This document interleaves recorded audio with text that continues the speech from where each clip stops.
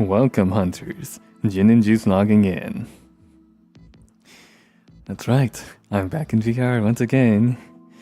Let's hope it's not a bad idea, because it's getting hot over here again. So take off all your clothes. I am getting so... Why am I being silly already? Oh, this is my way of balancing out and coping for me deciding to go to a horror game again. Because I'm taking you back to 2007 when Penumbra Overture just first released on this day 19 years ago. Oh, that's such a long time. On this game, by Fictional Games, you might know them for releasing the Amnesia games, Amnesia the Dark Descent, and A Machine for Pigs, and what was the recent one with the Amnesia? Amnesia Bunker. They also released Soma, and I think they're still making more. What would their next one be? Will it have VR controls? That'd be nice. If it had native VR controls, because experiencing horror games in VR, oh, it's so different. it's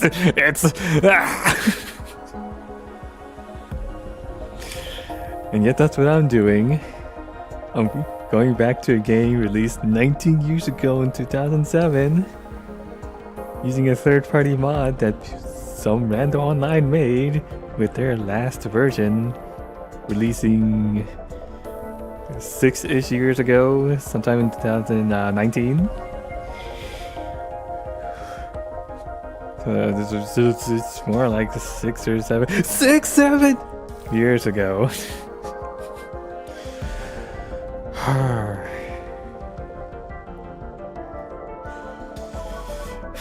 Well, I'm kind of coping and stalling because horror game. Do I really want to do this? I set it up and everything, make sure everything's working.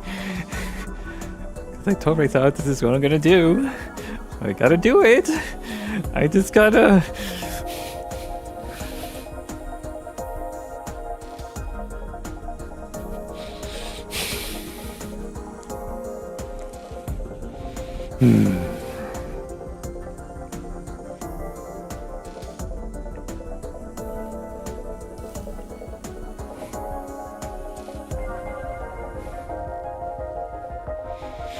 There might be something wrong with my tracker setup. Maybe the placement of my trackers, but it's been drifting in a left rotation a little faster and faster as the days go by. And I'm not sure what I can do to fix that. I might ask around online and all to see what best I can do to further optimize the tracking quality. I might get extra trackers if I can afford them. Put them on my feet and my elbows, maybe even my wrists, to help with have more tracking data to get better tracking quality. I don't know.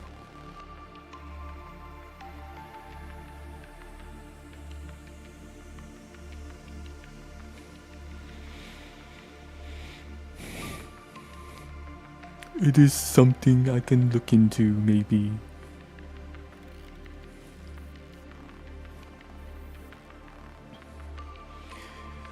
Oh, but yeah. Horror games in VR. That is a whole different experience. A whole more immersive and dreadful experience. Oh.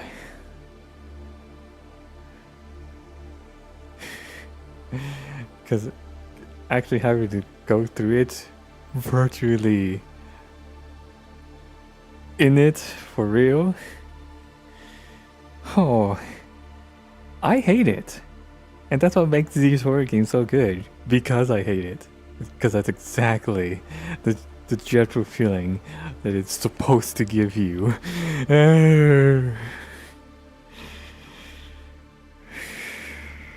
So let's get to it, I suppose. Set chat to my palm.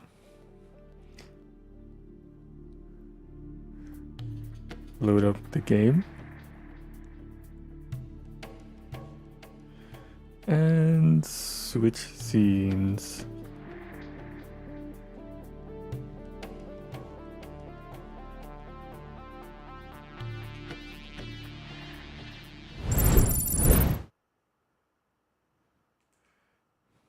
Oh, there are things I need of you, things you may not understand, and may not wish to do, but please do not make the same mistakes I did. My father, Howard, deserted me before I was born.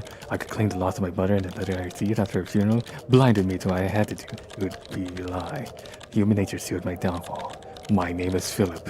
If we are lucky, then by the time you reach this, I was there. If fate frowns, we all perish.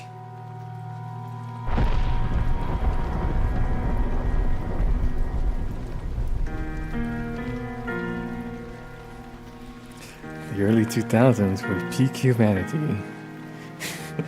Funny, because people thought by the time the year 2000 hits, we would have been erased from the face of Earth. But here we are.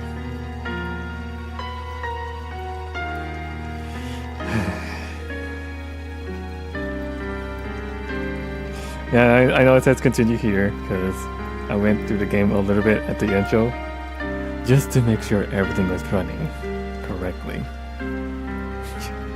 How wrong they were. 26 years later, we are still here.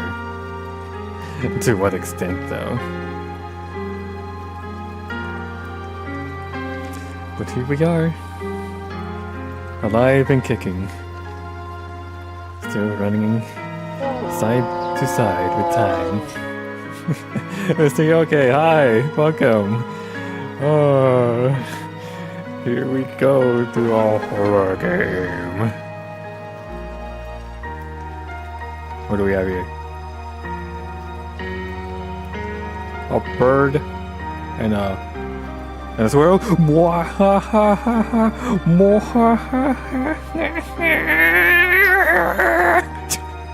That's fine with me.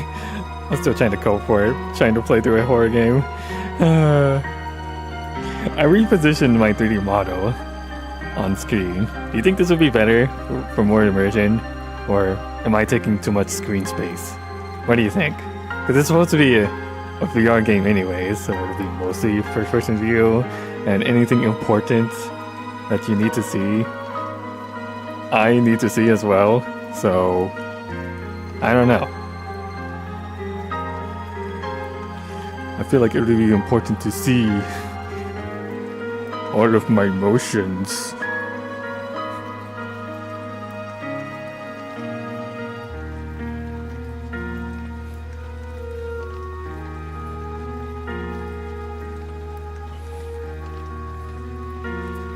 Can just lower opacity. Horror ghost-like.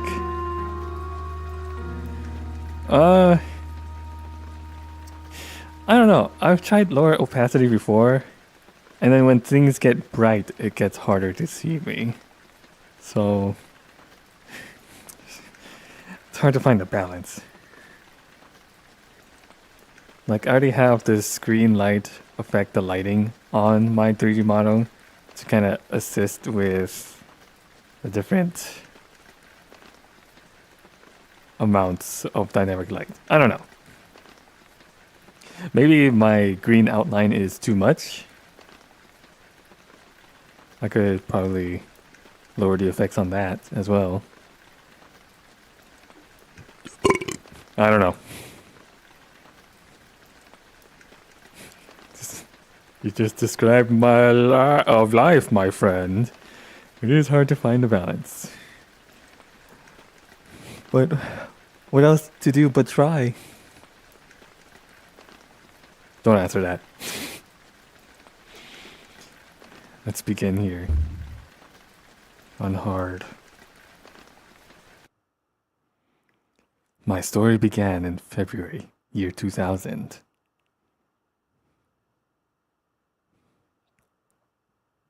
For my part in this allegory, I'm not going to make the same mistakes my father made. Howard vanished from my mother's life before I was even in it, so when he sent me a letter a few days after Mum's funeral, it was the first I'd ever heard from him. Pity he was dead. Writing from beyond the grave must be a genetic habit in my bloodline. His letter contained a key, instructions, pleas for forgiveness. I figured the dead don't have much use for absolution, so I turned to his prophetic passing, which he inexplicably expected to come any day. Clearly averse to explanations, my father preferred to leave directions to a bank on Mayfair I'd never even heard of. In that bank was a safety deposit box in his name, and myself as executor. Of course, I went, as he knew I would. I discovered that despite the evidence, he'd been legally declared dead almost 30 years ago, and so the old book and collection of notes I found had, in the eyes of the law, been mine all this time. My father's instructions were to burn the documents, raise no further questions. But that was his error. No man's immune to the shameful trappings of curiosity, and my humanity got the better of me. The university I taught at was world renowned for two things: physics and linguistics. I represented the first, and the man who stood for the second was stumped by my recent acquisition. The book was indecipherable. The notes, however, showed a location somewhere in uninhabited northern Greenland. It took me almost a year to book the last flight I'd ever take. As I watched civilization disappear along with Heathrow, I realised my father had disappeared 3 decades ago, almost to the day, and I considered in turn what it was that I was leaving behind. We landed on a strip of ice a few feet wide, and within minutes I was pulling away on a chartered boat, beginning the 12-hour journey that would lead me into my past.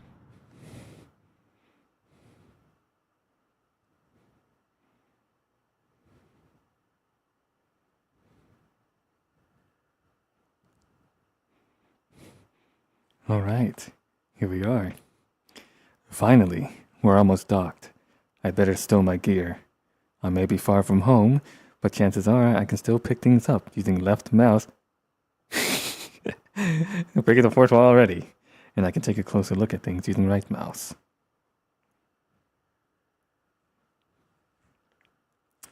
I'm certain this map's a good decade or so out of date, but landmarks don't change much in Greenland, so I've got a pretty decent idea of where I'm heading.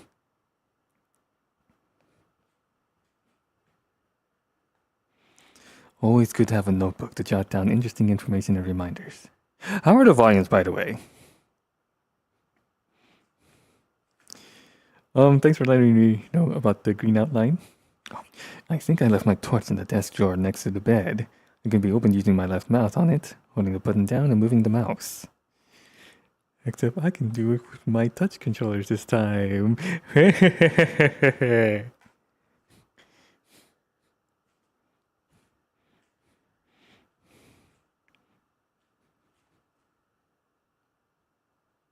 Oh, right. Left trigger is jump, of all things.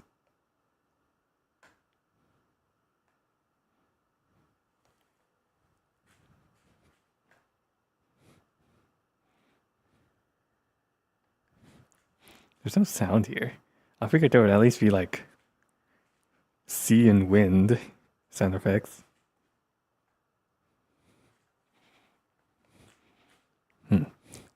Dearest Eric, just a quick note before you set sail and leave me once again. I've left you a little something to remember me by in the chest at the foot of your bed. I really don't know why you still only have one bed on board. Taking shifts because of it is no way to get your rest. But what does a fisherman's wife know of a life at sea? I'll be praying every night for you to make the catch you need so that you can come home to me safely and soon. Please don't be gone for 5 weeks like last time. I know I might nag sometimes, but I do love you, you know. I've washed those overalls of yours. I know you'll get them covered in assorted fish parts in no time, but I still feel better knowing they've had a wash. Before I forget, the Hendricksons in the village have asked me to see if you'll be coming by any trout, but I said they were mostly out of season. If you do happen upon any, don't say anything. Store them well in the ice, and I'll do something special with them to celebrate when you come home to me. The ship's captain deserves a little special treatment once in a while. Take care, my love.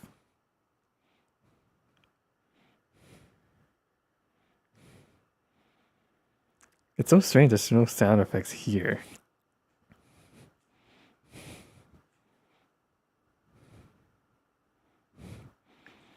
The flashlight switches on and off via the inventory tab, or hopefully with the shortcut key. F. Now where's that emergency glow stick? Should still be in the locker. He's in my inventory. Right, that's the inventory button.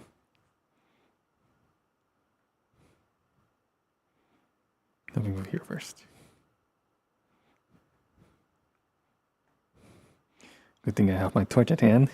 This country seems to exist in a permanent state of twilight. Could come in handy if the torch runs out of batteries. I should be able to access it through my inventory over the shortcut key. This should be everything I need. I'm gonna get going before dark. Ah, some extra batteries to power my flashlight.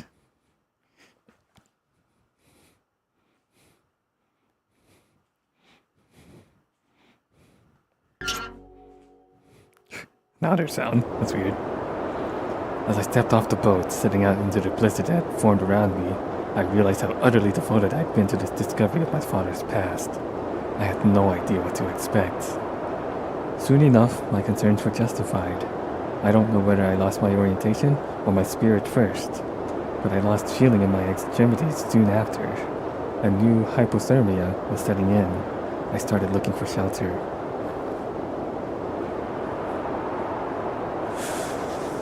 So cold. I don't know where I am. Need shelter soon.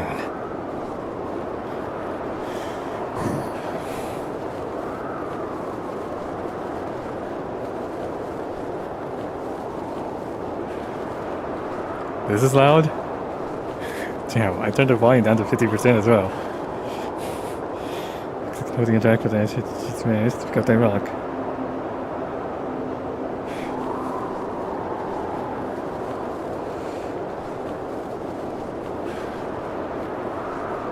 You know what? This is quite loud.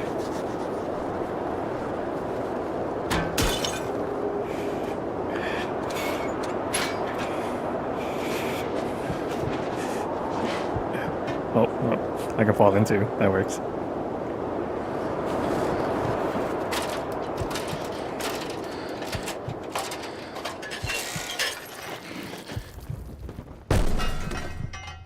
Oof. What happened?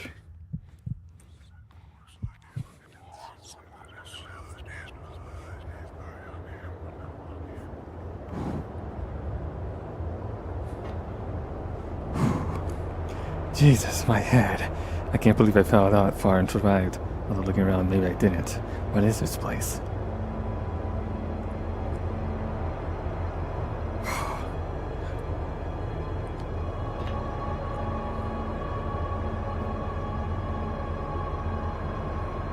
I don't think I can access options here.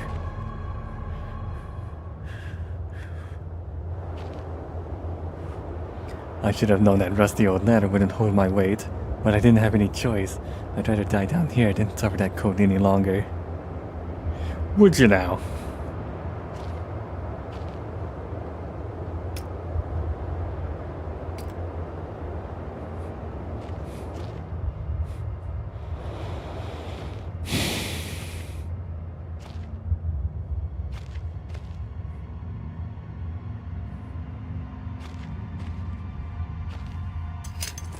A steel rod.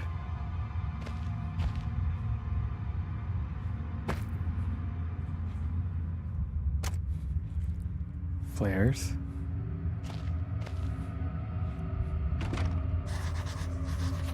You're stuck. There must be something in the way.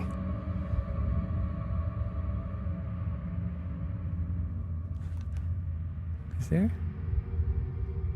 Oh, there's a barrel in the way.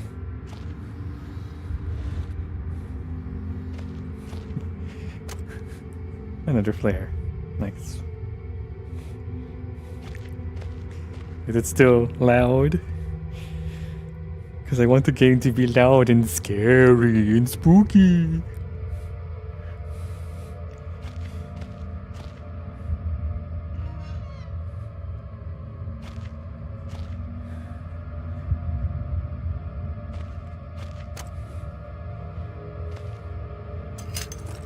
Let's see. I can swing this hammer if I hold left mouse. I can make a backswing by pulling the mouse right, and then follow through by pushing left. The opposite works too, pulling back and then thrusting forward, producing a stabbing motion. I reckon if I hold down right mouse after a backswing, I should still be able to look around. Well, I don't have to worry about any of those controls, because I could just use my head and hands. In 6 degrees of freedom.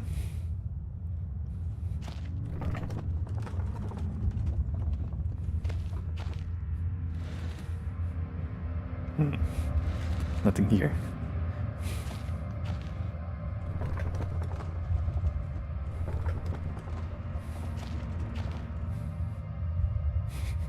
Like, what the hell? For a game in 2007, and with a third-party mod, they get VR interactions down quite well.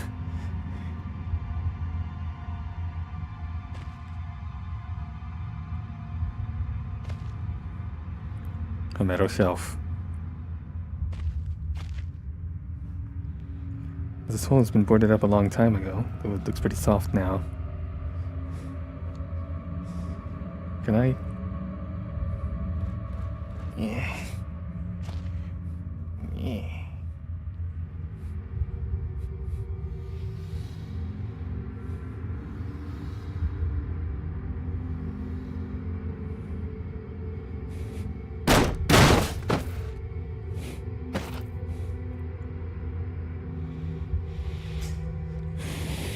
Was a blizzard thing?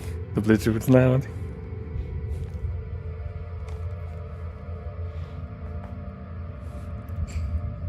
I'm gonna double check on my tracking every now and then. That's gonna be a hassle.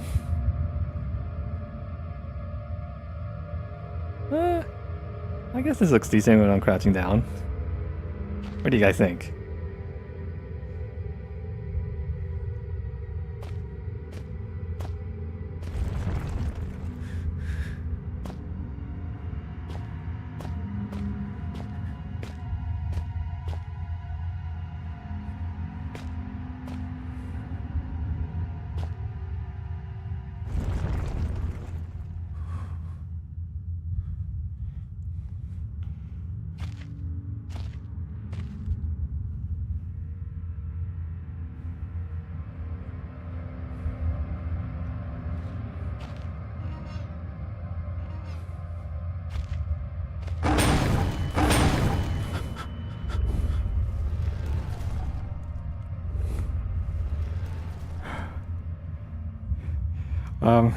Yeah, my 3D model. The position on it on screen. Do you think it's good? Or maybe it's taking too much screen space? How does it look when I crouch down? Does this look fine? Or does it look weird? It's tracking the height position of my head as well. What the hell made that noise? I didn't even see anything.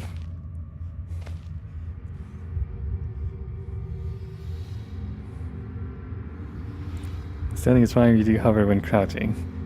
I mean, I have no environment rendering around my 3D model because I want to show the game, obviously.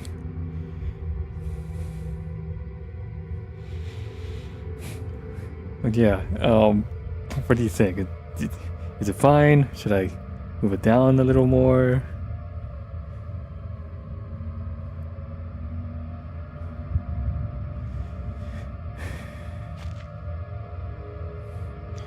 This looks like some kind of industrial mechanism, although there's a hole in the center and no way to operate it.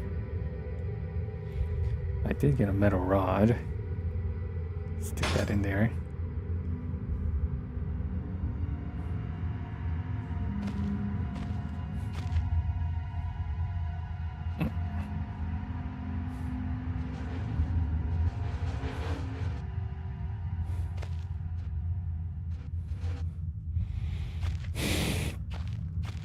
Oh, whatever's down here.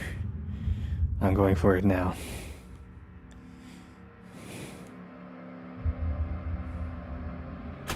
Doesn't block as much as I thought, just some text, but you're reading that anyway.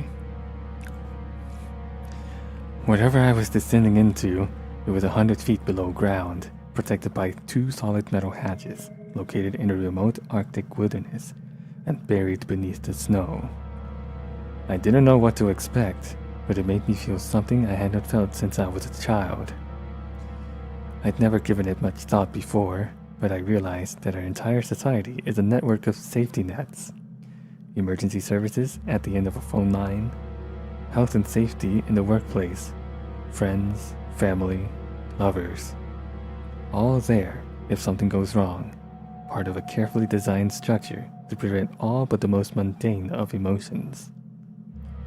Once again, I felt like I did when I was in school, surrounded by a closing ring of older kids, knowing anyone that might help me, friends, parents, teachers, were too scared or too far away.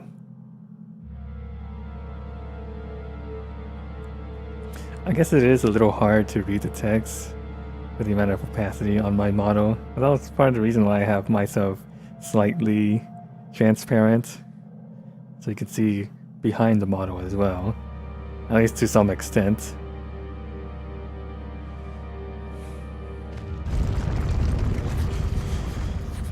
Jot down a note just in case.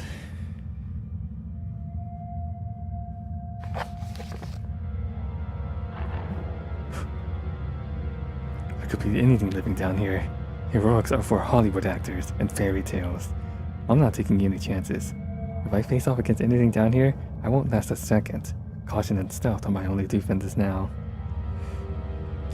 If anyone or anything hears me, I'd be best off staying low and out of sight until I know whether or not it is a threat. Crouching by pressing left control will give me the chance to hide in the shadows. I'll know I've gotten it right because of the blue tint to my vision. Plus, I should be quiet enough that I won't be heard unless something's right on top of me. Better remember to shut off any light sources though.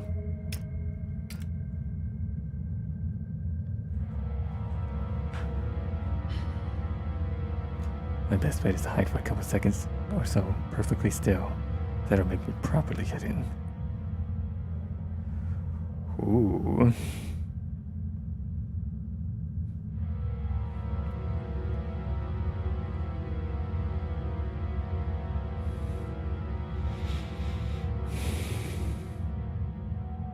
So yeah, if I crouch down like this, does it look weird on screen? I don't know.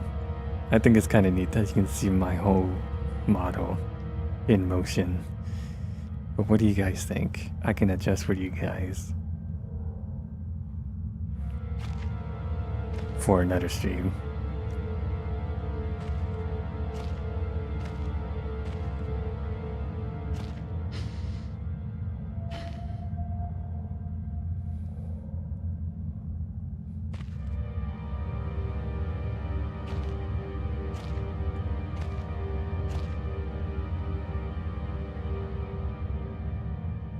Office, storage.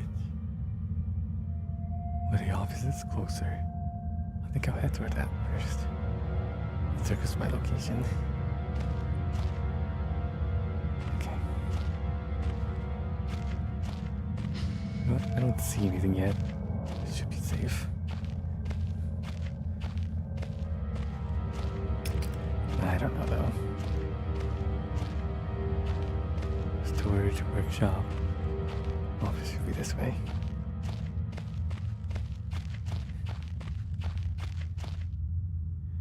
A large wooden box, of course.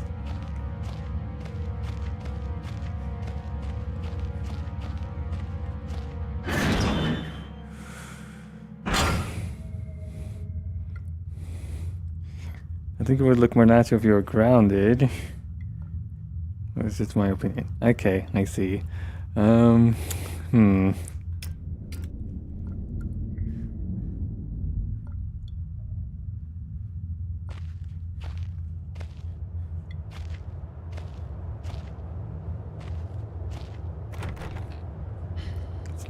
I need a key.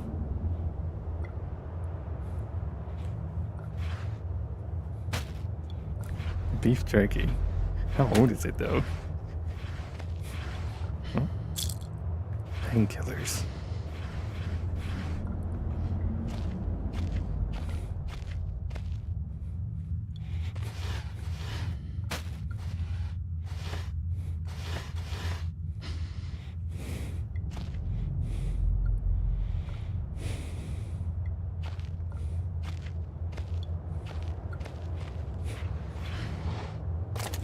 Batteries.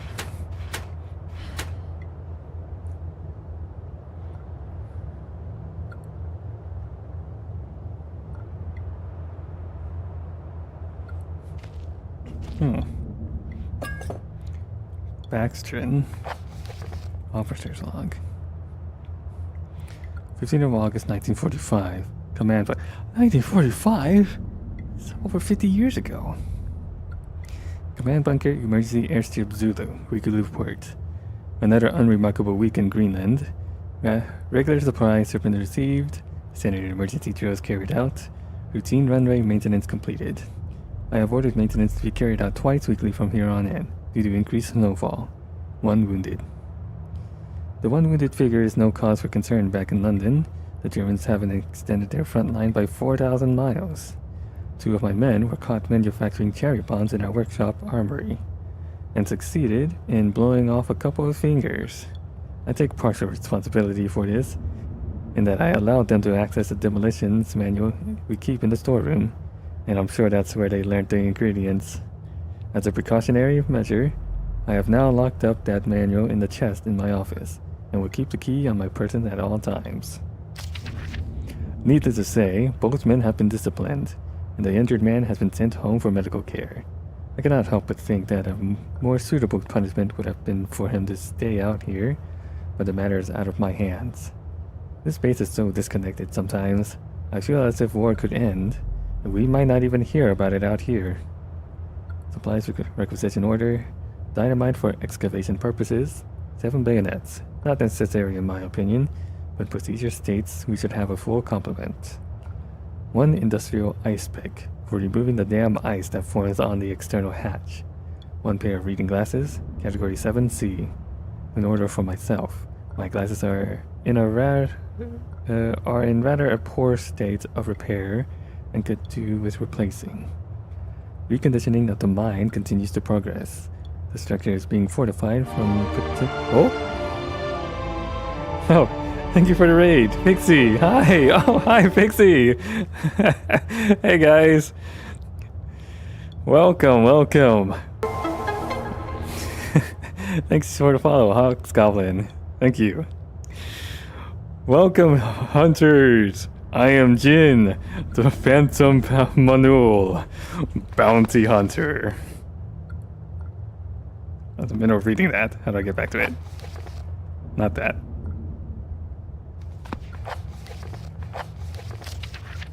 But yeah, I'm taking you back to 2007, because on this day, March 30th, this game here, Penumbra Overture, had released.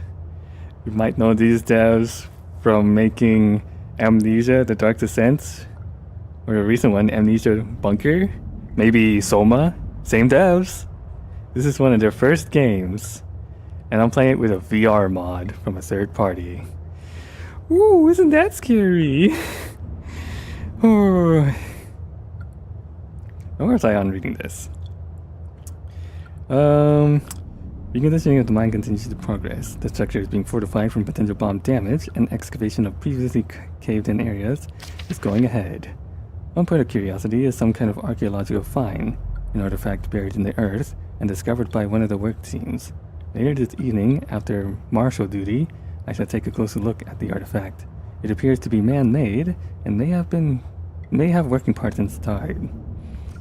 I shall remove what looks like the front cover and see if I can't discover the source of the light which constantly emanates from it. Chief NCO M. Major. You like my setup? I've been trying to get opinions on this particular setup. Like with my model position for VR. I have it showing more But a part of me worries that I may be covering up too much screen space of the game. And also when I crouch down, because I have it set to follow my height, whether I stand or crouch, like so. I don't know how this looks though. I mean, I can see how it looks, but I just don't know what to think of it. So like if I crouch down like this, whenever I need to hide, or and whatever, maybe reach down and grab something, it'll follow me like this. What do you guys think?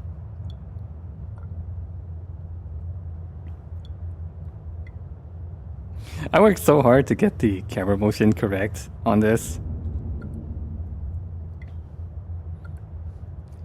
I think it depends on what game you play, how much you hide. Like, and this is totally fine. Yeah, and in most games I wouldn't be doing that much crouching with the usual games I play. You know, like shooters and action games and such. Hack and slash. Let's check what's in here. Another note? More reading I had to do. Copenhagen Post, Monday, 17th August 1930. Even older. Psychotropic deposits at the bottom of Death Mine? Researchers at the University of Copenhagen have suggested that mind-altering chemicals naturally sown into the rock may be the cause of high suicide rates at a Greenland mine. The university, which has recently been conducting studies... I was seeing what you guys were, if you guys were saying anything. Into isolated communities, first became interested in the workers of the northwestern lead mine last year. They discovered that even taking into account Greenland's naturally high suicide rate, local figures for the last 100 years were abnormally high, at 46 deaths per 100,000 populace, compared to the nation's average of 29. So the rates have doubled. On further investigation, experts diagnosed in many of the miners symptoms in common with the earlier stages of paranoid schizophrenia. This has prompted researchers to hypothesize that natural deposits of lysergic acid, a pH 4 formula, recently discovered to have hallucinogenic properties, may be present in the rocks. Few locals were conducted to interview, but those who agreed to speak had their own explanation. Inuit spirits, known as the Turngate, live in the mountains. The university is waiting the results of chemical testing. Studies continue. Ooh, a key. That might be the key for that chest. Well, sit back, relax, maybe, and enjoy my suffering through another horror game. Ooh, players. Right, with this key, open this. A book of explosives. Big Book of Explosives, 1923 edition. Chapter 1.3, Black Match Fuse. I am doing a lot of reading already. The black match fuse is one of the oldest, simplest, and most reliable fuses used in modern pyrotechnics. It is easy to create, essentially consisting of just string and gunpowder, but be warned, the chemicals concerned will stain clothing, and as always, due concern is advised. Materials required: string, preferably cotton, black gunpowder, and backstring. Oh, I found a jar of that on that table earlier. The string should be coated with a thin layer of backstring, which acts as an adhesive. The string is then carefully rolled in the gunpowder and left to dry at least a couple of minutes before use. Chapter 2.1, Dynamite. Ooh, I get to use explosives. Invented by Alfred Nobel in 1866, dynamite is commonly used in construction, mining, and demolition. It has proved far safer to handle than alternatives such as pure nitroglycerin, provided that is, it has been properly stored. Over time, the explosive component of dynamite, supposedly made safe by the presence of diatomaceous earth has a tendency to weep, making an old box of the explosive liable to detonate on contact. Materials required: 1 part diatomaceous earth, 3 parts nitroglycerin, small amount of sodium carbonate. Text unreadable, blah, blah, blah, and then simply form into short sticks and wrap in paper.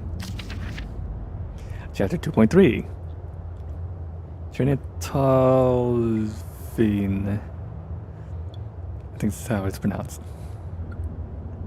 Oh god, you guys have been talking. Oh yes, I'm getting rated on. You're supposed to go to bed? Well, hopefully I can provide some sleep aid with a spooky stream. I don't know. I was going and then got caught up in a conversation with a friend. Aww. Well, that's cute of you guys. Definitely don't have to be up in 3.5 hours. Dude. I know talking with friends is important, but sleep is a little more important if you have things to do. Please tell me you don't have things to do. Seeing that you're saying that you have to be up in 3.5 hours, I'm gonna assume you have things to do. Naughty, naughty. You're gonna suffer for that. You're gonna feel tired and groggy and loopy in the brain. Oh gosh, please take care of yourself.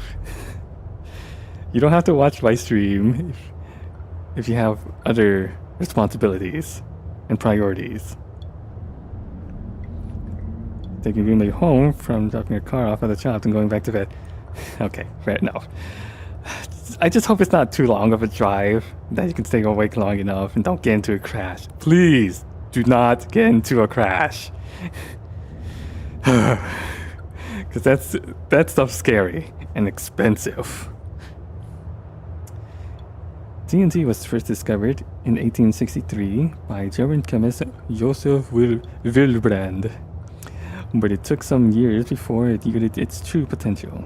This was because of the difficulty of making it explode and the lesser detonation in comparison to dynamite. The main advantage was discovered by the German Navy, who employed TNT's relative explosive stability in order to cause massive damage to British warships. Their torpedoes could be detonated inside a ship's armor rather than exploding on contact, as did other shells. Chapter 2.6 Armstrong's Mixture. Armstrong's Mixture is included in this book as more of a point of interest than as a viable chemical mix. The formula exists as somewhat of a legend in modern pyrotechnics, referenced by those knowledgeable enough to stay away from it as death mix. Its incredible volatility makes it unsuitable for almost all potential applications. Materials required: red phosphorus and barium. This mixture can be carefully and slowly mixed to minimize risk to the chemist. Sulfur can substitute for some or all of the barium to slightly decrease sensitivity. Okay, got some recipes for different kinds of explosives. Going before I get told again. Yes, please. At least get some sleep so you can drive safely. That would be very advised.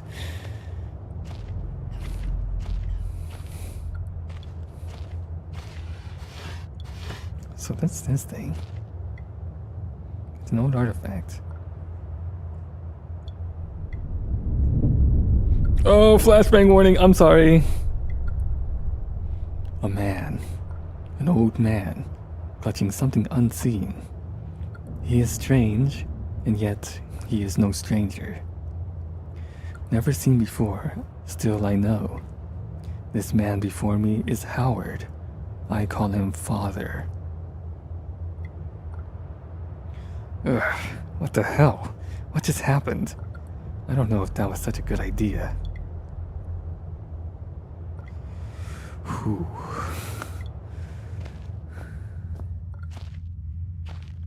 I got some Baxton. What else can I get? I suppose I can check in the storage.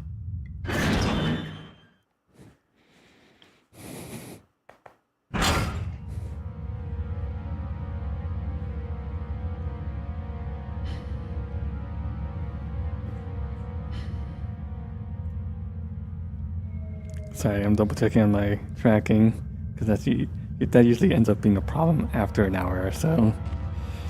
So I just did a quick reset. Oh God, is there something down here with me? I can't just wait here for whatever's around the corner. I need to hide.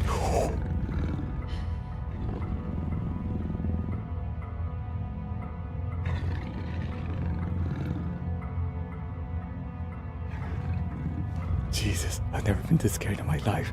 I can feel my heart racing. If anything gets within more than a few feet of my hiding spot, I better not stare it out. Anything within my field of vision might panicky, and then I'm a goner.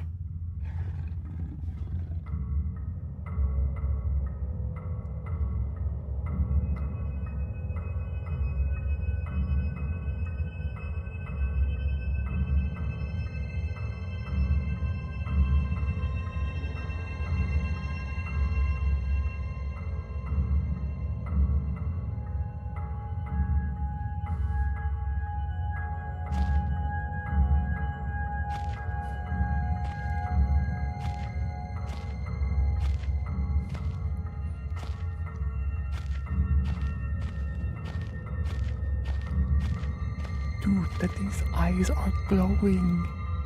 I don't even want to be loud. I know it doesn't actually have my sensitivity detection or anything, but I still feel a little more comfortable not being loud. Although whispering is not actually good for the voice, so I'll use a low tone voice instead. Now where did it go?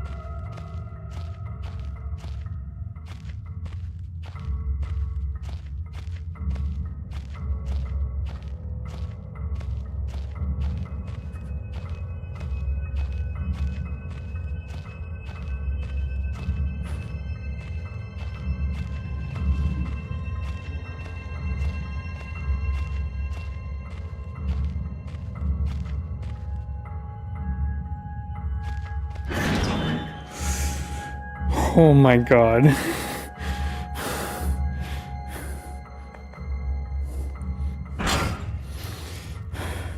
Oh, it's dark in here too.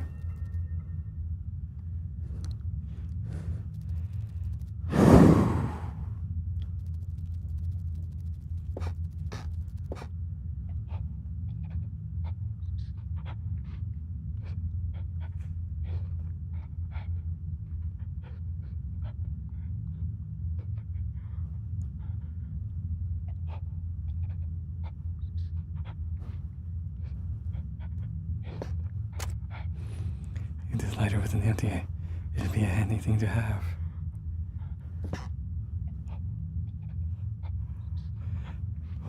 Who's breathing?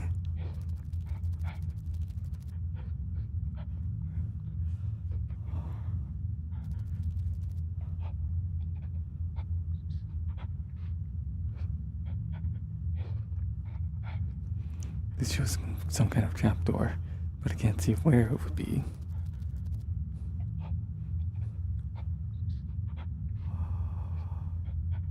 So if I move those things out, I can move it, and they're a ladder downwards.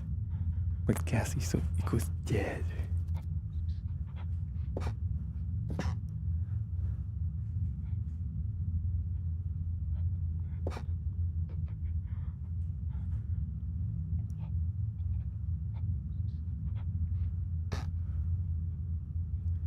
Oh god, do I want to check that?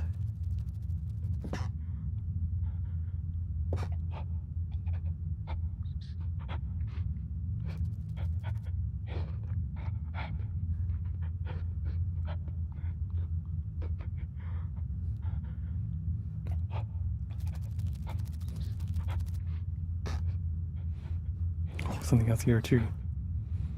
The work of either a child or deranged mind. Is that what I'm hearing? The crawlies? I hear her breathing and a crawling. There are ads we're gonna be playing soon.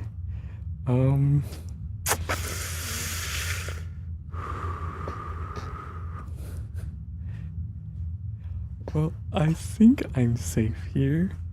So let's take a break for the ads and I'll continue when we come back. How is that? I don't know why I'm still whispering and talking quietly. Nothing's happening, right? I'll be good here. Yeah, let's take a break real quick. God damn it, I can't touch my... I have to do it through virtual desktop.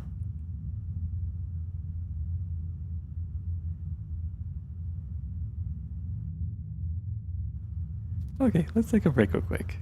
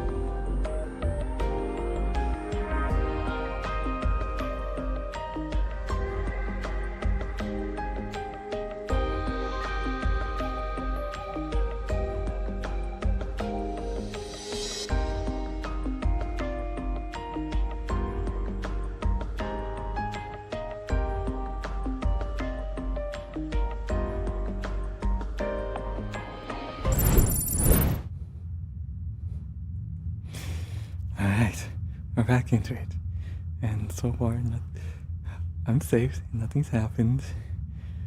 I hear crawlies over there. Yep, that rest is still there. I think I need to check this one first.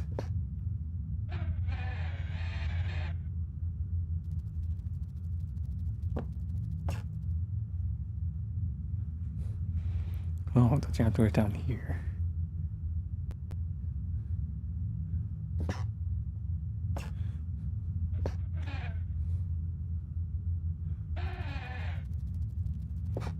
Another one of these.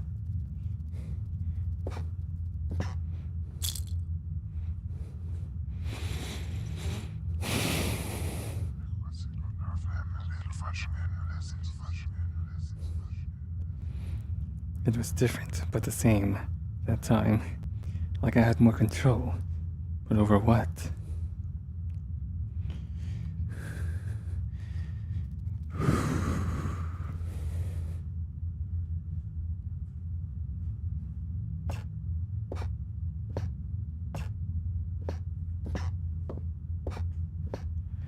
You know what? Let's just get it over with. Locked from the other side. That means there's someone still inside? I can hear chattering. Thank God, man, I can answer. Will you open the door, though?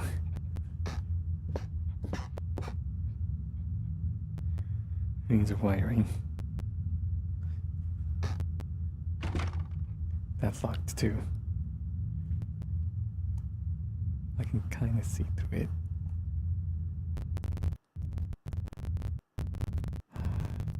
I hope that's not bloodstains I'm seeing.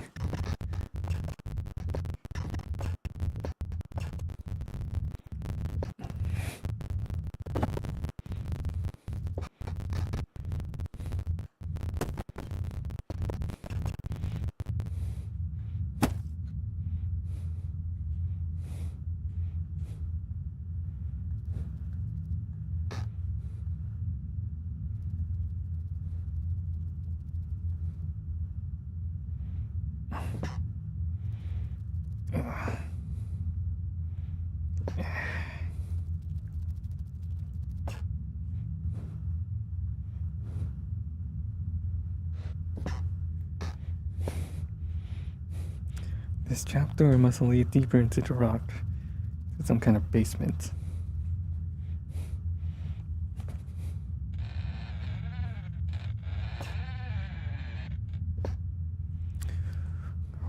If I go down, there's no way back up.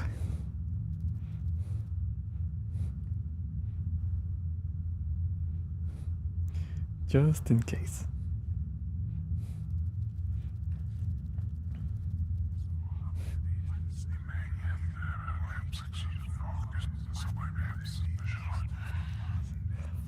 Shadow whispers. I hate that.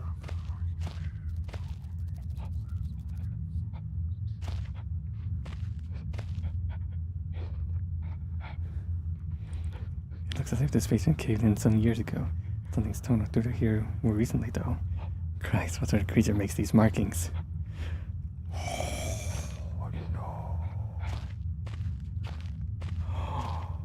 Oh. Oh no! Oh no! Arachnophobia warning, I guess? I hope that's not the case. Oh God.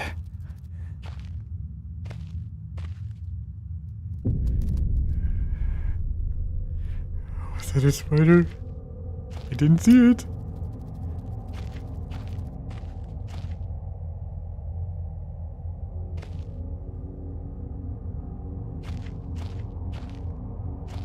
Oh God!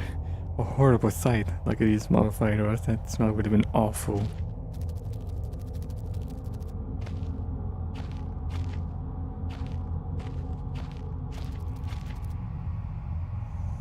Oh. I'm getting that hot steam. That would not be good.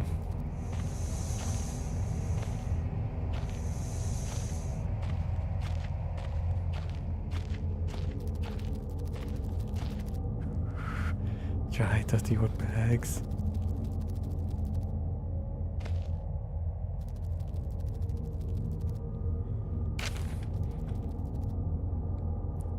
don't want to read right now.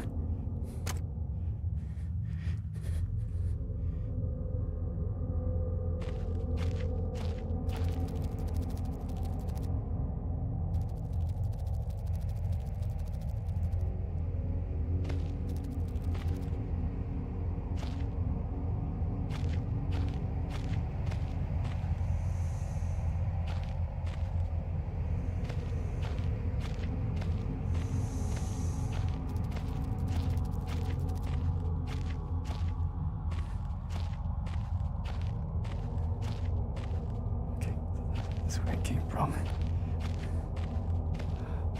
So what's this way? A ladder. Anything else? No? Okay. Oh, I gotta carry it.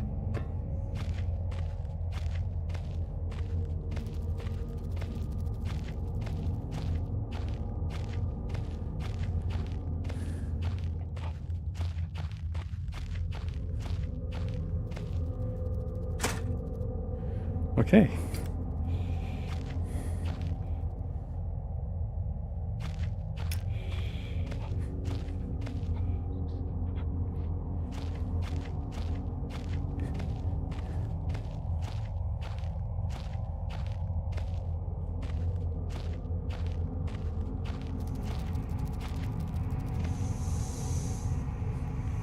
Guess I have to get through this, but I have to be careful.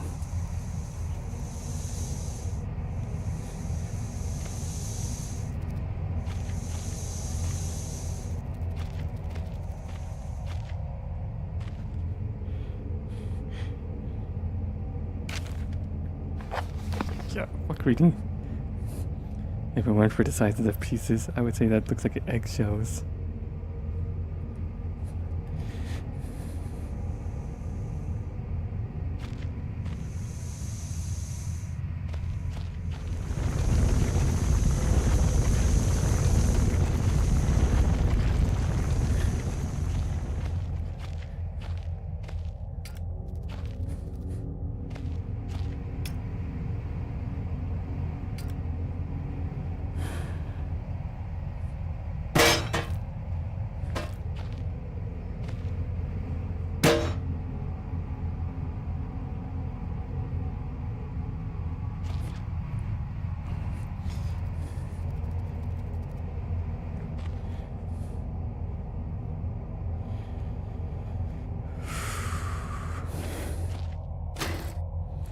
Fluid lighter gas.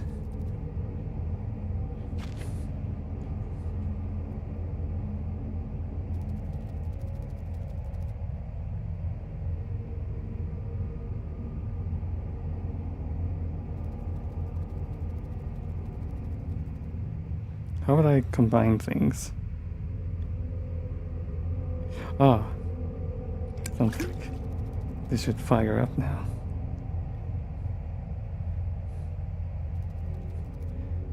Okay, what else can I find here?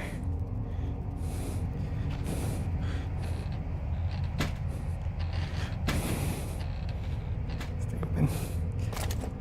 Guess I'll take the batteries. Can I carry that? No?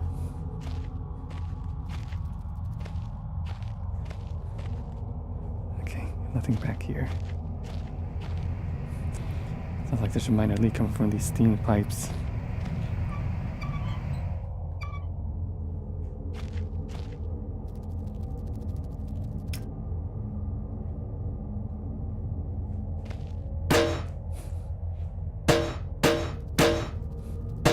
Yep, that's how I'm gonna move it. Not with my hands, but with the hammer.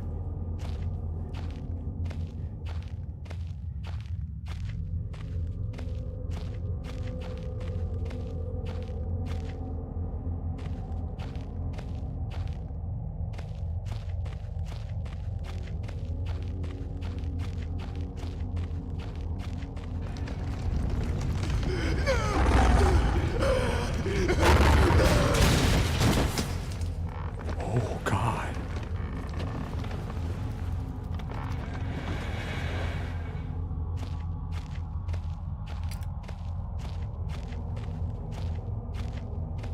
So there was someone here.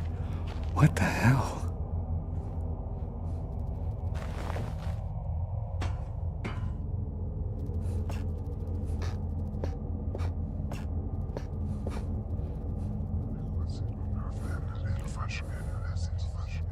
Ugh. I may never get used to that.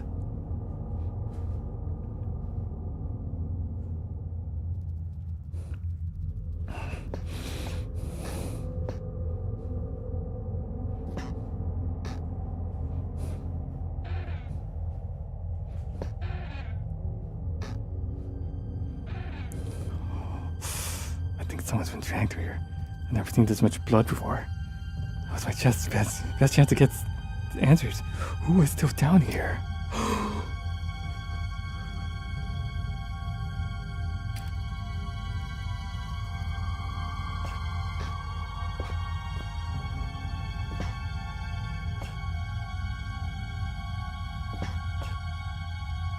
Oh god, I still don't want to read then.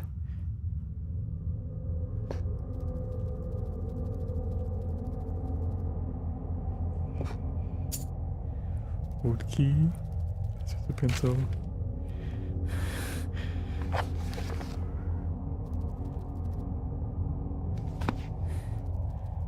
I don't want to read right now.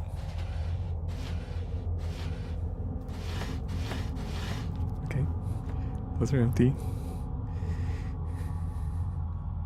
Oh, can't light that up.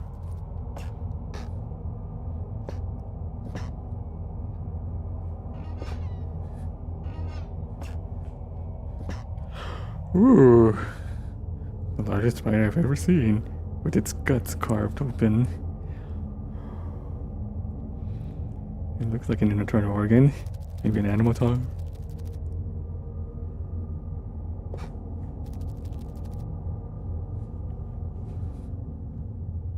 Ooh, I could pick it up.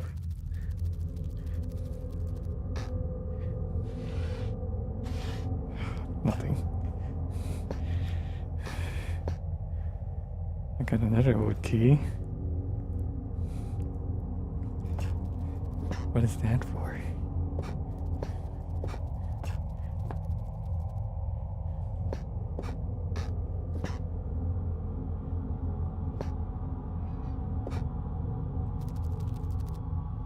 This hole isn't large enough for a man. Not that I'd go anywhere near it, even if it was.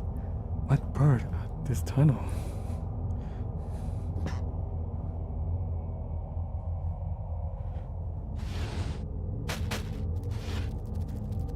I don't know what that's for, but yeah, let's close that.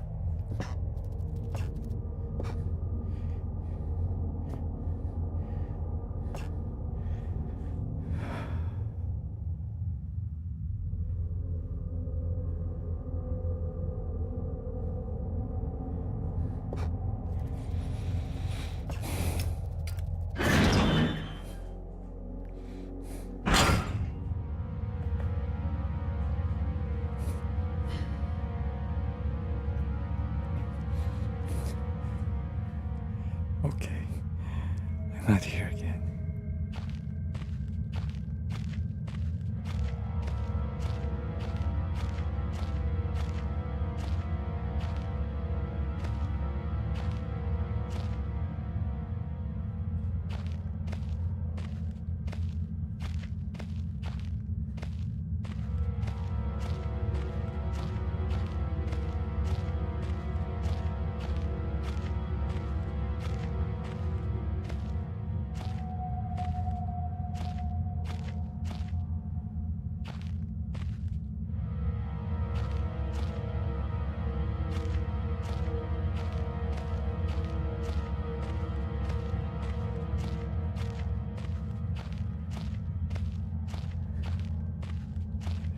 There's a door here.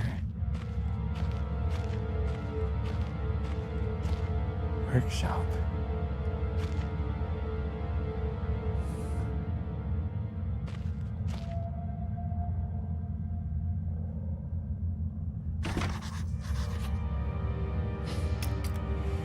A note.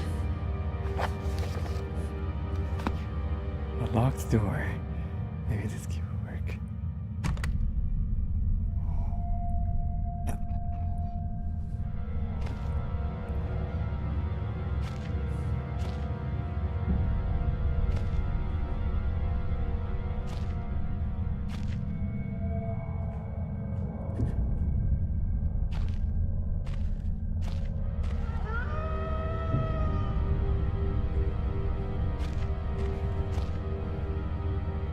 You know what? That is a good idea.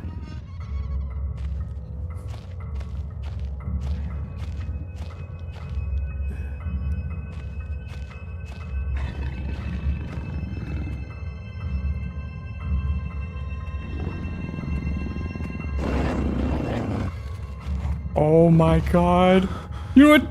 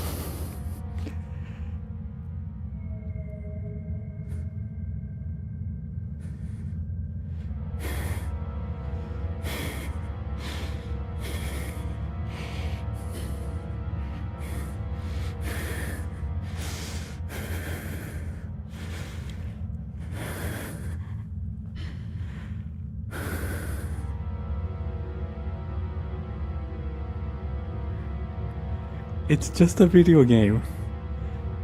Why am I panicking and sweating?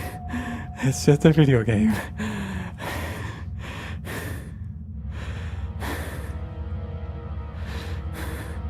Oh, better block the door, they told me. I tried and just pushed the door open anyways. Why did I...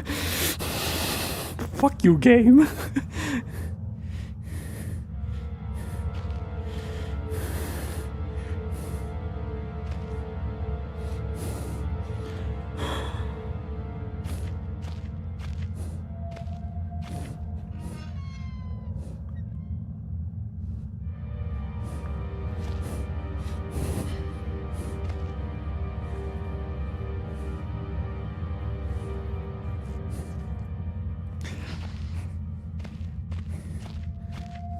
Oh, there were bears here. That's what I should have used.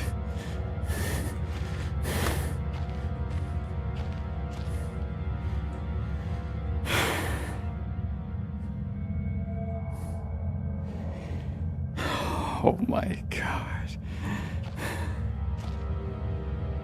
Okay.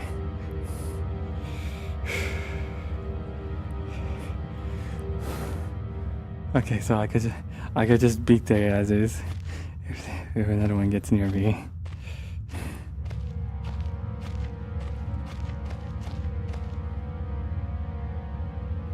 This ultimate mixer seems better days.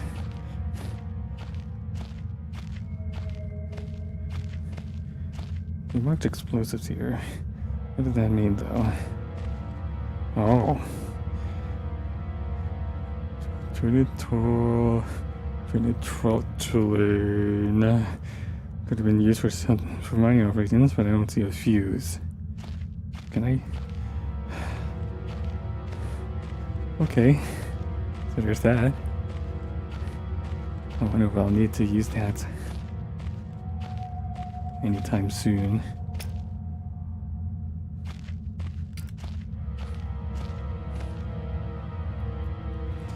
Great rusting iron reels, remnants of our past age of industry. Okay, is there anything on these? Oops.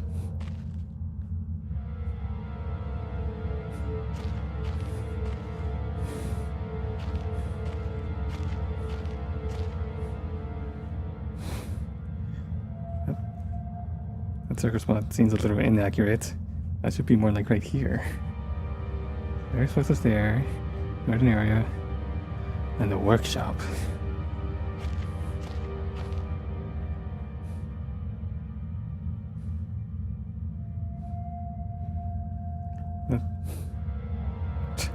Just a drink.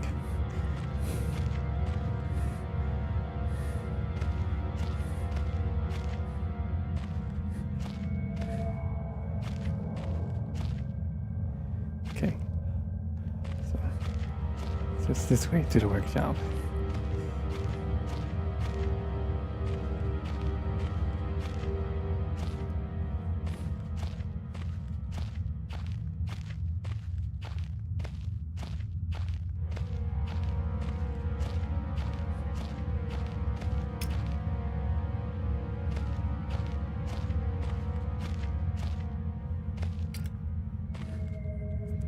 A key panel? Oddly placed, and it's definitely newer than the rest of the mine.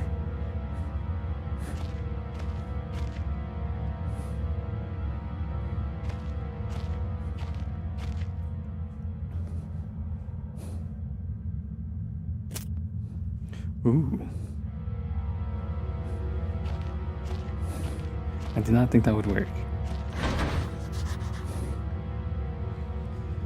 I need some kind of code. Maybe it's in the notes of that guy.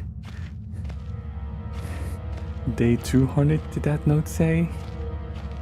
How did this guy survive down here?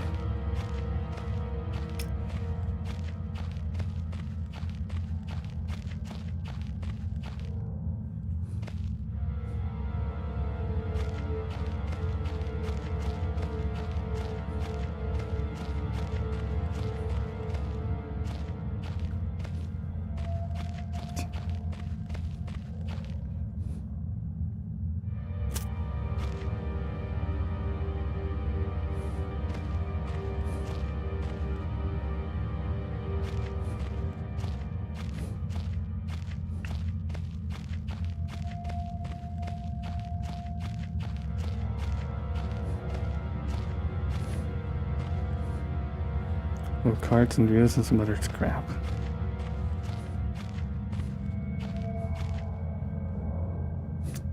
Nothing.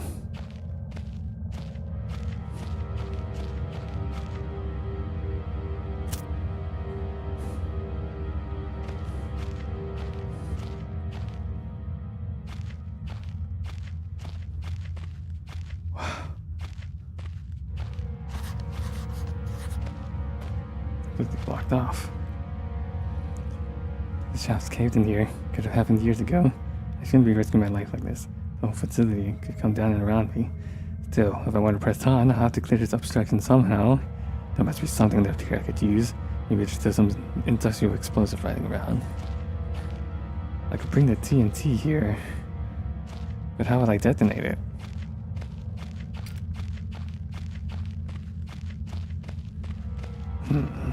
I wonder.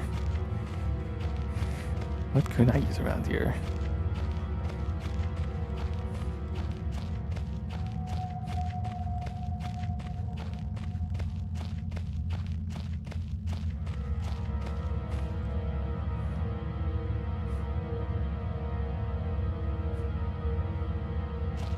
Oh, I can just carry it like a strong man.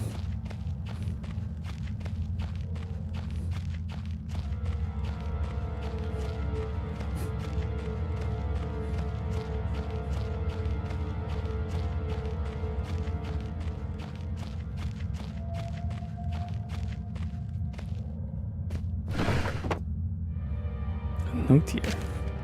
My favorite workshop. I love my workshop. It is too great of a hunting ground to let others scorch their faces. One cannot help but feel for those without such a delicate mousy morsels on which to munch.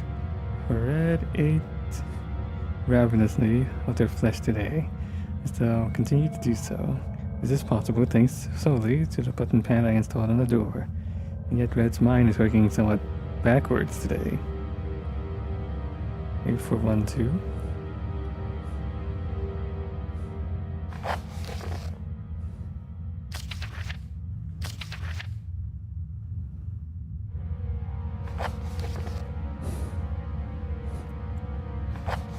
I guess I can read his notes now.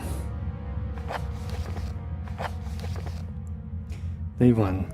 I began this record still in the hope that the great work we have undertaken here might one day be of scientific value, despite the chaos which has ensued in the 6 hours previous.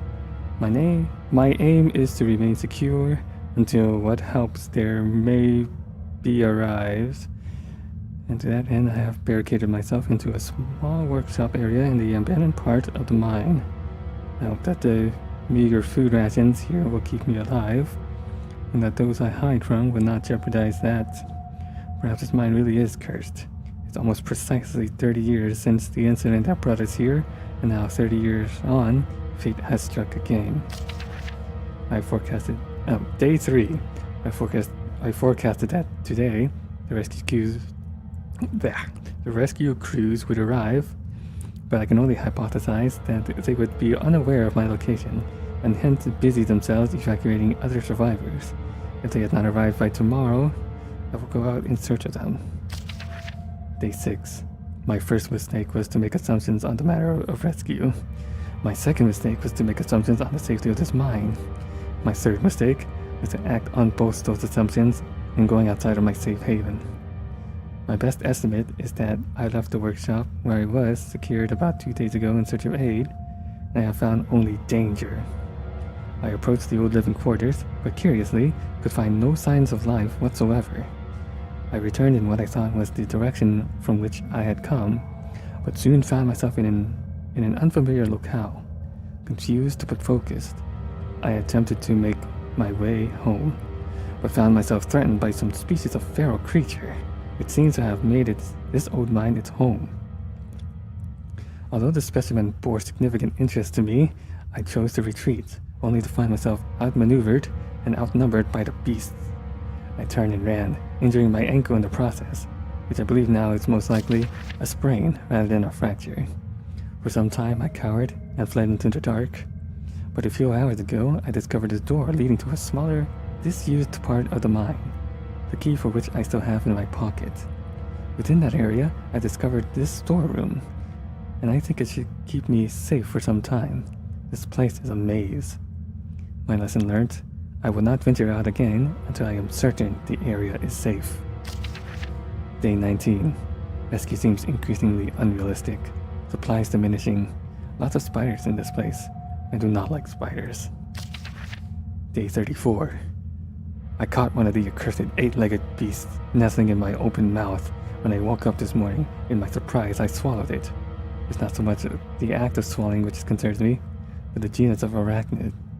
It would be unlikely that a cave-dwelling spider would be venomous to any significant degree, but the possibility troubles me all the same.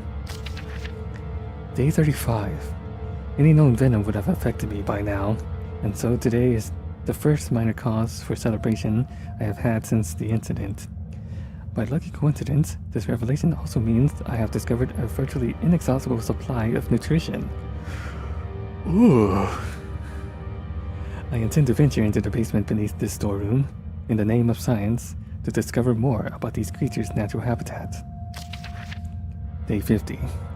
For 4 days now, I have been surviving solely off the quite considerable sustenance provided by the spiders.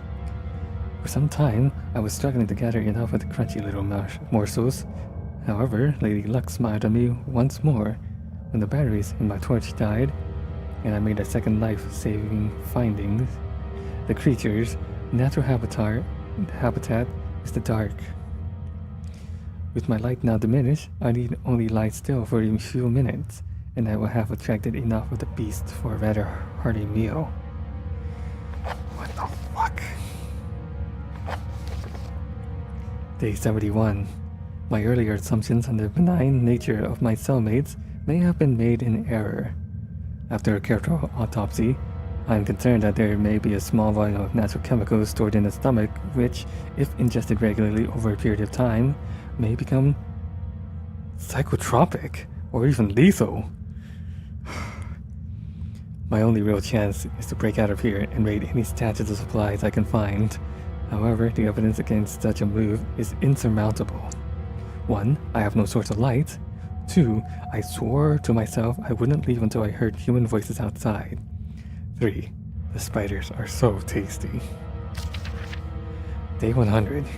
From the marks I have been making on the walls and my scribbled diary entries, which in the dark may amount to an ineligible scrawl, today is the 100th day of my new life.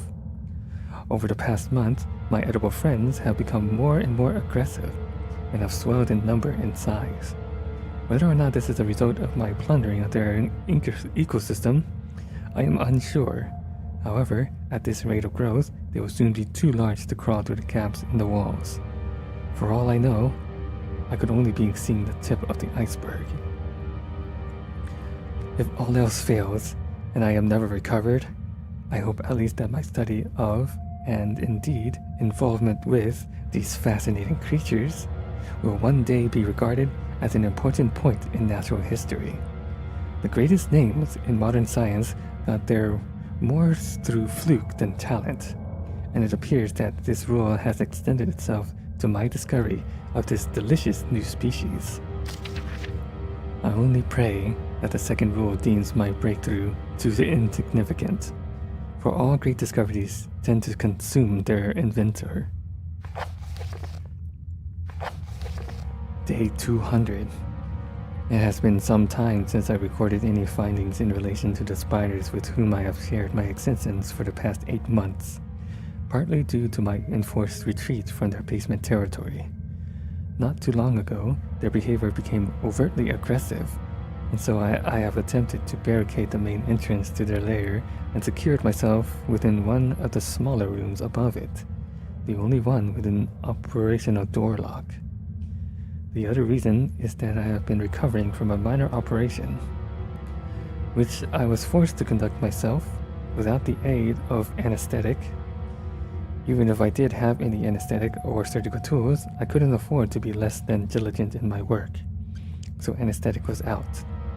Surgical tools are all well and good, but although it may be becoming too old and rusty, I still trust my penknife to do the job just as well. The procedure itself was elementary enough. A simple amputation of a non-vital organ. I began to notice a thick glue-like substance forming on my tongue, and was forced to accept that it had become infected through constant toxin ingestion. Day 300.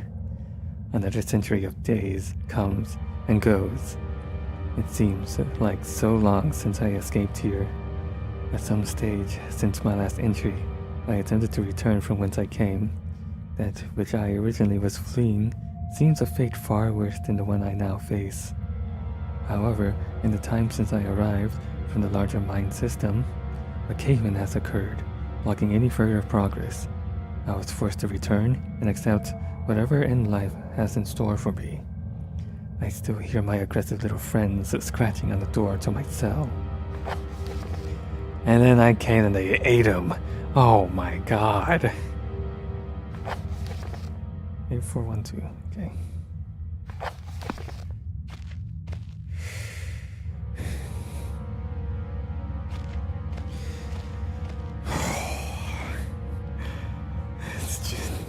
Did you enjoy story time there?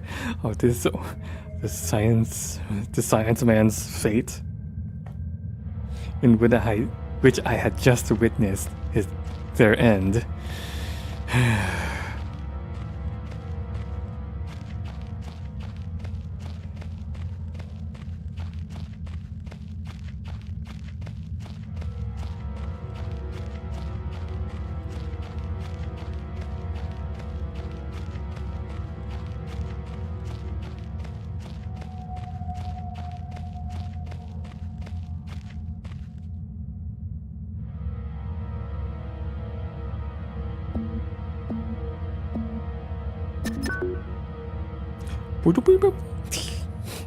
So high tech.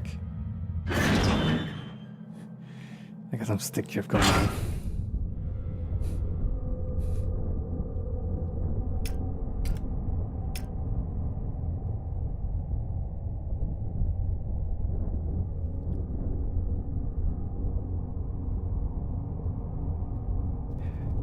Do I hear a draft? 1 in 20 at the edge is sharp to the touch.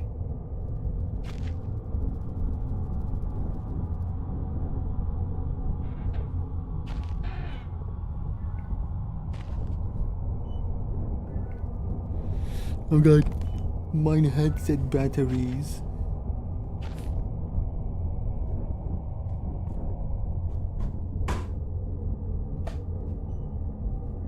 Oh, I see a safe station. I'll just grab that.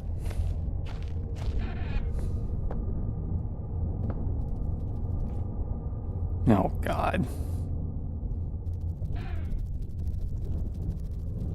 I can hear them, too. That's not good.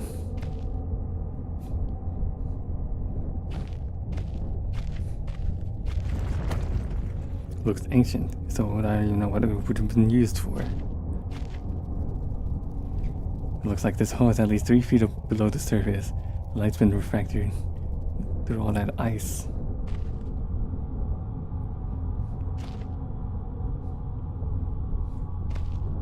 Huh.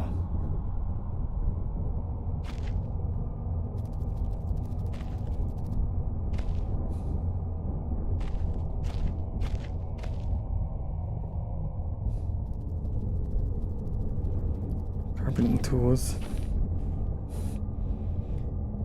Could be just a piece of ice reflecting light, or more likely my imagination, but definitely gets into my eye under these rocks. Yeah. Oh. Indeed.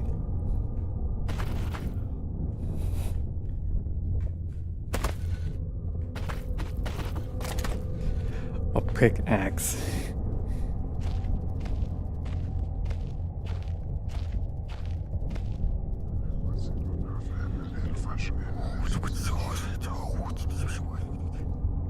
These must be tied to what's going on here.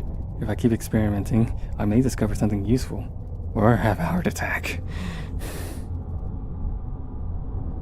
Ooh! I like that a little better.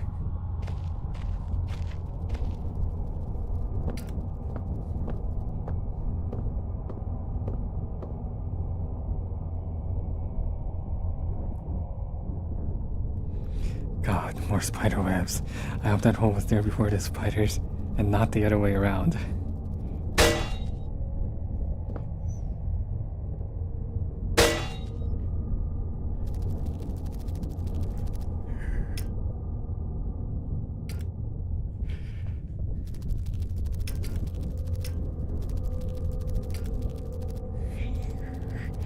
I got a pickaxe. If you mess with me, I will destroy you.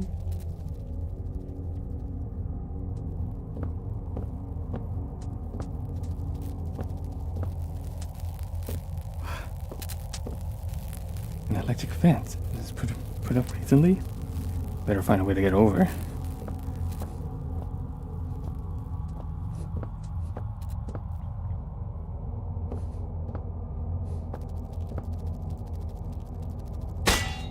Oops.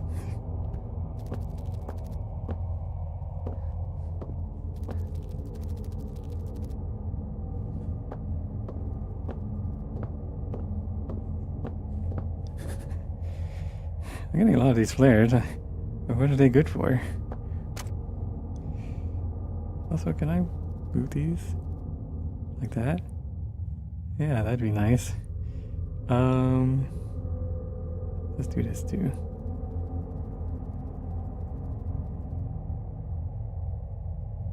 Don't know what these are for.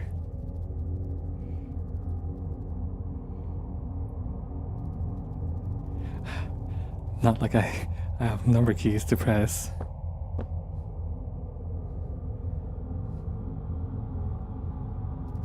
Unless there's a shortcut key I can press. Nope.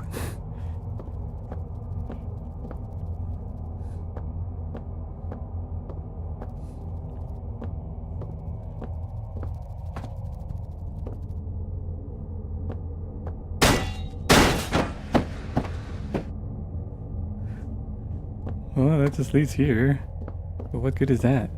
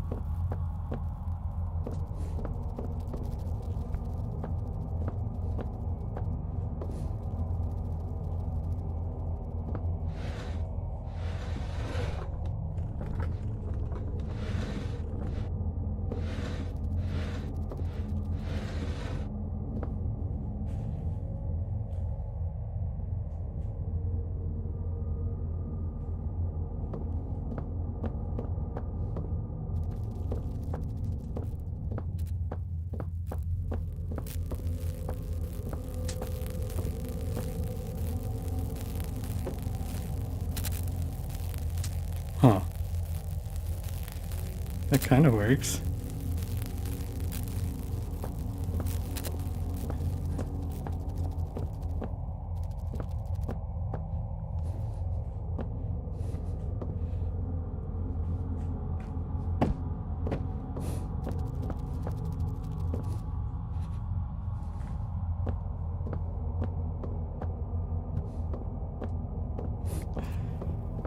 Strange control scheme, so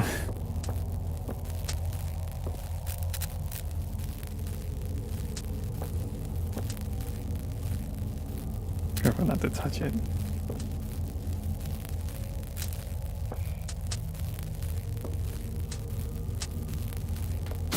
Ugh.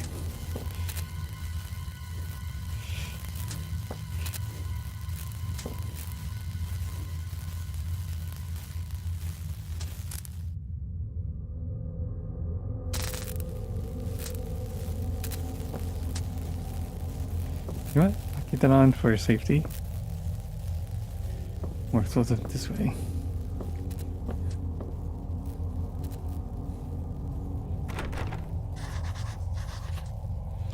Locked.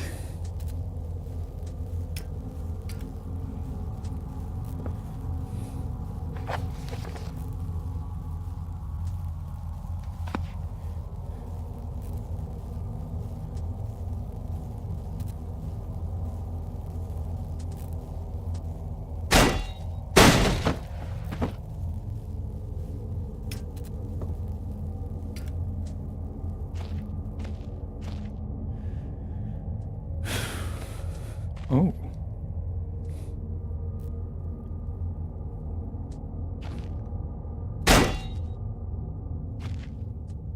My bad.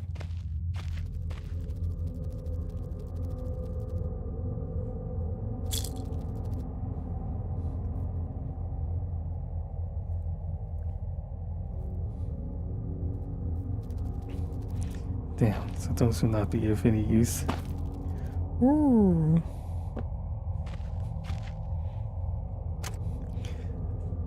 Dynamite.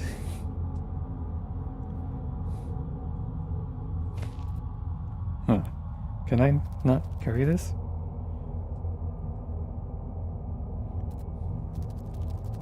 Guess not.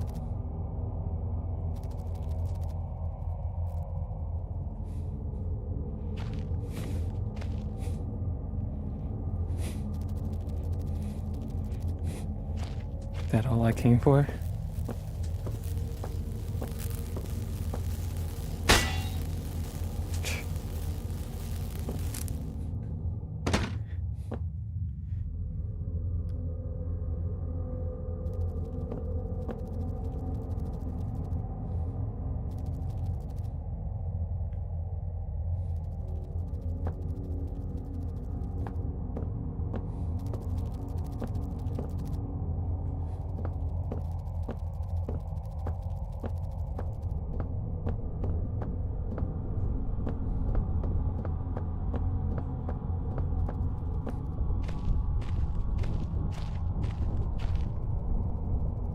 Oh.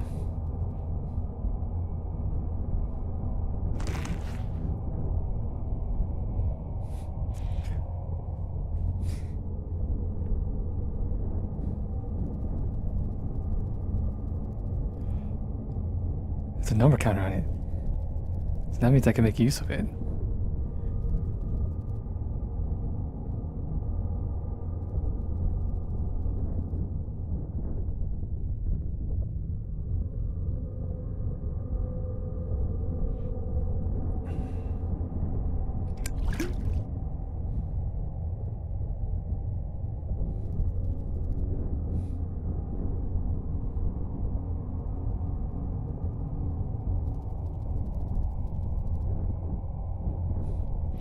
Okay.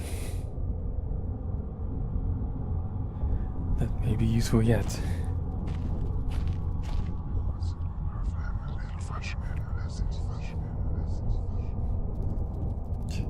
I may never get used to that.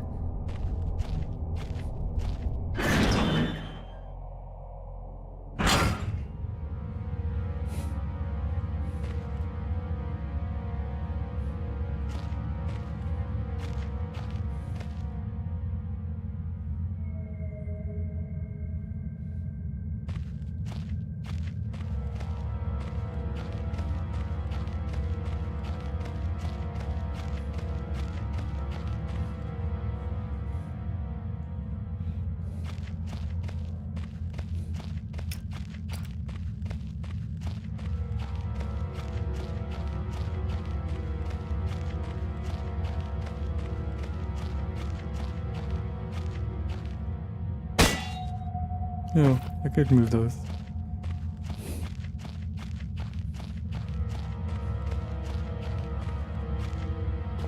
Okay, how will I do this?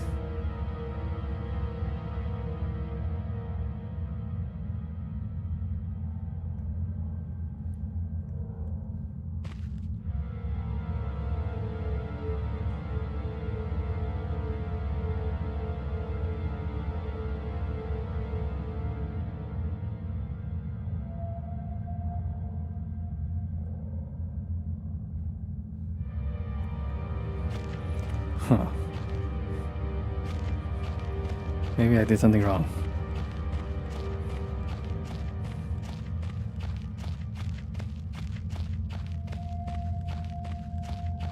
Oh, that small hoe. I need to put gunpowder on it. That's what I forgot. God damn it. Alright, hold on, guys.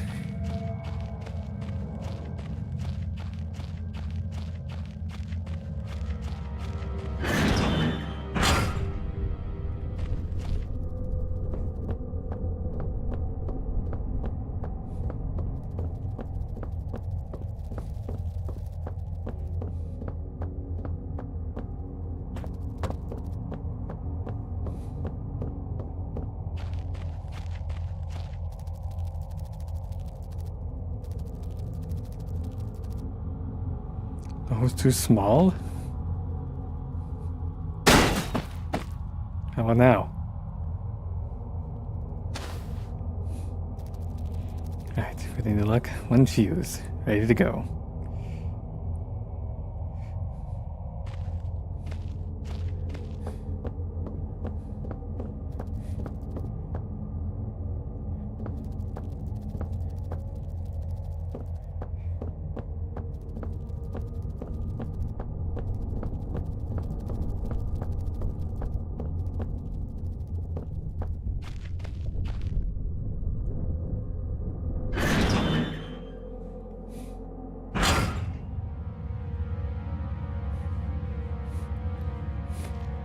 I don't like that it flashed orange like that.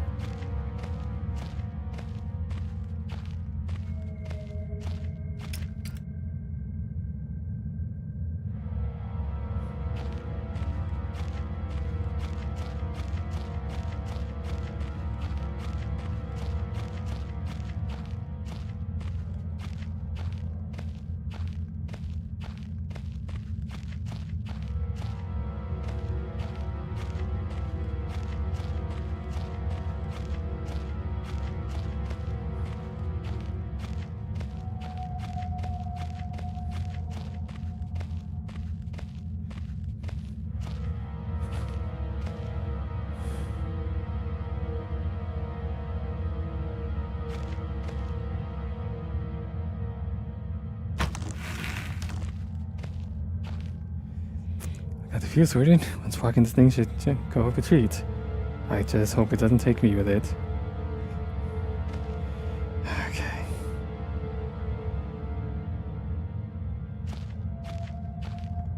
Did I light it? No, I think I missed.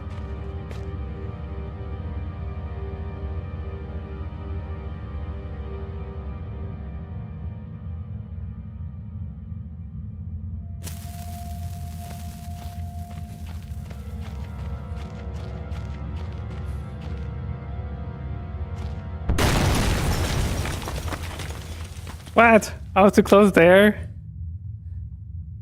Are you serious? Oh my god.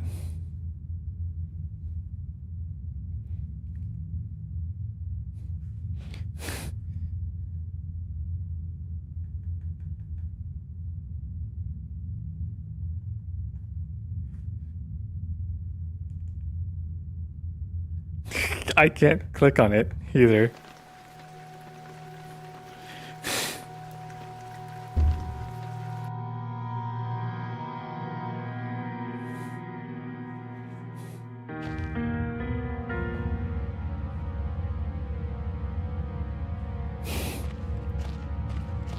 Okay, note this out. Run further away.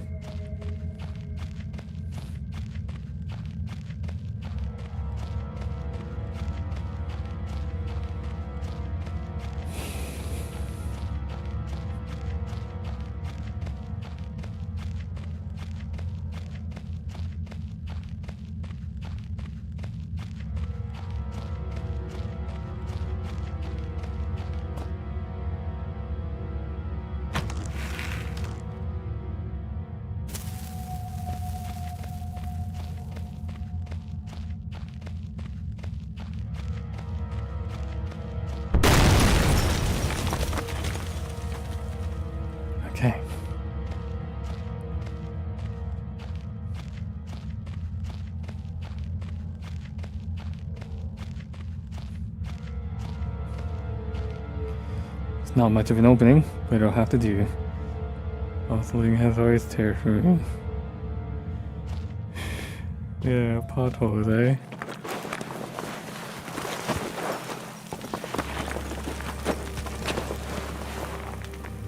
When I look back, I can't think what spurred me to go deeper into the mine. Perhaps it was arrogance at still being alive, or something as ridiculous as facing adversity and coming out on top. Now, I know I would have been better off starving or being mauled to death than kick-starting the chain of events that led me to end up here, writing to you. I just hope, once you understand my story, you will have what's necessary to put an end to this tale. I certainly didn't.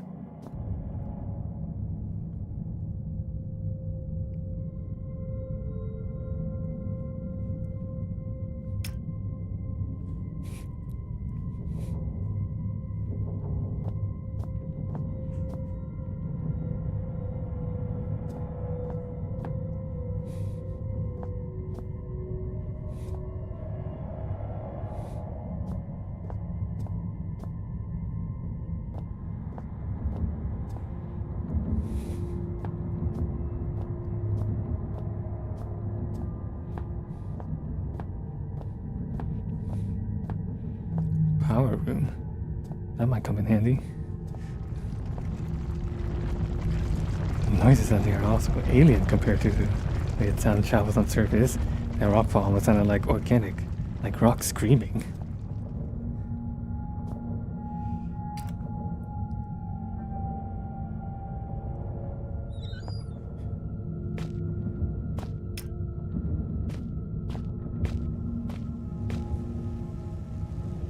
Propane gas canister, highly pressurized.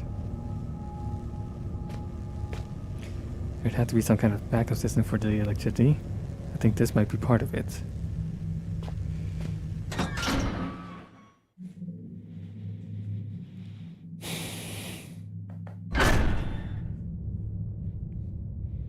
From the look of this thing, I guess this is the control panel for that generator. There's a battery symbol on the side, but it's rather tight shut. If they had some kind of machine for opening these, it's not here anymore.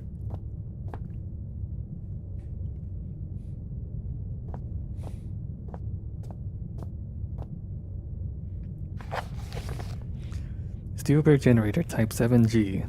Congratulations on your purchase for the Type 7 product line. We are certain that you will be pleased with your new petrol-driven electrical backup system. Below are highlighted just a few of the added and improved features of the 7G model. Avoid personal wear and tear. The wind-up startup motor has been replaced with a battery-driven unit. Grease in the industrial workplace can be an accident-inducing insurance nightmare, so enjoy the new increased grease control system.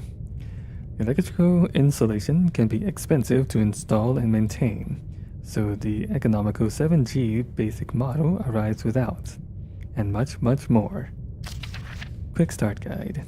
Ensure the area surrounding the 7G is clear of equipment and personnel in case of overheating.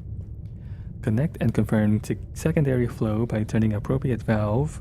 Turn on 3. Turn on cooling system to avoid overheating. 4. Release excess steam until pressure is within safe limits.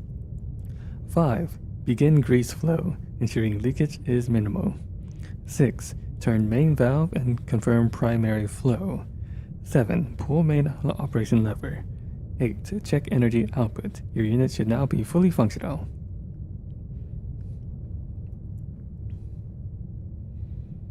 Second flow, cooling system. Remove steam. Begin flow. Turn main valve. And there's a lever.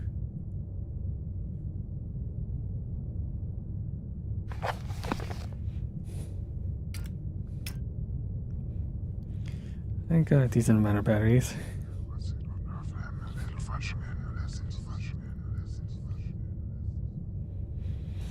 It feels as if I'm leaving my body for just a moment, but not just hovering around. It's like I go someplace. What are these things?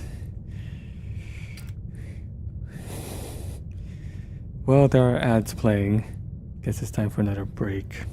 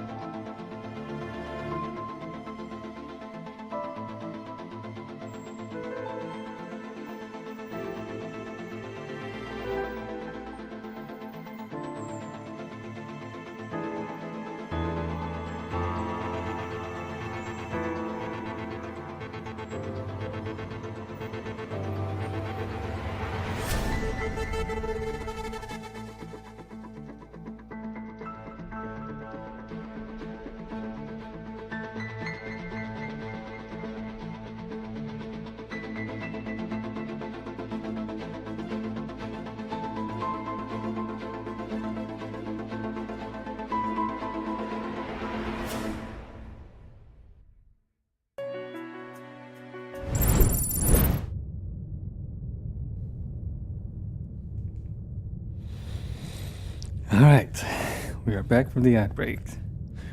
And we'll continue exploring whatever is down here in these mines. I'm in a power generator room. I gotta get these things running somehow. Industrial fuses. All these valves. I see different symbols on them. Could be letter I. Symbols worn out, but I should be able to work out what all this does. A symbol for water? Could be hydraulics. At any rate, it's some sort of fluid control. I'm definitely at a loss for this one.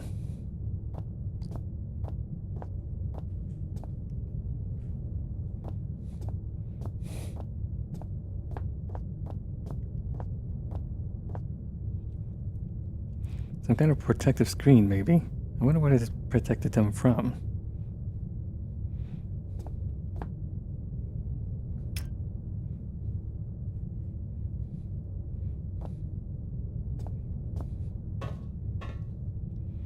This thing's huge. It must be about 3.5 megawatts, but it's pretty old. Certainly enough to light a few bulbs, though.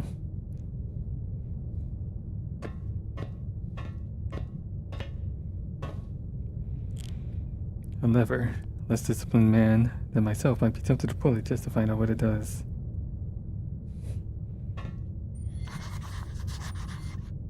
There. Blind experimentation never achieves anything.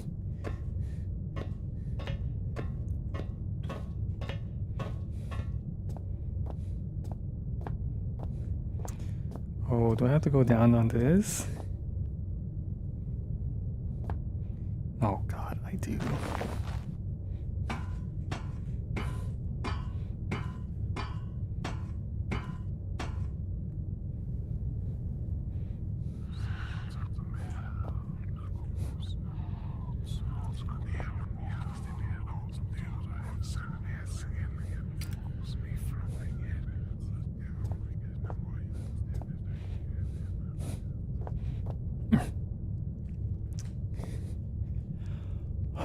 What did I come down here for? What am I supposed to find?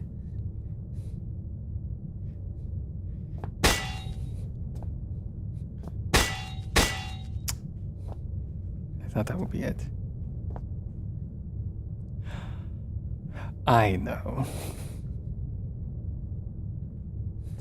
That box. Since I can't pry it open, maybe I can smash it by dropping it down this hole.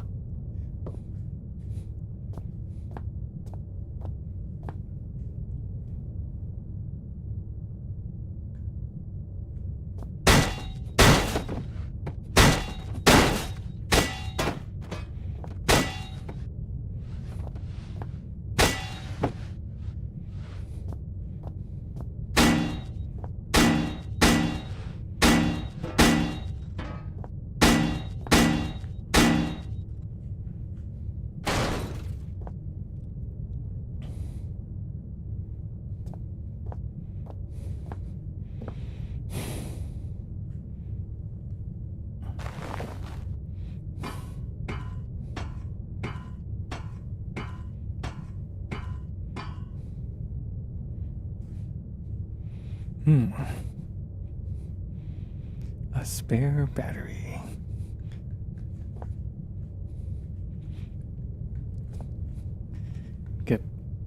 Give it to me.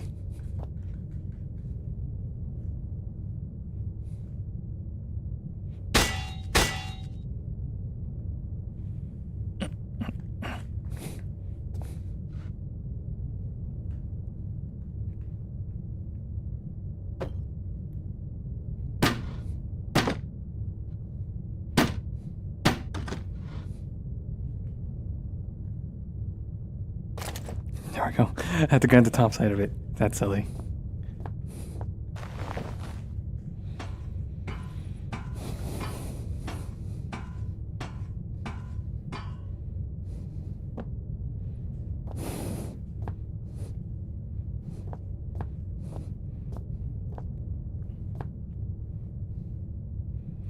This should have sparked the starter motor. That's what they can't get it by without a battery after all.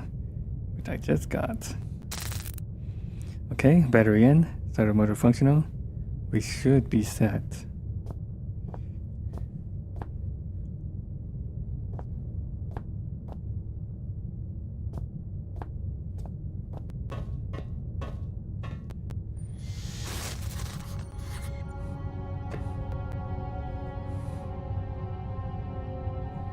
The fuse box.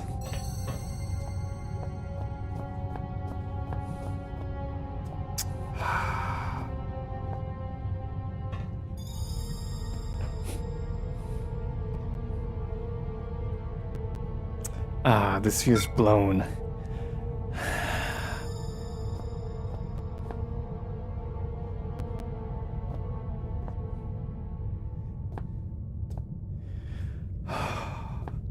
Where am I gonna find another fuse? Is there one laying around here?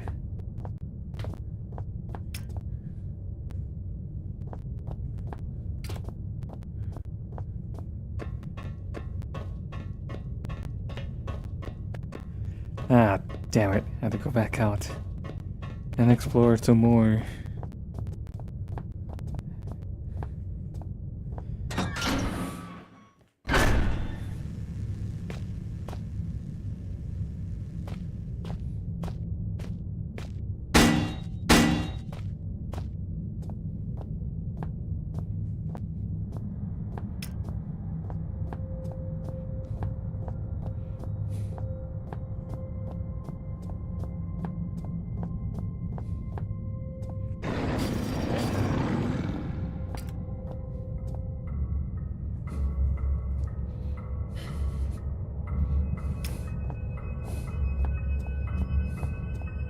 Where?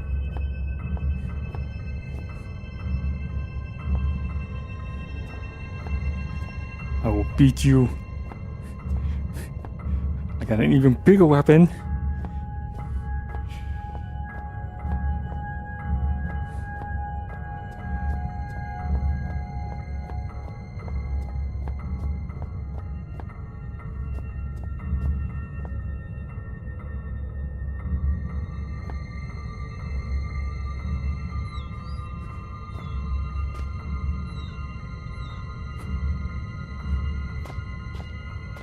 Fuses.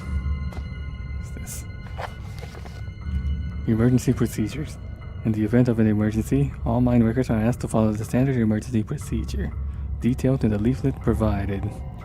Rescue services will already be on their way, and so under no circumstances should employees attempt to aid colleagues themselves or contact emergency services. This code sheet is provided for use in the extremely unlikely event that you are trapped in the mine, with no way in which to signal or otherwise contact the emergency crews. In this scenario, you should 1. Ensure the stability of surrounding environment by gently tapping and feeling the rock. 2. Once you feel certain that there is no risk of rock slide, check to see if you have any form of communications device at hand, and attempt to send a distress signal using this code sheet. 3. Should such a device be unavailable or damaged, begin firmly tapping out a message on the wall of the cave. Rescue crews will hear you and arrive promptly to take you out. Morse code. I never learned that.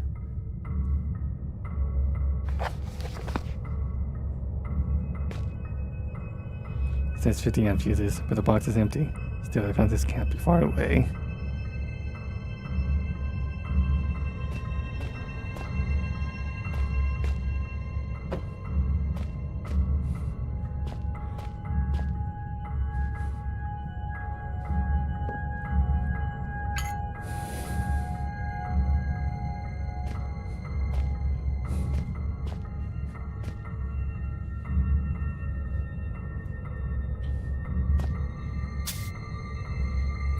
Broom? Oh, I could use it as a weapon. That's funny. I'll put that here then. And this order's fine.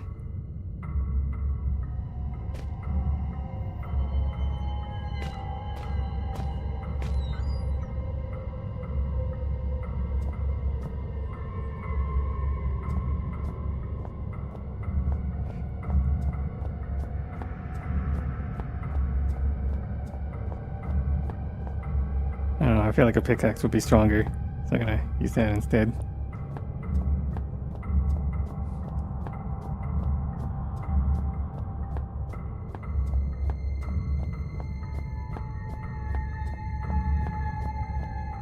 Oh, this way.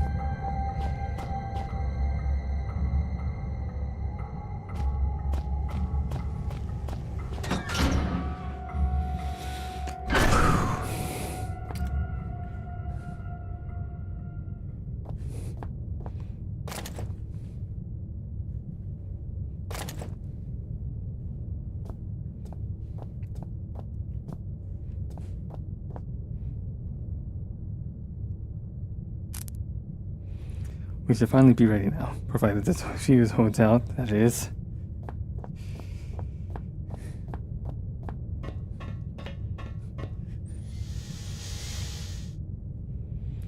Here, down here is getting to be, or I haven't read those instructions right. Okay, I gotta read instructions now. Great.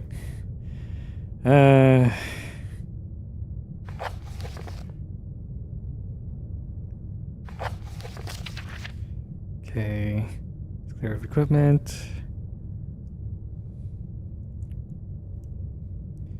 Secondary flow, cooling system.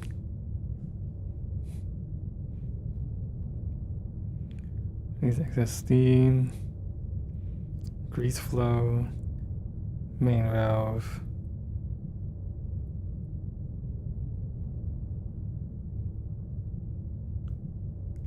Okay. Cooling, steam, grease, main. Okay, first the secondary. And then I guess this would be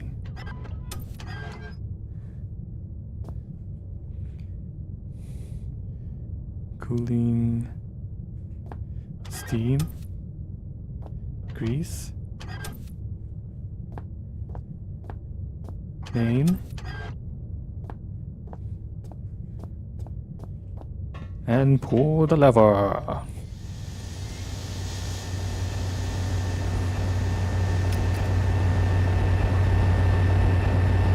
Right.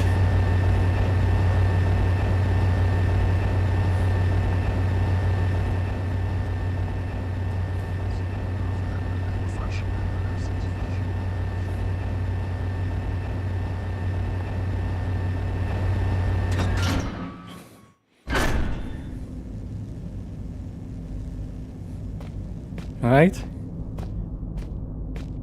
We got lights in these caves now.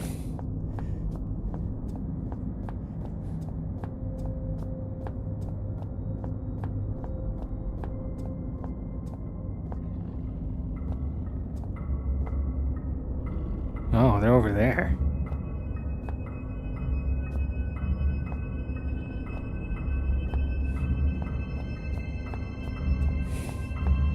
Right then. What else can I find around here?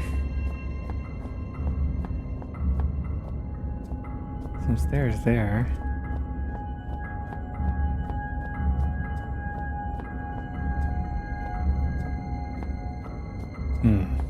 Another door.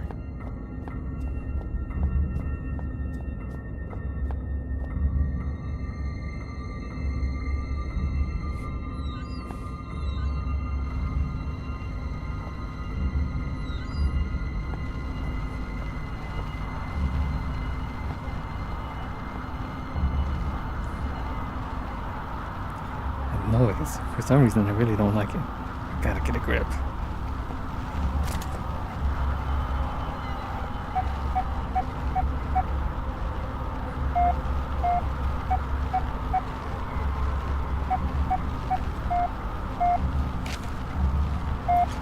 Foreman's warning. 12 January 72. Boys, I'd come to have a word with you myself, but I got more important things to do than piss about making sure you're all doing your jobs properly. Now I know there's a certain amount of camaraderie between you lot, playing pranks and jokes on each other. It comes with the territory, and that's fine, so long as you don't add me to your list. God knows you'll need something to keep you entertained down here. However, you all know full well that Penrose has some very deep-seated issues with his height. So anyone who thought it'd be a good idea to sabotage his generator and hide all the spare fuses on the top shelf in the storeroom would quite clearly need his head examined. You get me? In other news, Jones, I want that inventory done yesterday. And the rest of you, it's not all fun and games, you hear? On a serious note, another radio's gone missing, and you'd better hope to God that means one of you has lost it. Because stealing ain't a pretty word in my book. It's the third one this month, which means the amnesty one, on Coming Clean, is fast coming to a close. Then there will be repercussions, got it? What's strange is you're all supposed to be working in pairs, so nobody should be able to get their hands on a radio without the other spotting it. When I find out who's responsible, I'm gonna find out how they got away with it so long, then I'm gonna fling them out into the snow and leave them there. They'll just disappear into the night, just like all the radios. Harvard, lead mine foreman.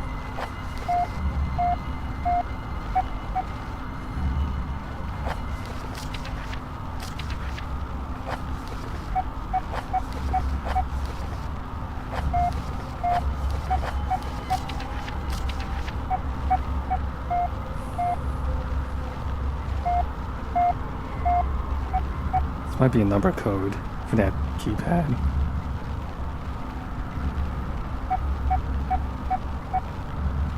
Five, 7, 3, 5738.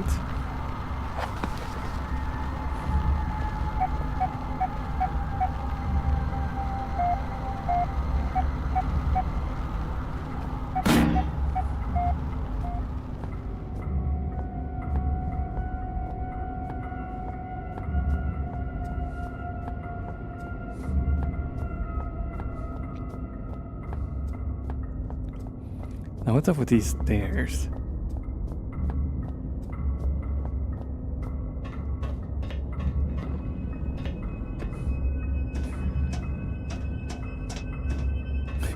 There's a way for me to walk around. Pretty sure I'll take fall damage, so let's take the stairs.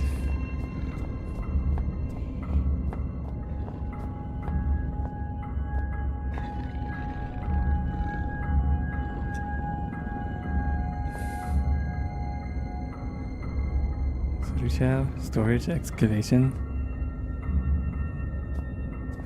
Beware of dogs. Oh, indeed.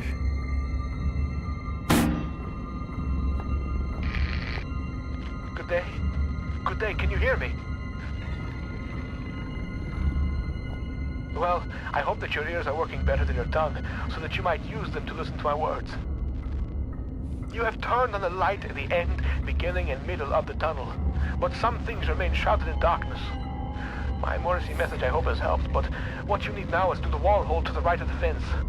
Oh, go now, there is no time to explain. Well, in fact, time is one of the few things we have in abundance down here. Most surprises are spoiled by such catty curiosity.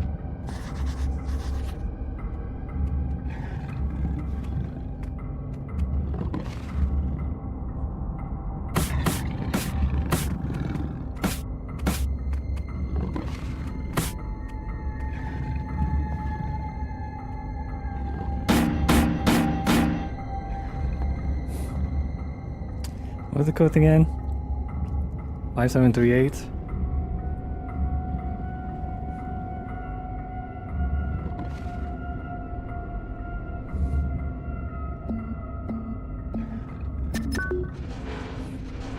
Indeed it is.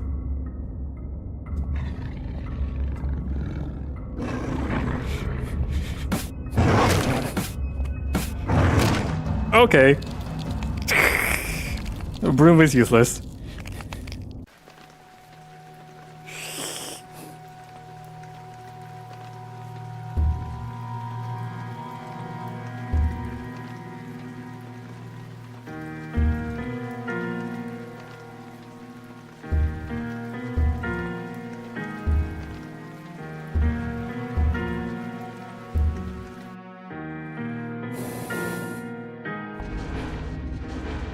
Oh god.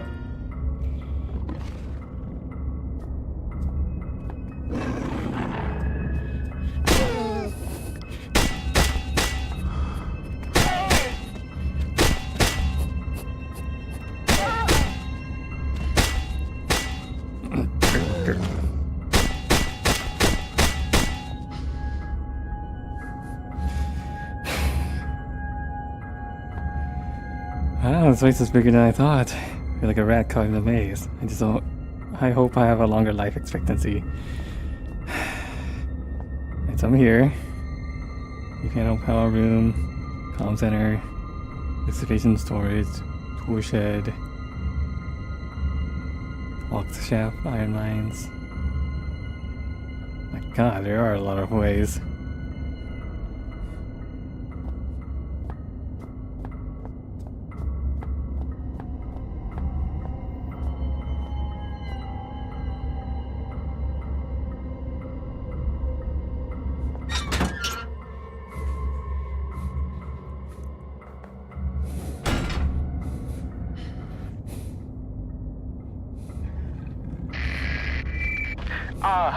My memory is like something with a great many small holes. We shall be needing to perform some minor demolition work so that we might one day meet again. For this task, we shall require the use of a large, earth-eating metal monster, and that monster is thirsty for juice from the place where things are kept. By the way, you can call me Red. It's not my name, you understand, but I am sure you will agree it is a name rather similar to a cardigan. Fetching when worn correctly.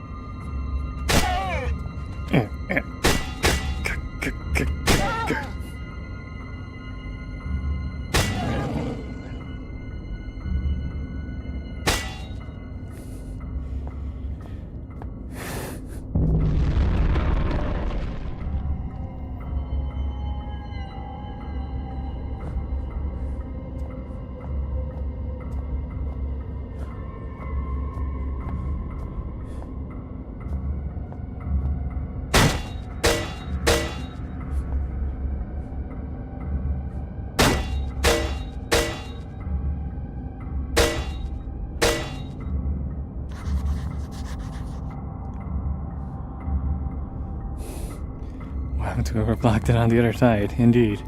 Can I not just bust it down from this side? Maybe my hammer would do a better job? No.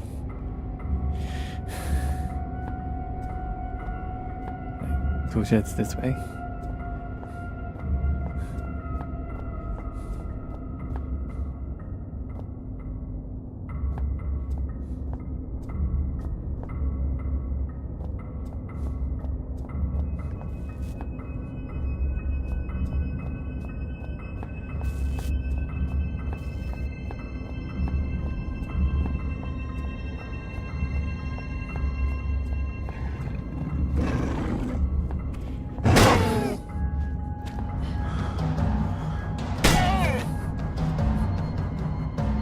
Okay.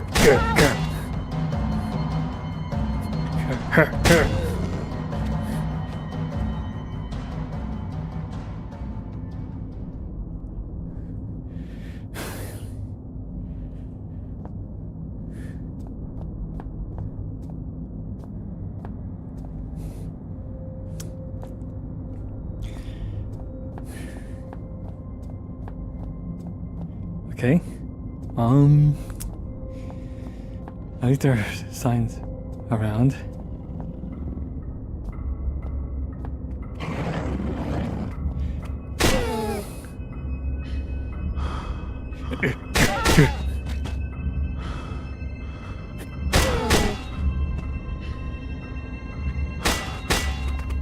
Hey, come back here!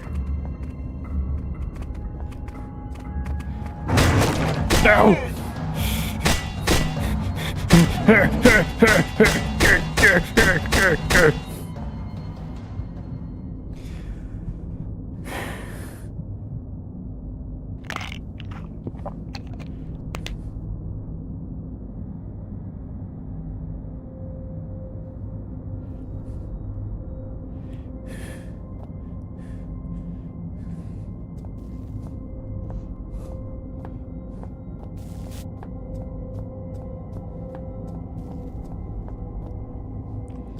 Storage?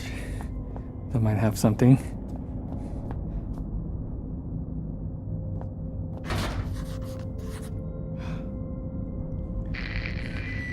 Those holes in my mind are increasingly gaping. You cannot breach the inner sanctum of the place of storing. The entryway is blocked. So what if the squashy material between my ears is squashier than most? I may not be perfect like a hanging picture, but my words are wise and backed up by time. A pox on both your brain cells.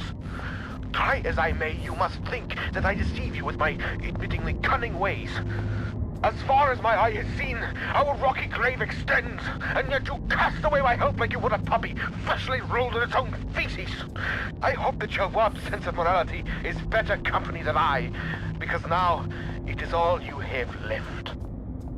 What the fuck are you going on about? I'm here just exploring.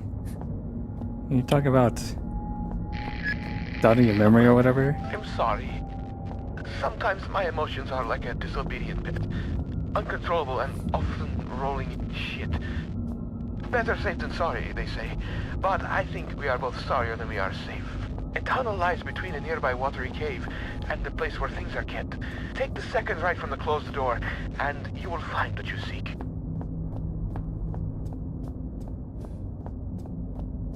Alright. I'm trying to find my way around and get things done. I don't know who you are, Red, but... Oh god, that scared me for a moment. What is this? A cement mixer. A saw? Is that how I'll get through that barricade? Xeno Report 66B. Phase 9, and on 9002, and Odomedy 1992. Filed by Chief Attending Xeno Officer for the eyes of the leading installation officer only. Oops, well, I'm looking at it. Leader.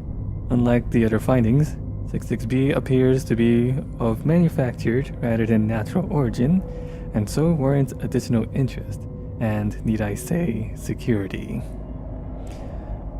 The bulk of Substance 63 was discovered only 6 yards from where Artifact 66B was buried,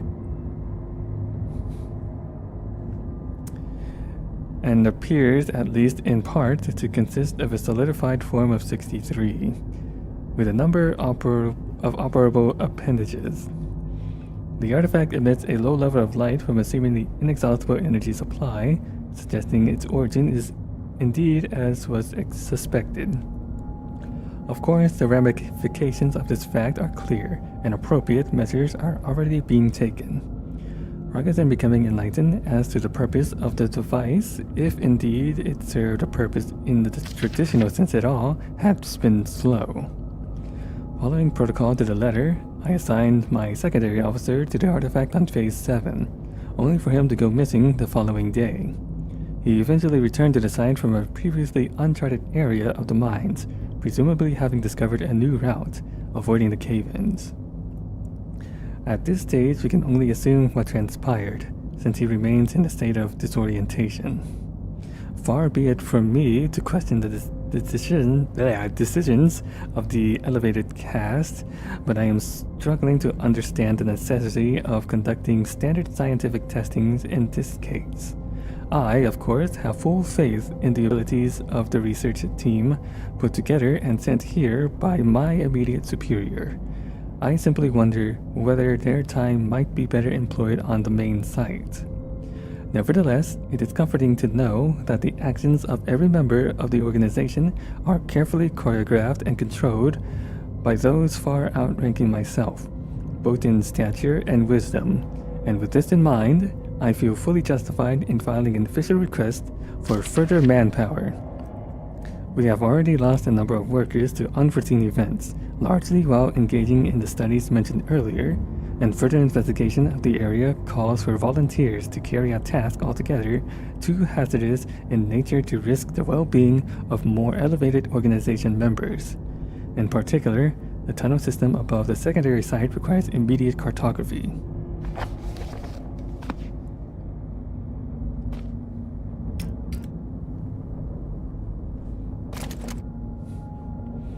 So those batteries only recharge a percentage of my main flashlight battery.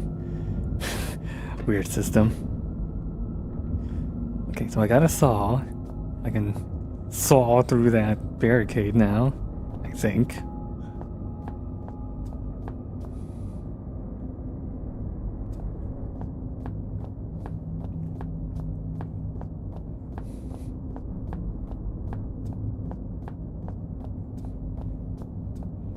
So what's the broom any good for?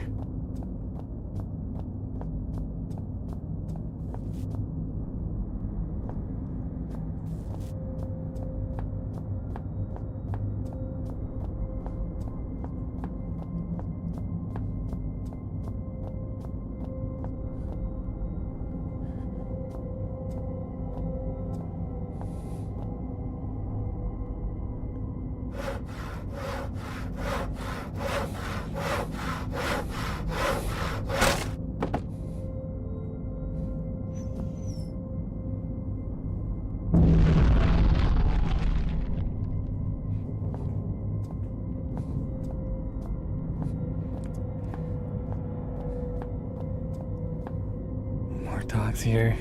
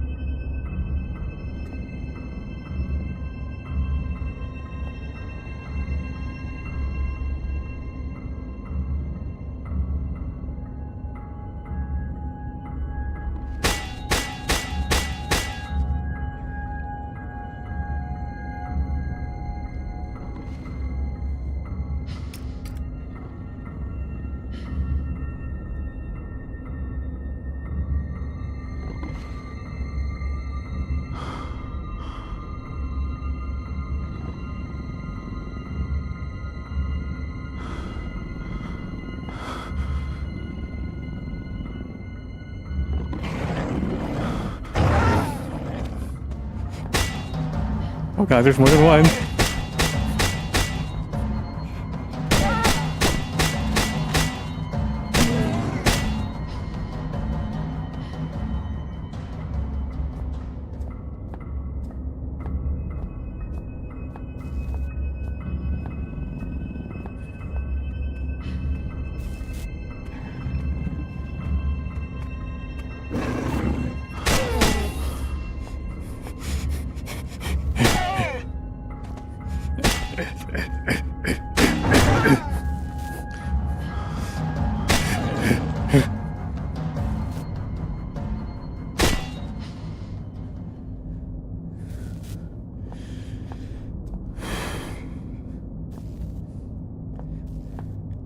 Right, where can I go from here? Look at all this. Anything up here?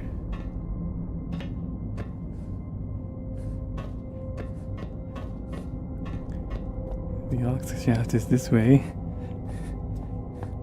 I think this is where I need to go.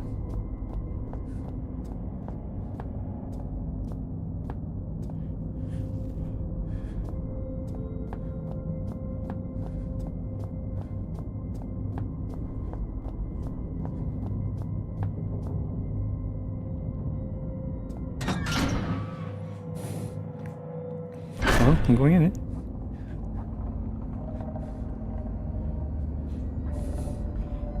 Access point to the further mines.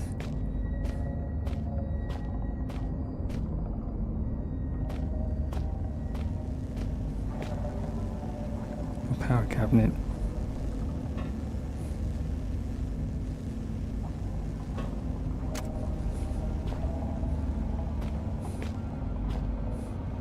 From its sides, I'd say it's a power cable.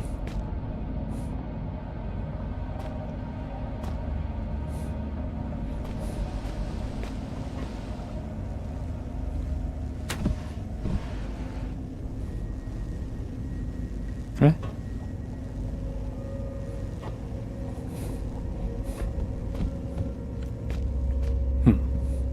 Where does this one go?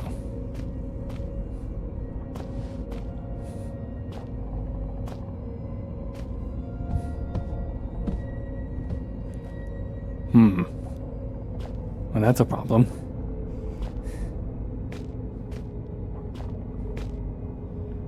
Now that's quite a machine. It doesn't come any more industrial size than that. Those teeth at the front look pretty sharp.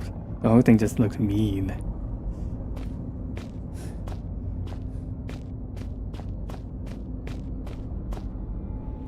This doesn't look as old as some of the other damage to the mine.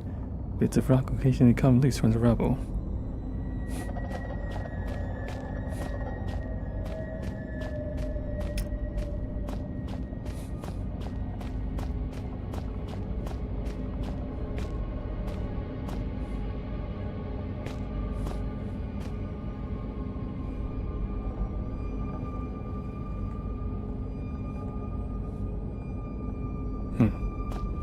Says I can grab this.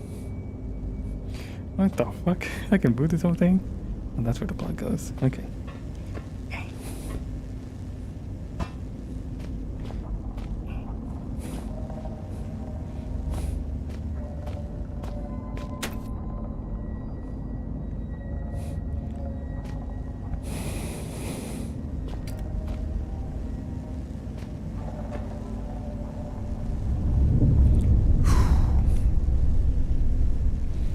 From out the door rises something vast, something terrible.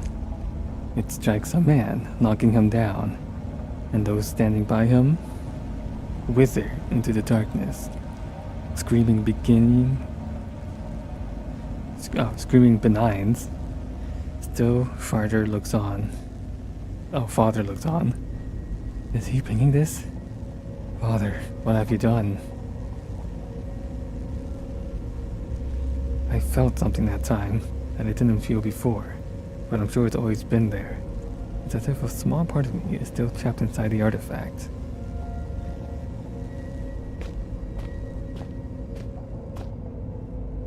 I suppose this controls the mining equipment throttle.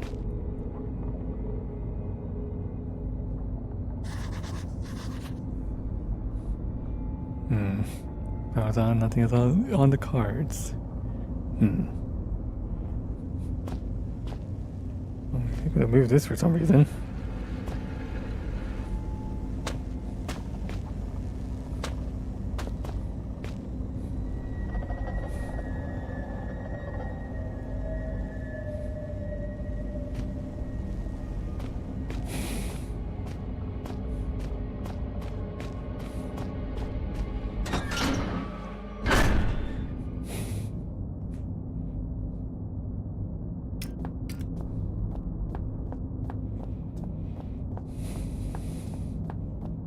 Alright then, where else can I go?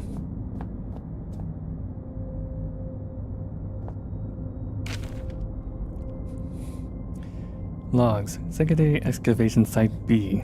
Beginning phase 338 Anno 9000, Anno Domini 1990. Followed by Chief Attending Chemist, security status nil.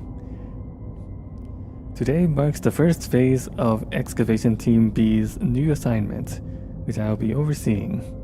Equipment has arrived and digging should be able to commence within the next few hours. Since the incident leading to the establishment of our facility here, much work has been undertaken in order to ascertain the scope of the discovery. The site, among others, was selected from many possible candidates thanks to powerful divination techniques passed down for many generations amongst the elevated caste.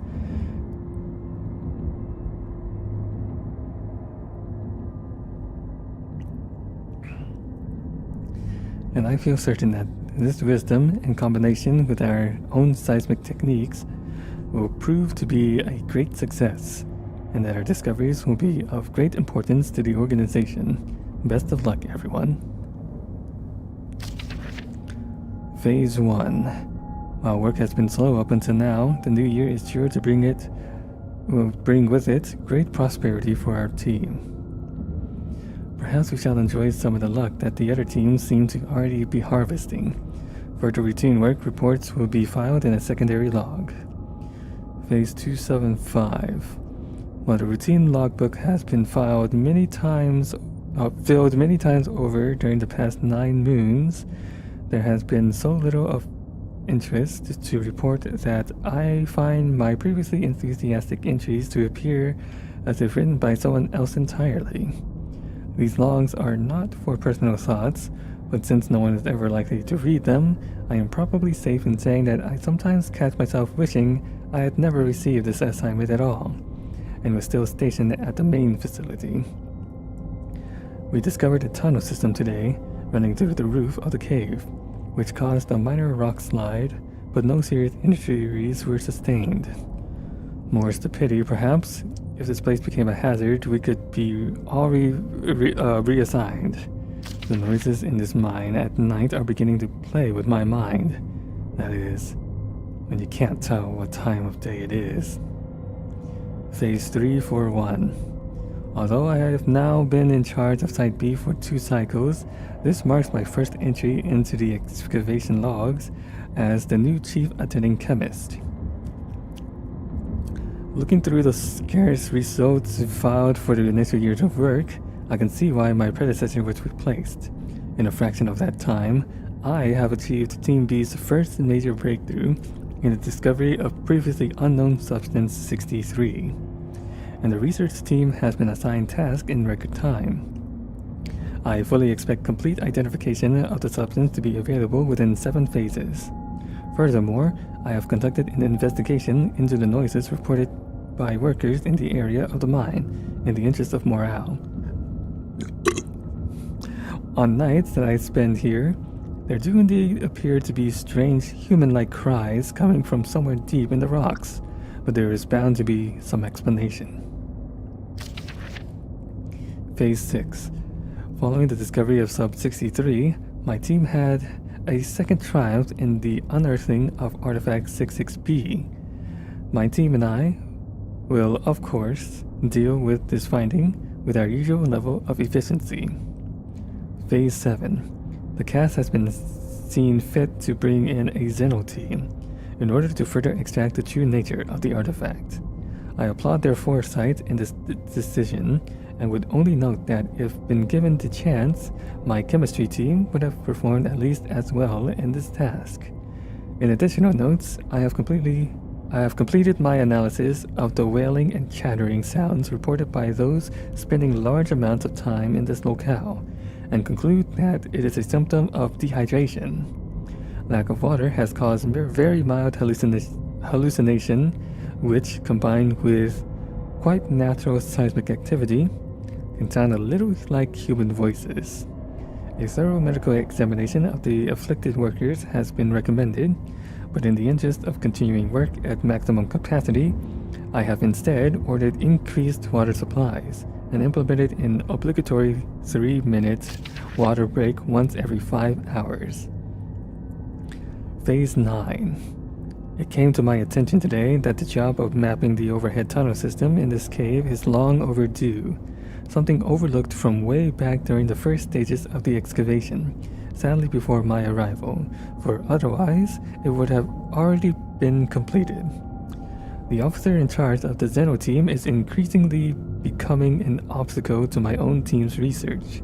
He insists on overseeing perfectly routine tasks when, given the defection of his second in command yesterday, I would suggest his time is better spent taking control of his own responsibilities.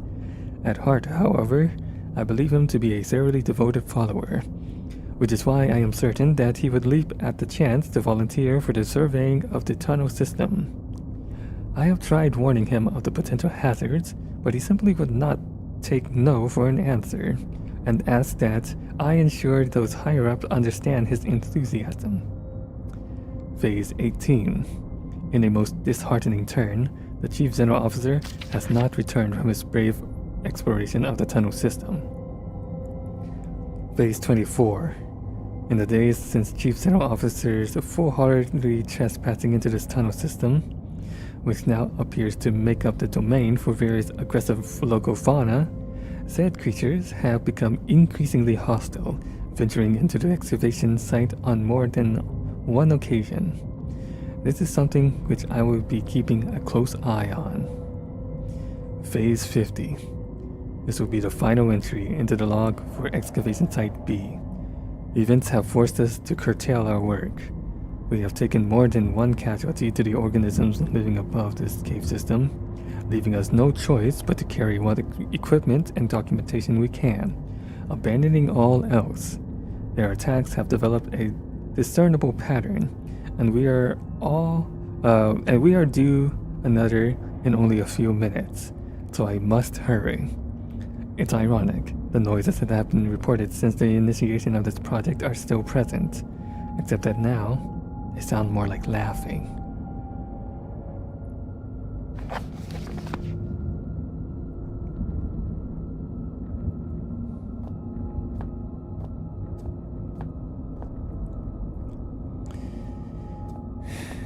So I need to do something about that aux shaft. Do I need more power or something? I got the generator on, but I guess that's just as a backup. What else do they have around here?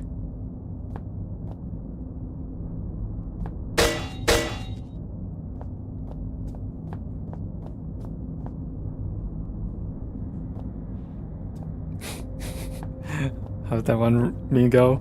Roar! Oh, I can move this.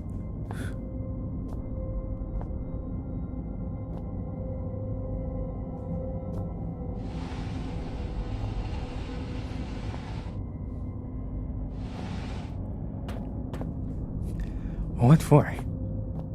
I'm not telling them to climb it.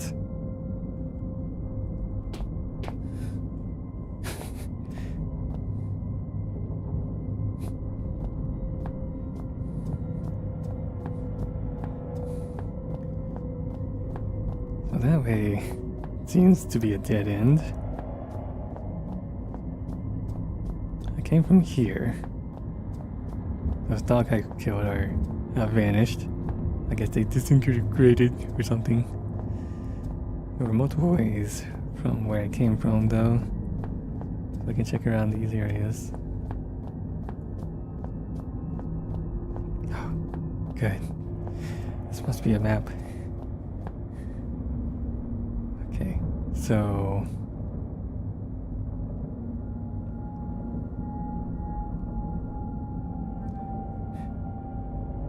there is only the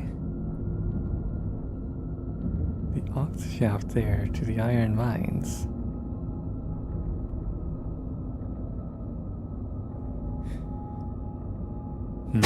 Oops. Guess I never checked excavation.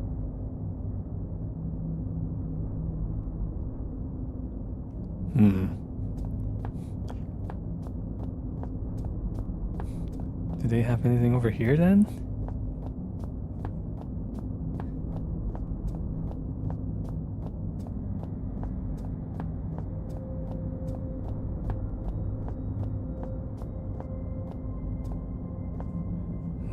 just another dead end. Guess I should go back and check on excavation, I guess.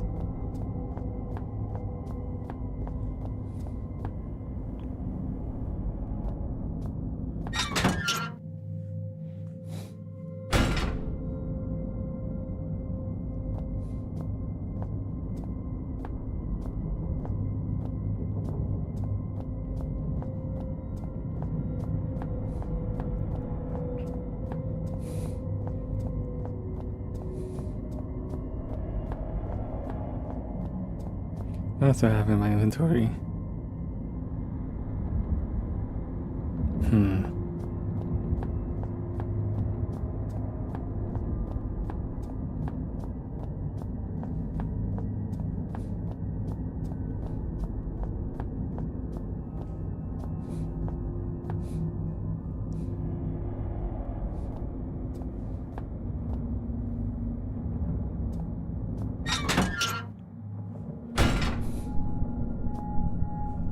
Oh.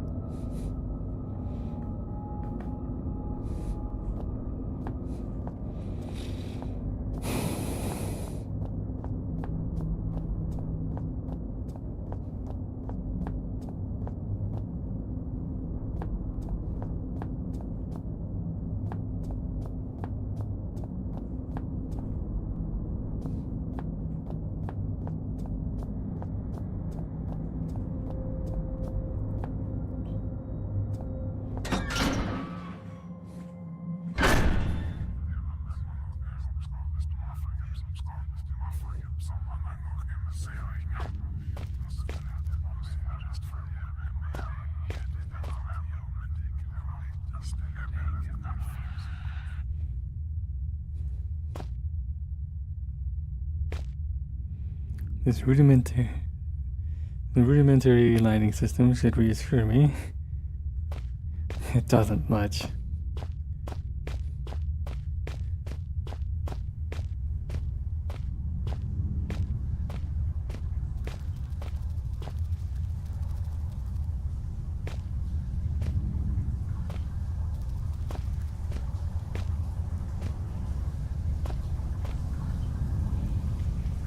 It's the shorter piece of the fractured ladder lying in a bed of scattered metal splinters.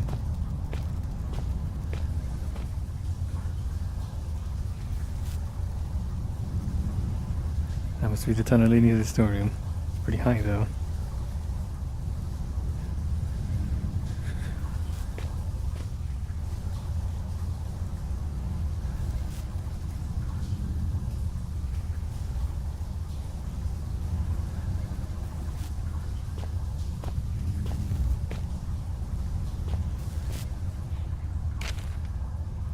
Excavation findings. The test substance continues to defy identification. Both chemical and general investigations fail to produce meaningful results. Testing continues. Test 102, bromine test, normal pH 5.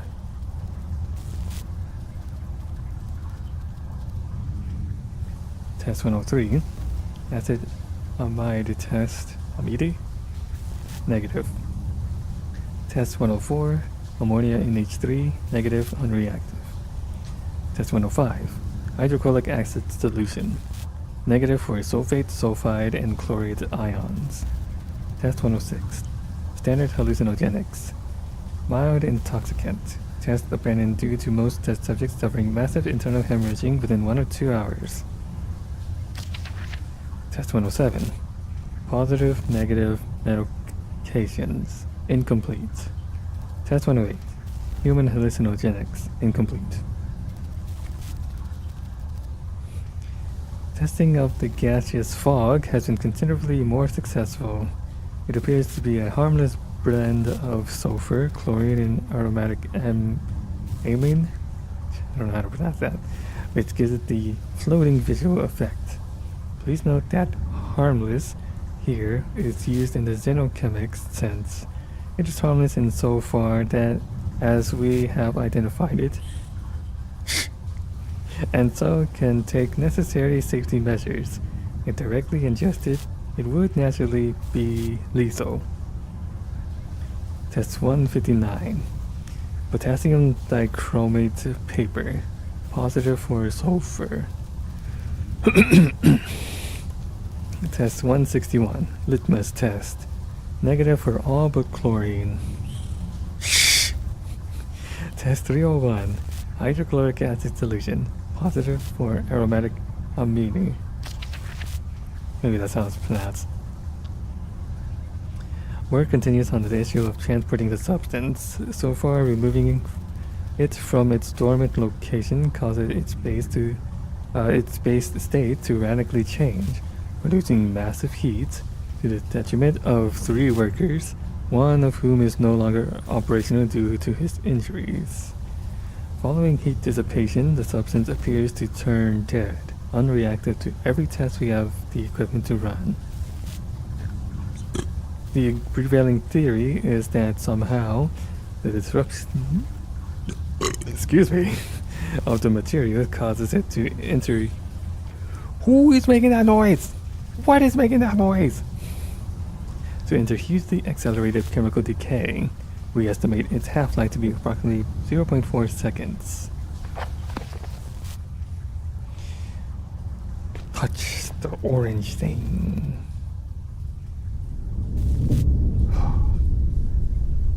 Oh God. The man still clutching, still looking. For what? Before him lies meadow, jutting awkward from earth.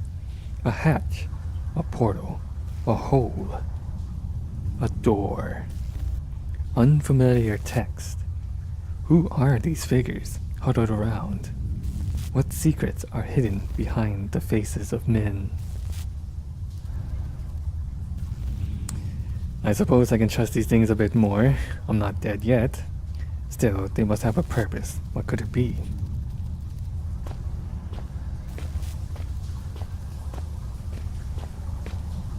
Oh, cannot grab them. It looks like some kind of excavation, although not like any mining operation I've ever seen. I don't know where that mist is coming from, but I don't fancy getting any closer to find out.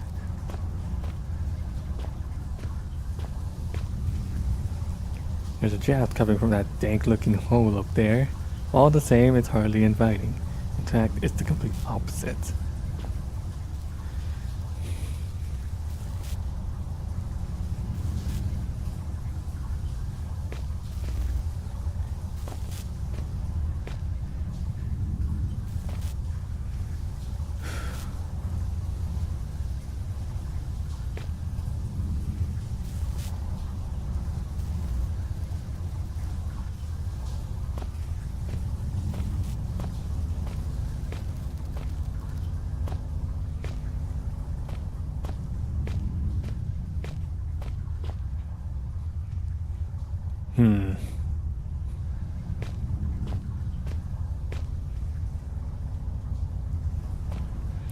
Piercing white light. Not enough to fill the whole room.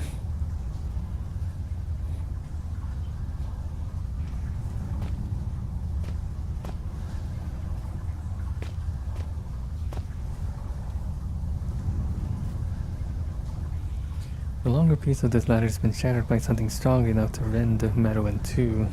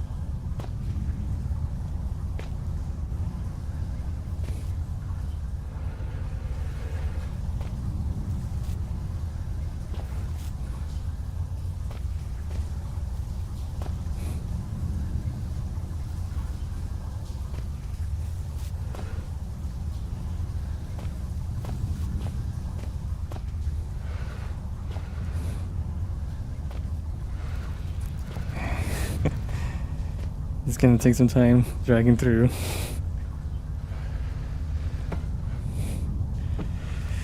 Oh, come on.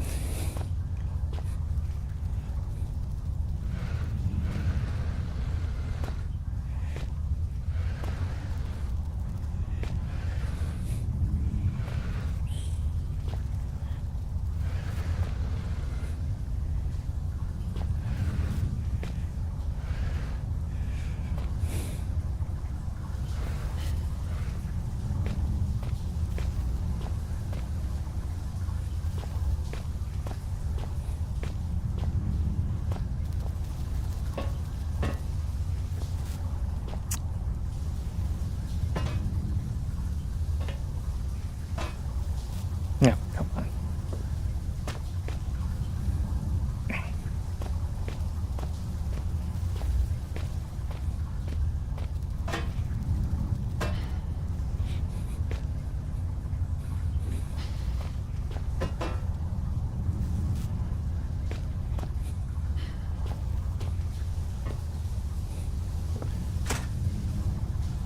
For better or worse, looks like I can climb up to the tunnel mouth.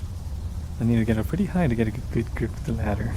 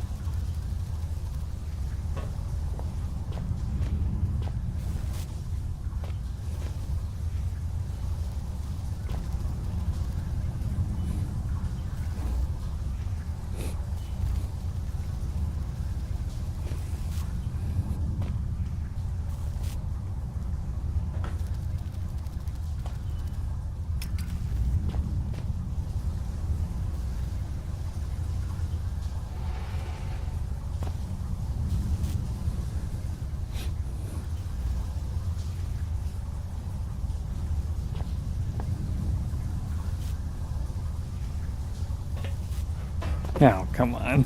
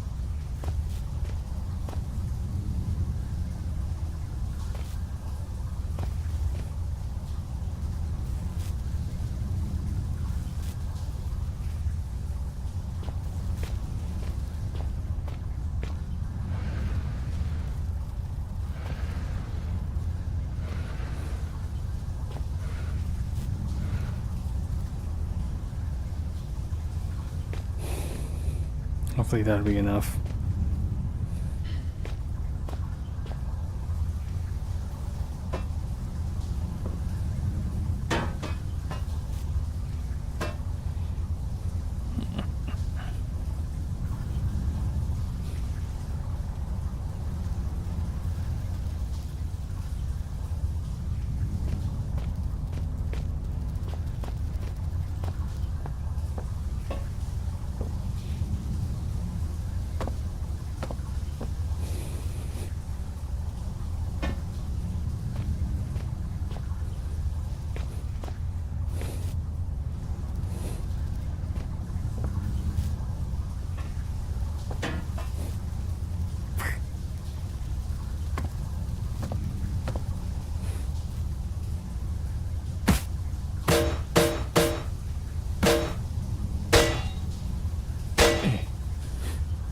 Well, what else am I supposed to do? What else can I do?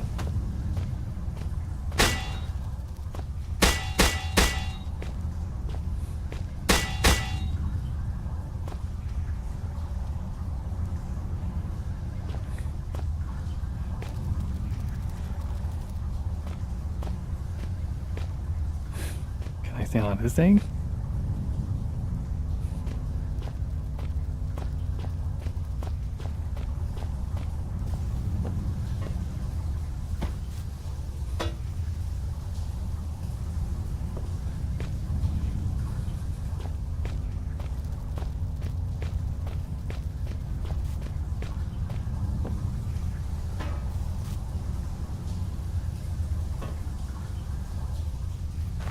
I sure can.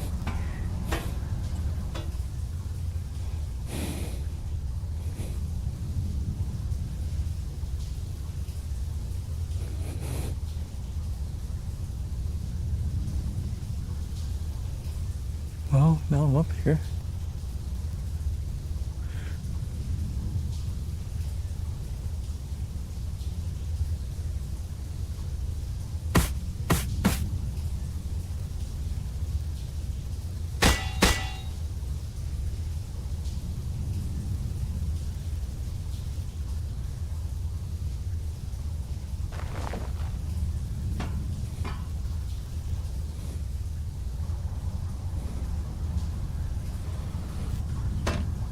Oh, god damn it.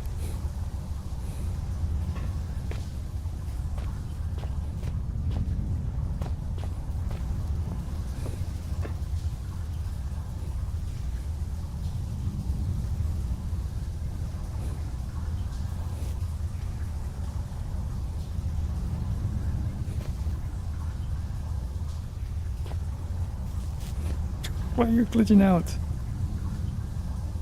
Stay there.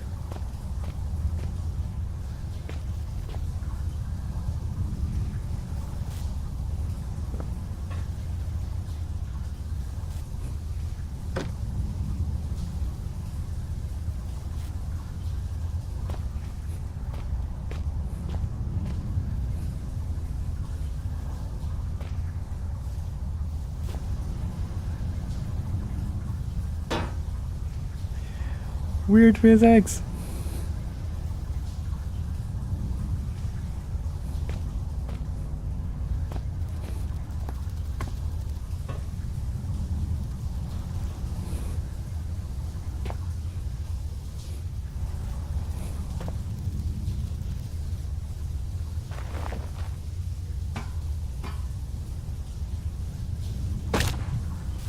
Ow. Why'd I fall like that? That was not good.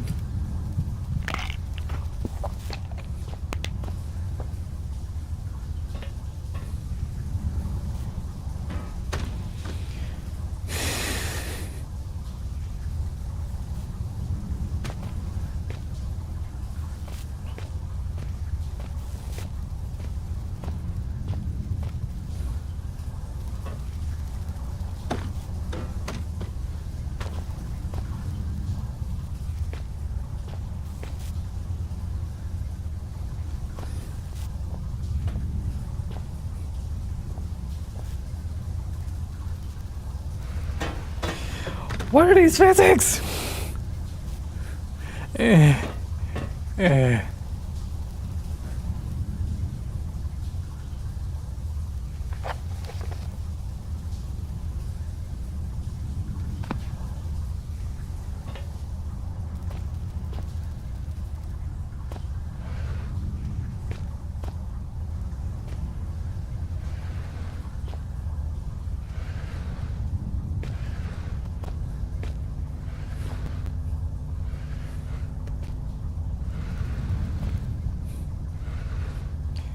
Do I need to do a double stack or something?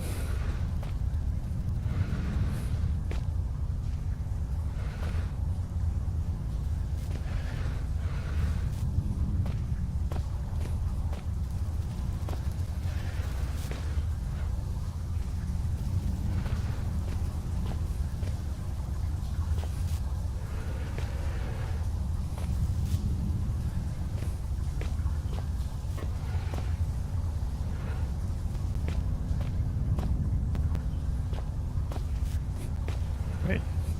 No, get that out of the way.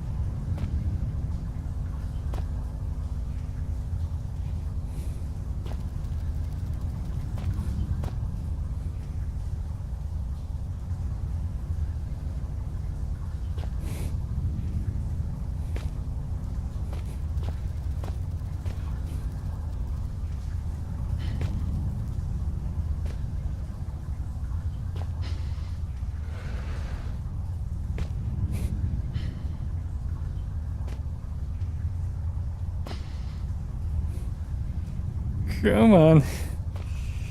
Maybe I can push.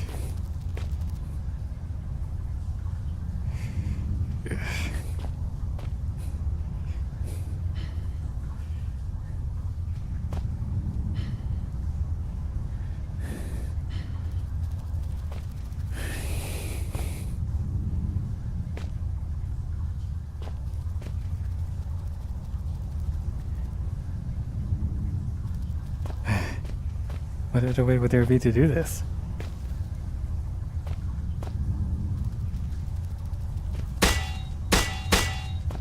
Hmm.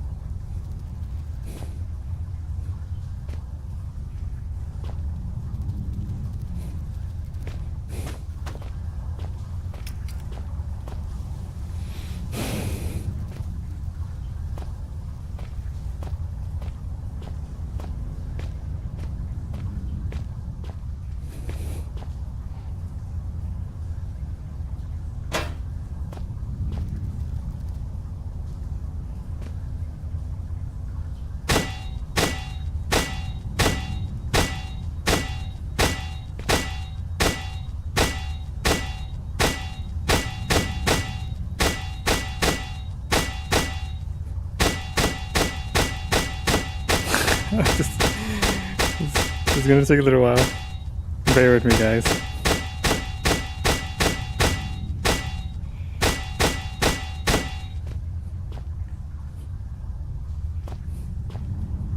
Now can I jack it up? Come on.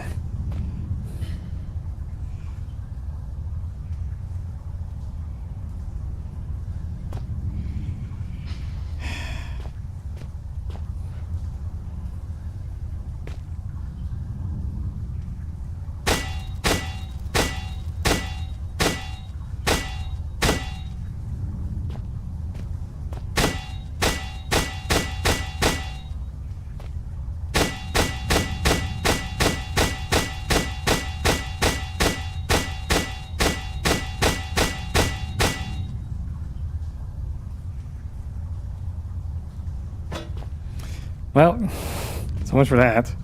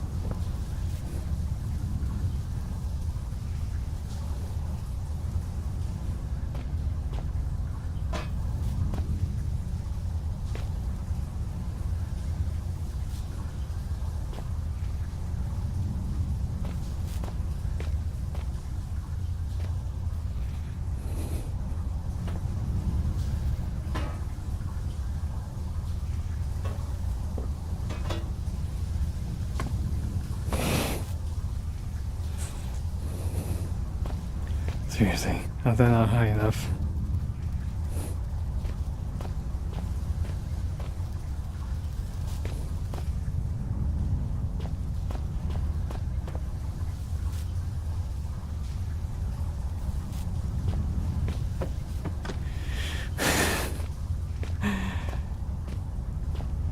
What the fuck?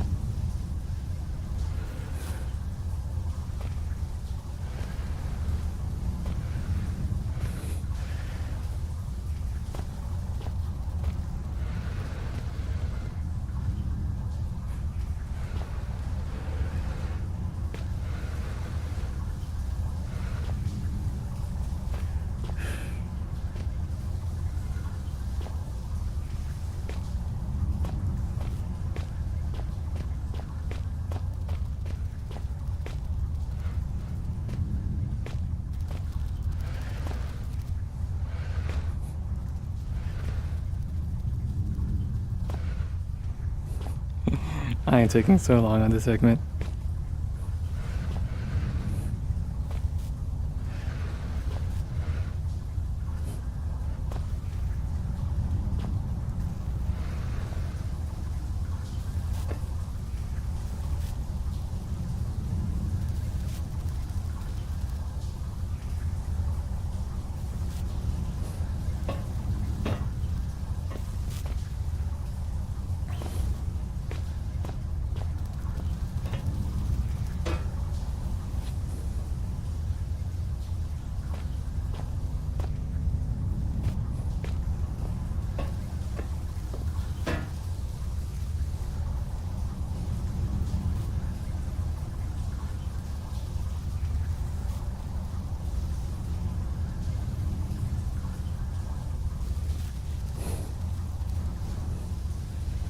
Is there a way to maybe combine these two things?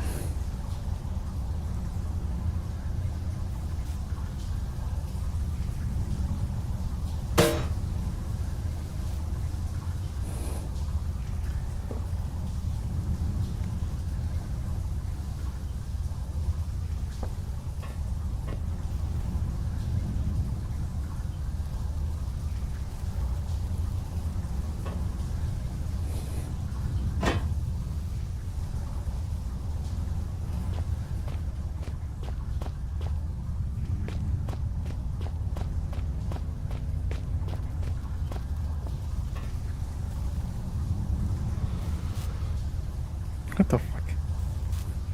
Stay there.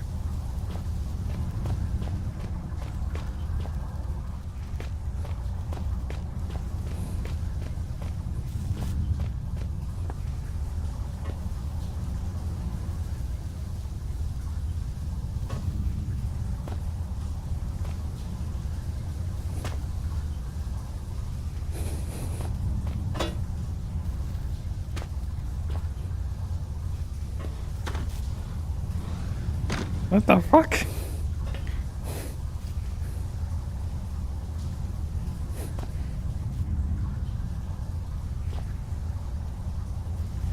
Physics be damned, I guess.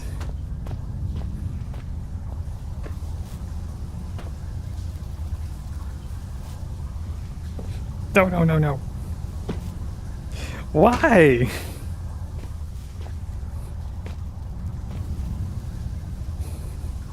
Stay.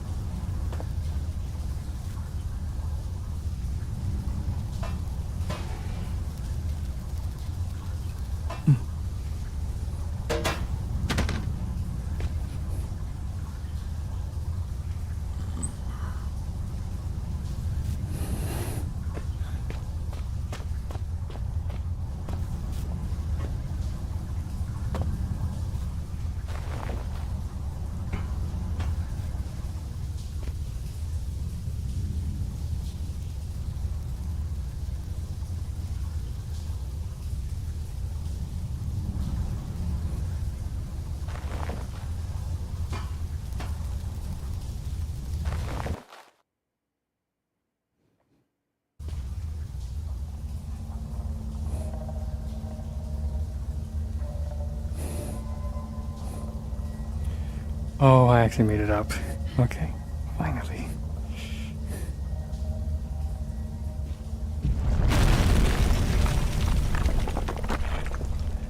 Now I've got no choice but to move on. I just think this tunnel, its home clearly made it unstable as well. My god, I didn't realize that's that big. They're leathery. I can't be mammalian. More likely amphibious or insectoid. I really don't like the way they're moving.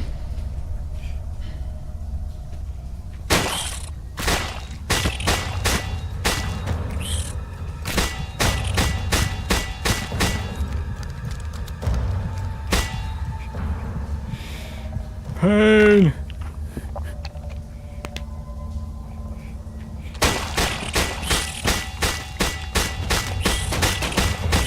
Oh gosh!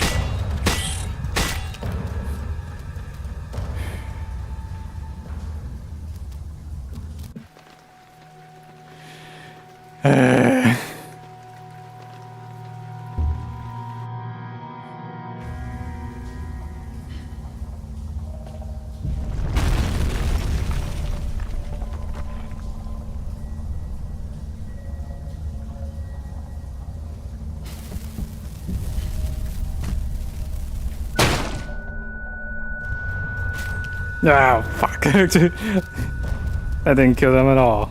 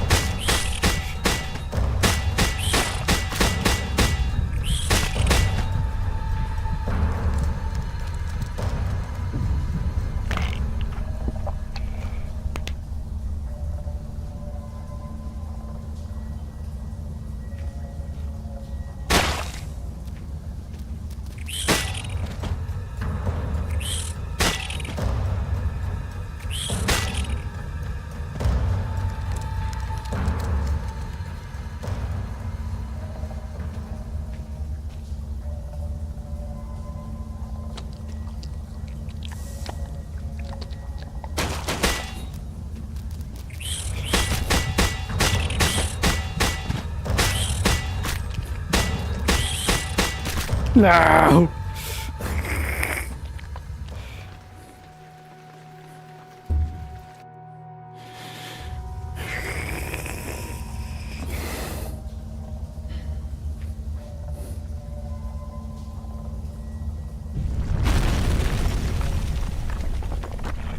Alright, I'm just gonna ignore them.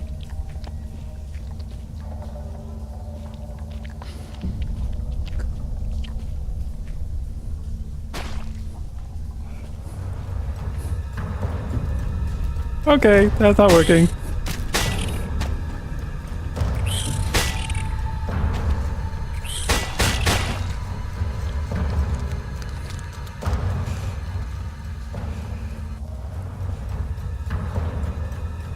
Grab it. Why won't you grab this? No!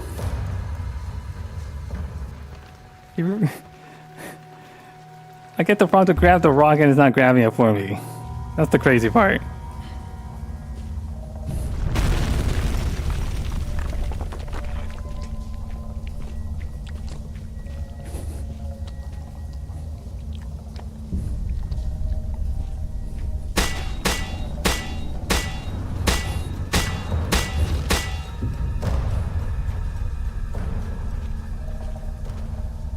Yeah, how do I get through that?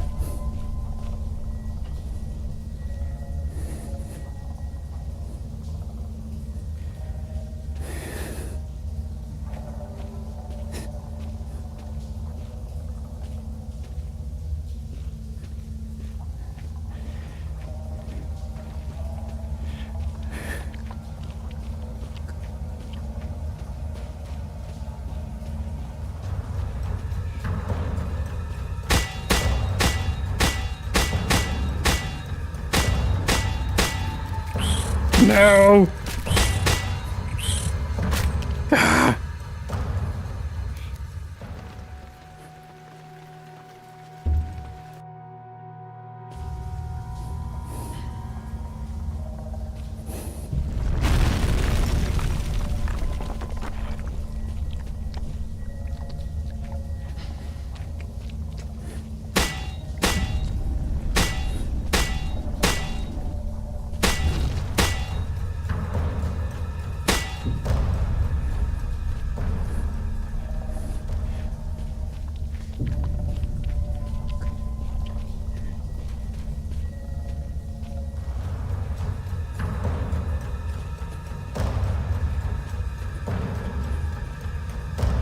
No!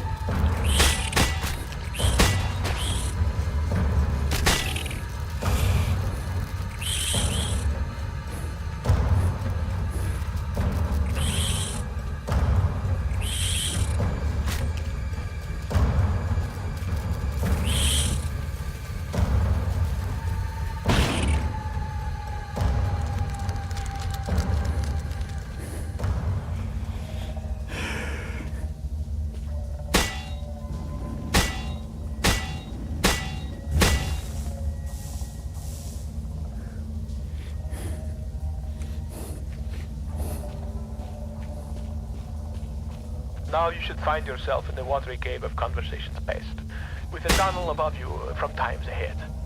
In this tunnel, for both our sakes, be careful, not curious. I have already spoken to you about the cat, and repeating myself is not only out of the question, but out of the window and climbing down the guttering.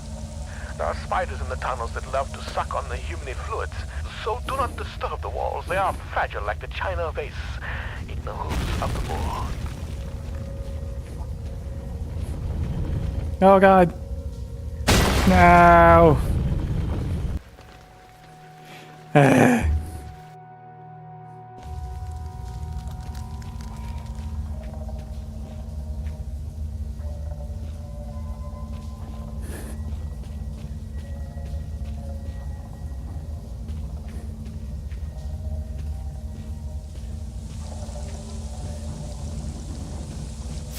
Ouch.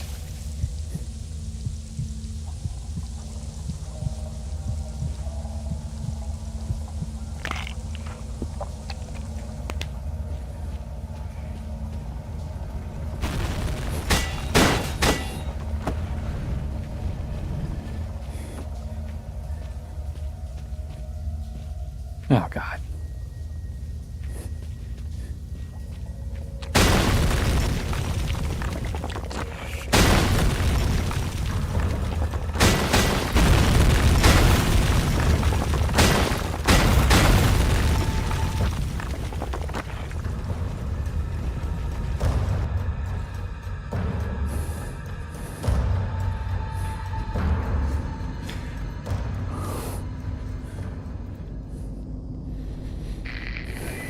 There should be some insect repellent in that red and white cross box in that room. Just in case those spiders found your flesh delicious.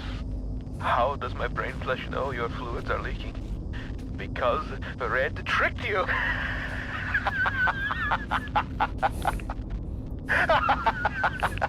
The spidery tunnel was far from a necessary evil.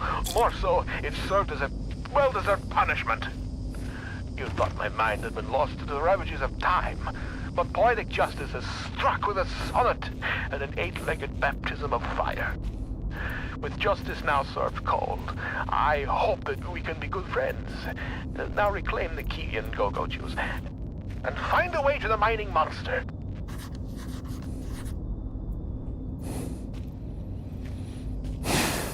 Oh, fuck you too.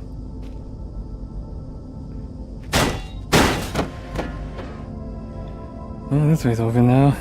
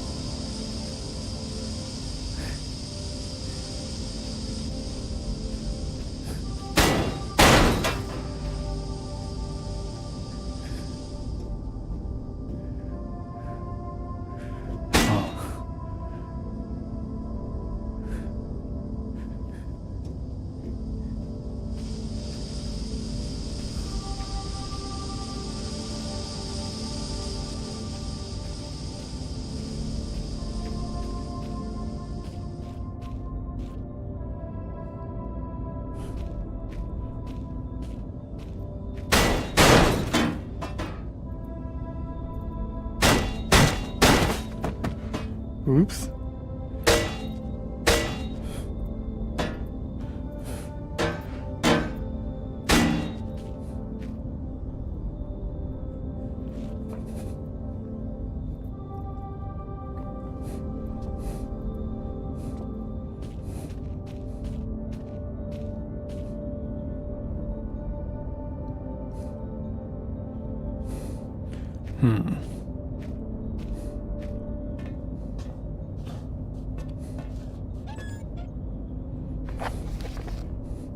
Greenland's myths.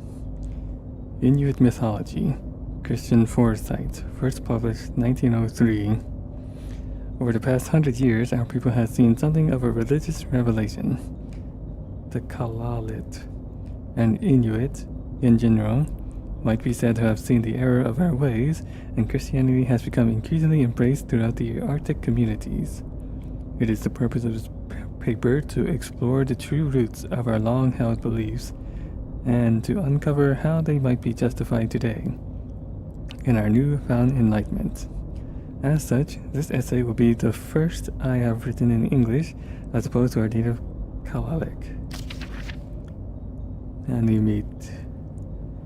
It is no coincidence that the word Animahawk bears resemblance to the English word angel. The Animit are Inuit equivalent of the soul, an undying entity released in the death of its worldly body. The concept itself is obviously well grounded in the decent Christian beliefs. However, previous thought has been blasphemous to the extent that souls are attributed to all beings, man or beast. To claim such a thing would be to imply that the killing of a beast for food is the same as the murder of your fellow man, and such a belief simply cannot be held the civilized Inuit. Turngate. Legends speak of disembodied spirits, malicious in nature, sabotaging tools, turning hunts bad, and at times, even possessing the weak or unfortunate. A Turngok appears to have no recognized or agreed origin, both in terms of the legend itself and the individual being, causing great doubt to be entirely justifiable. Can we, in our Christian foresight, really believe in possessions and evil spirits? It seems perfectly clear to this writer that the real origin of the Turngate belief lies in the Christian demon. For as we are taught by the generous and selfless Moravian Church, without whose support our people would no doubt have starved many years ago, the demon is capable of possession and of countless other atrocities, which only the good Christian man can avoid through a lifetime of humility and devotion. Angakuit. With the conclusions reached above, the status of the cherished Angakuk, the tribe shaman, should be obvious. Such people are in league with the Turngate demons, working side by side to control and contain the Kalalit people. We have no need for such superstition and suspicion breeding people in our Christian ways. The Protestant priest can perform all of the Angakuit's duties and more beside. God, the final challenge of work such as this should be to find the nature of the Christian God and to ask why he has not been present for so many years of Inuit belief. Until recently, the Inuit people wrongly attributed to Animit almost god-like status in certain cases and treated the Turngate as the devil incarnate. It is no major leap of faith to suggest that such beliefs had been underpinned by a central concern that there has been something missing in Inuit life. That something is indubitably God. I hope that my findings have informed and enlightened the aesthetic feel that remain in Inuit culture, and ask the Lord Jesus Christ to redeem their souls. Peter Henry Natter.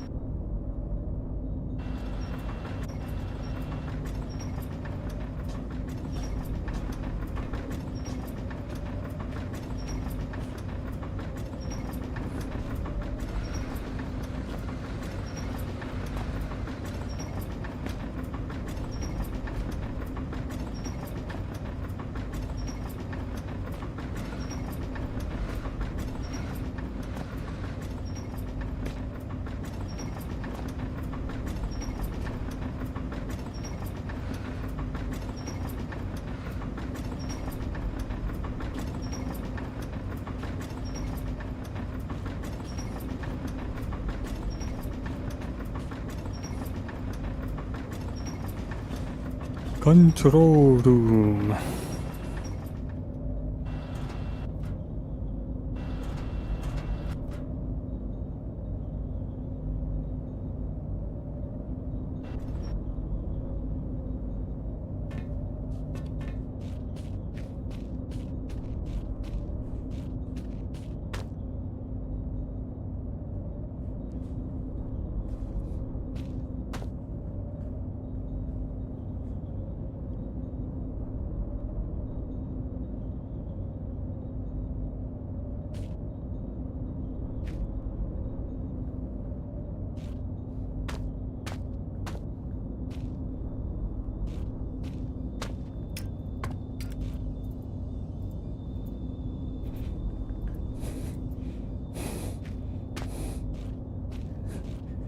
My jump height has been lowered.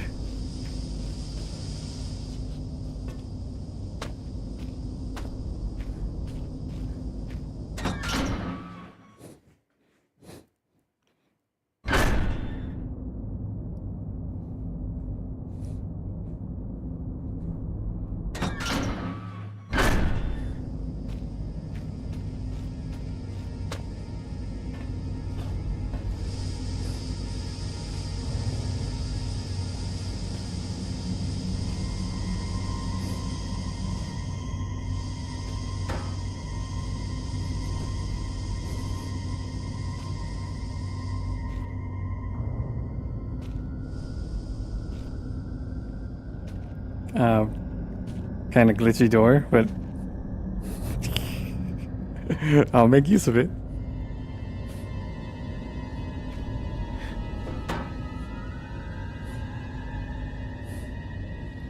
Like so.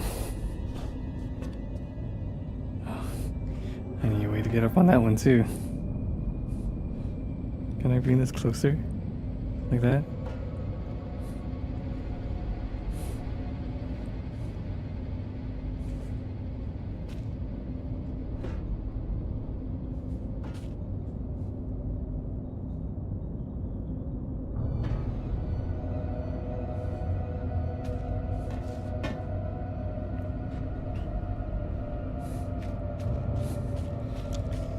Alright, I think I have to make use of this one.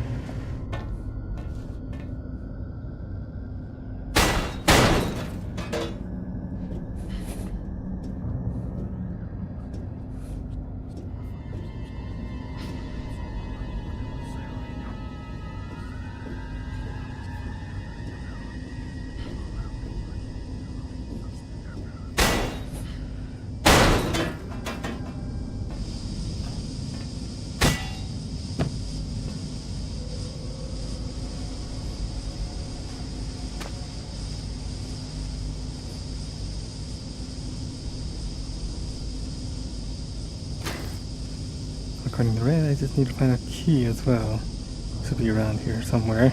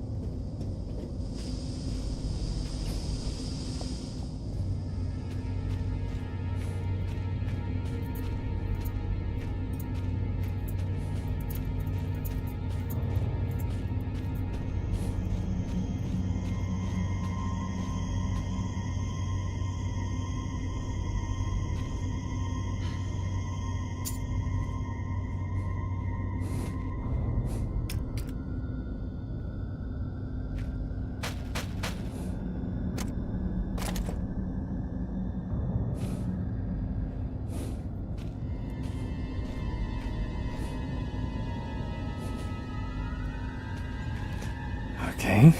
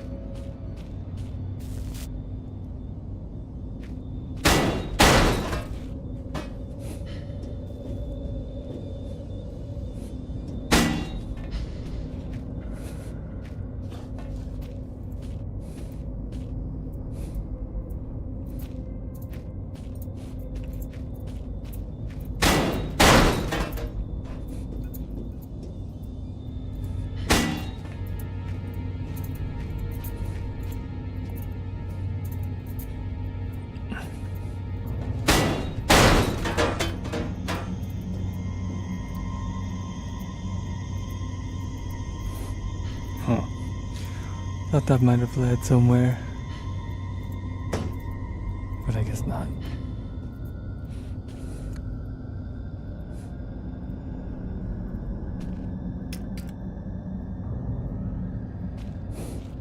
Some batteries here.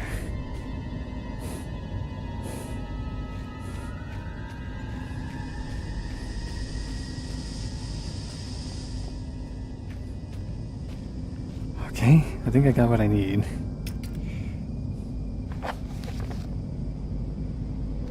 Yeah. Needs a key. And I got the key. I think.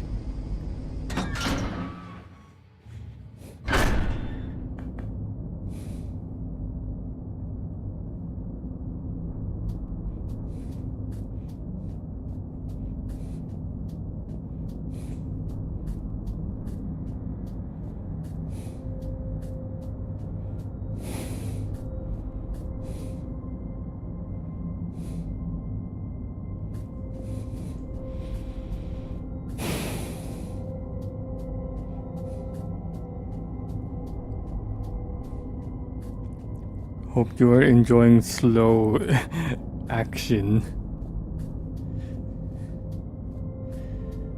Wait, oxygen are this way. And a lot of dumb deaths. But it's whatever. I see what the up there is for now.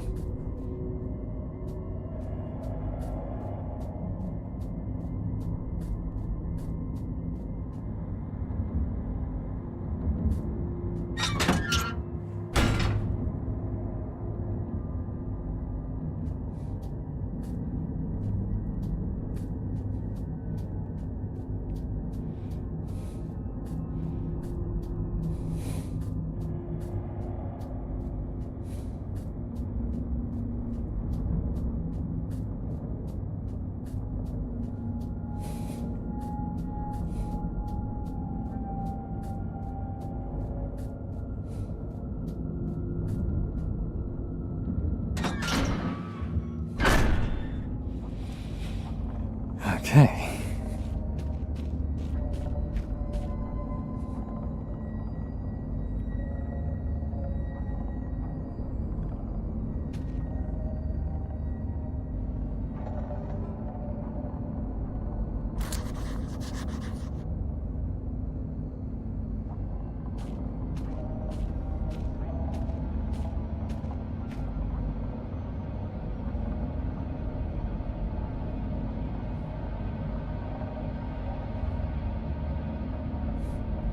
Rusted shut.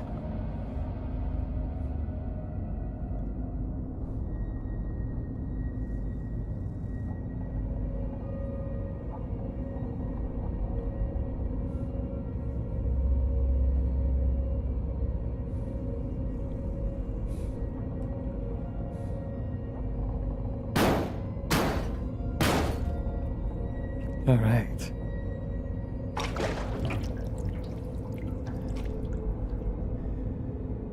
Drink, you thirsty beast. You seek to find the truth behind all this mystery, and think it will set you free. But truth is relative, and relatives cannot be trusted to bring good gifts. What you seek lies in the shafts beyond this collapsing of the sky, and if you look closely, so do I. A century of days has passed since I saw this area last. The diseased ones sought to kill poor Red, but I took them on a wild poultry chase. They ended dead. They came from out the big metal door, but after all my years I knew the caves more. Hide and seek turned to seek and hide, and I buried them here beneath the solid rock sky.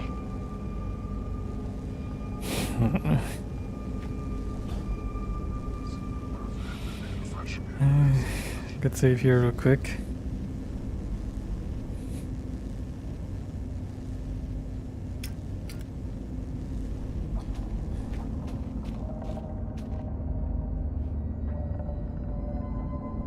Oh.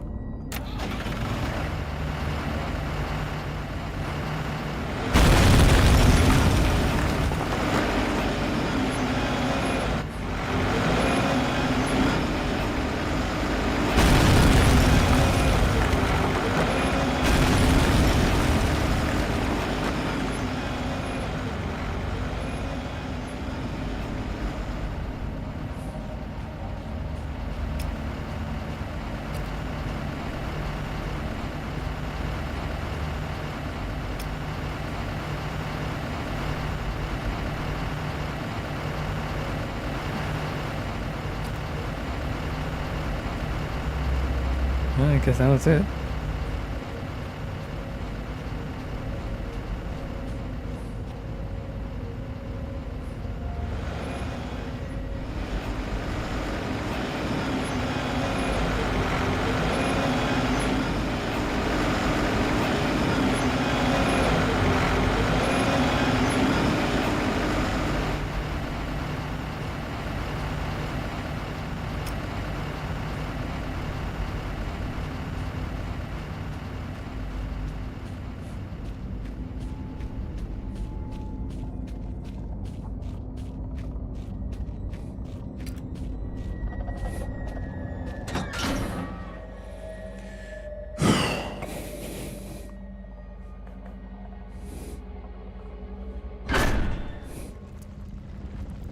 It seems so strange now to have been guided like a blind man by a faceless stranger whose sanity was so clearly waning, disposition unknown. For all I knew, this Red didn't even have a disposition to speak of, just a seething mass of conflicting emotion. I knew that my radio-reliant friend must have been cocooned nearby, and perhaps in finding him, I would find myself one step closer to understanding what was going on. In just a couple of hours, I would find what I was looking for, and with it would come answers.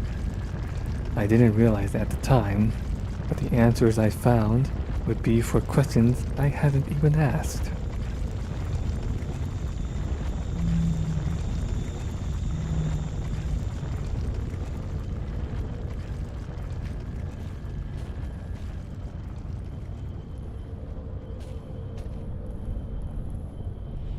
It's like an opening into hell. I've never been down this far before. Well, let's not stick around to find out.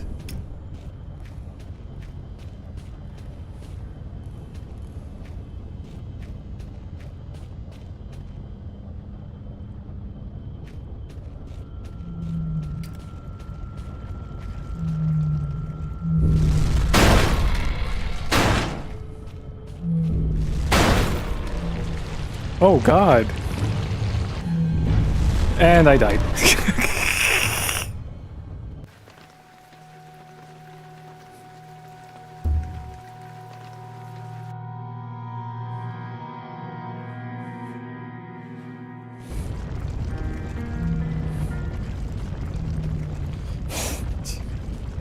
It's the Alaskan bullworm!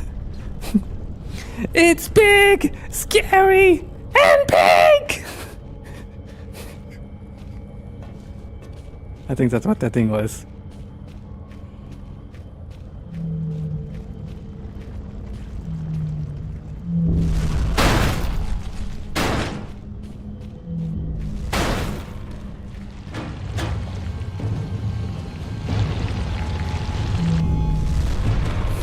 What the hell?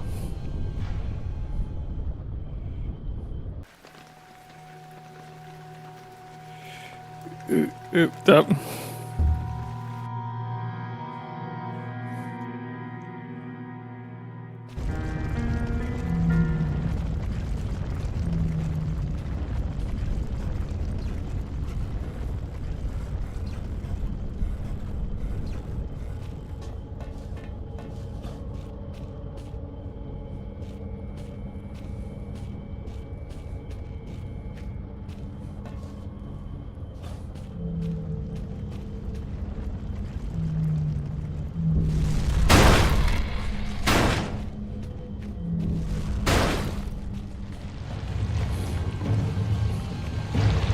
No, don't.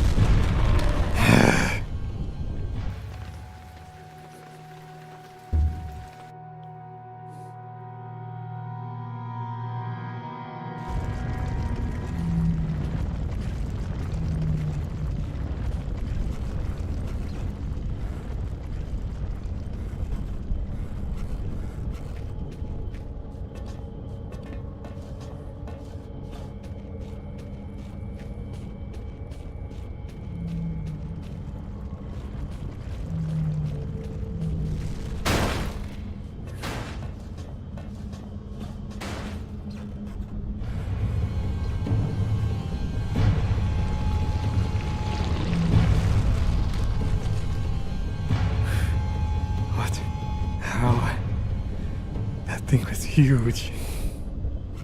That's what she said. Oh.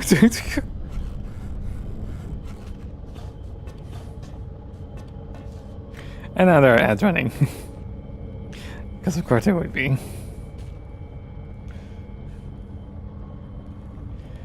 Let's take a break and then I'll continue afterwards.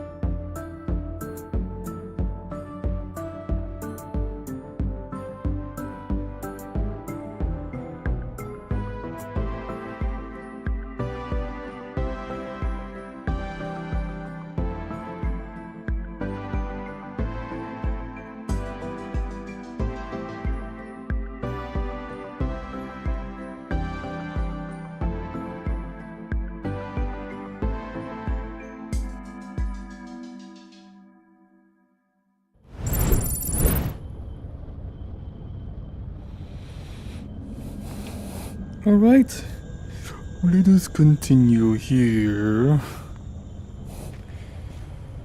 So we got past that silly worm segment. It came through here like a steamroller.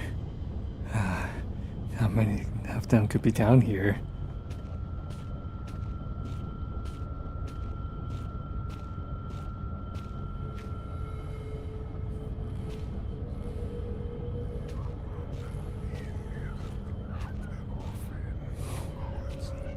I hate the whispering.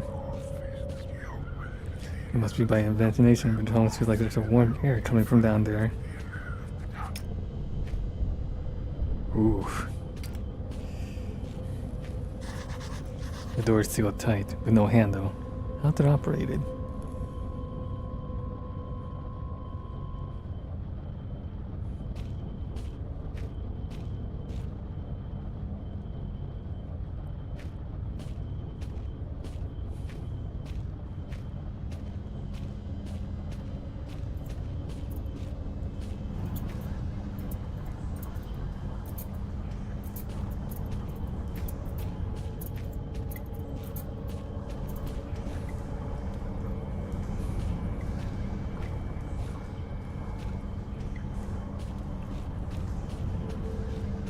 Oh God.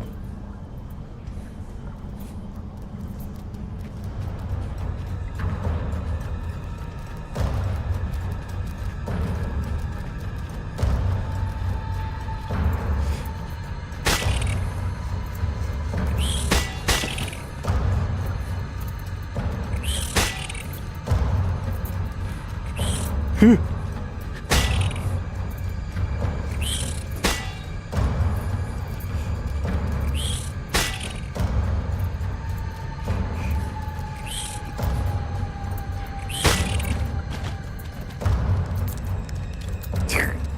went all Beyblade on me.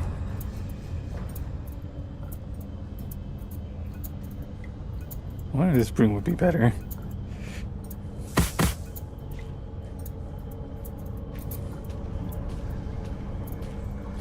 Okay, I have more space to dodge them at least.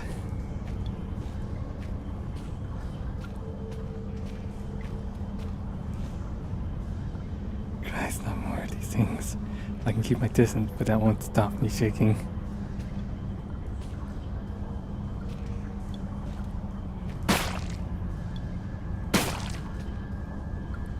Yeah, this broom is useless.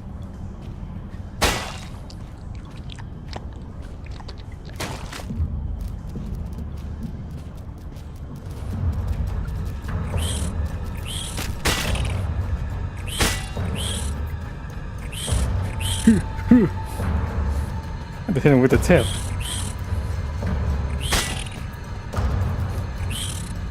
Ow.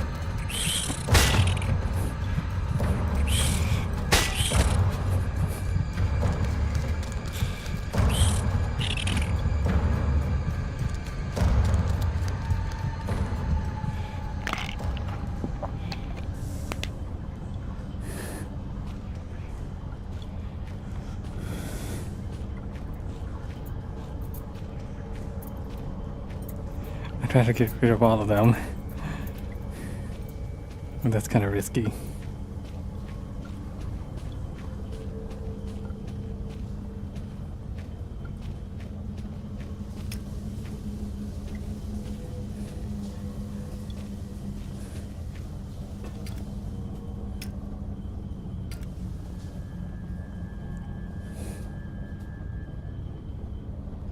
The files are getting newer as I move in deeper into the mines. Most of these are dated from around 1965. Strange, nothing more recent than 1970.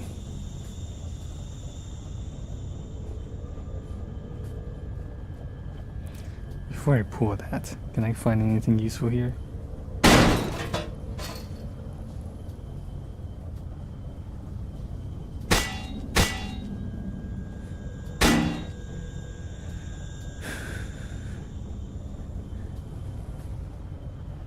A bunch of nothing here.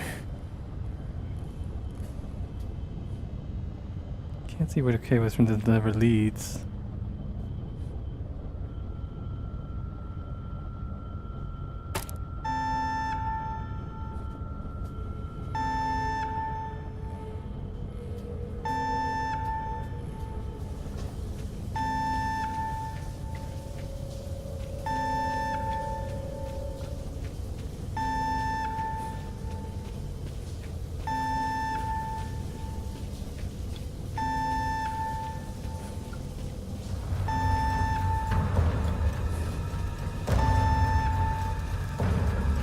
God damn you.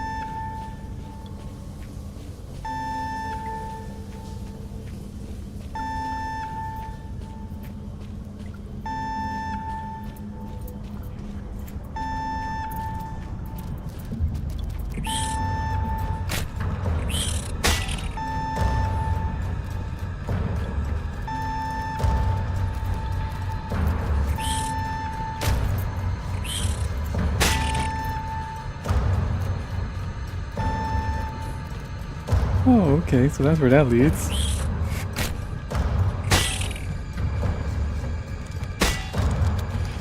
And I'm injured.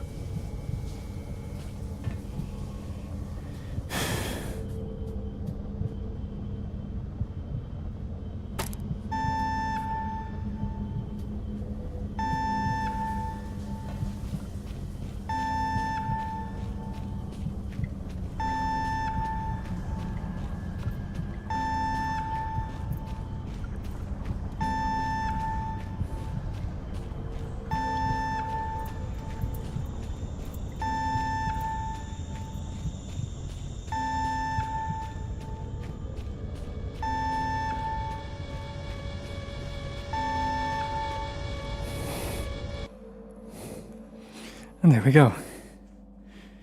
Made it through. And no turning back. Again. With my remaining ear to the ground, I hear your trembling Tootsies padding towards their final destination. Things come to those that wait, whether they want them or not. And soon I think your wait will be over. The great metal door in reality is calling you, just as the Reaper beckons me forward. I look forward to finally greeting you. I only hope I need not greet the Reaper man first.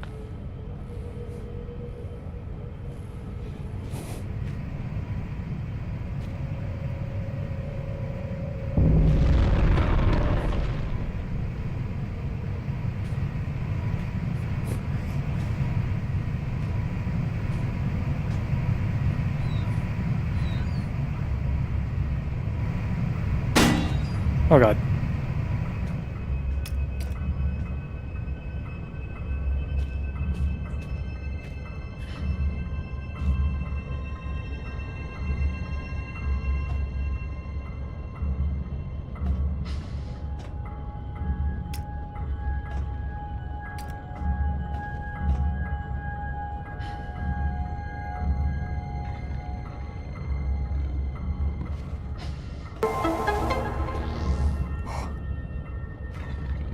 Sarah Berlin, thank you for following. Thank you.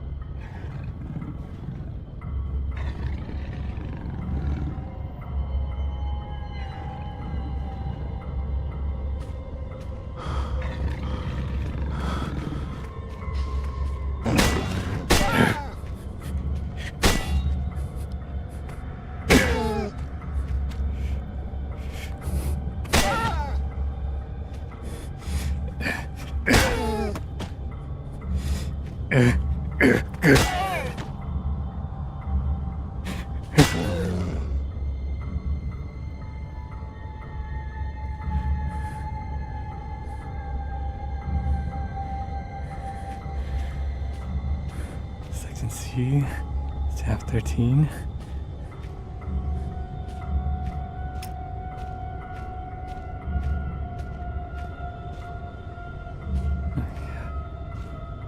Which way should I be going? This is where it came from, isn't it? Yeah.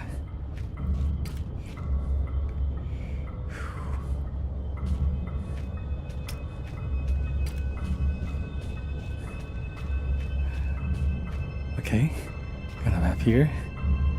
Shaft 13 there. Let's see, shaft 12. Refinery.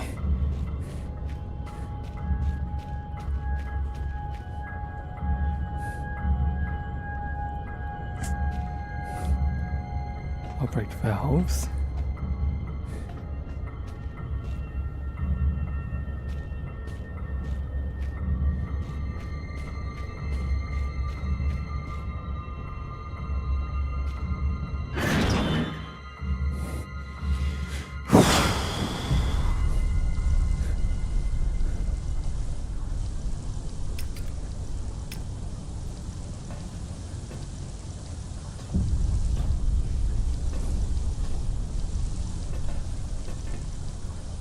This rock look loose. I might be able to shift them.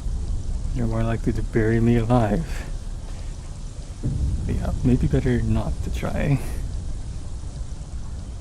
More of those tunnels. I know what that means. I better not stick around here too long.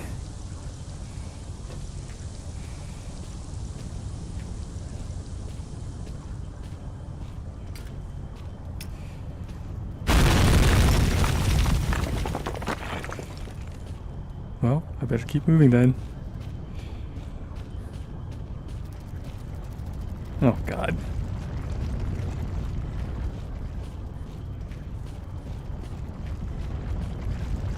Oh no, I went the wrong way.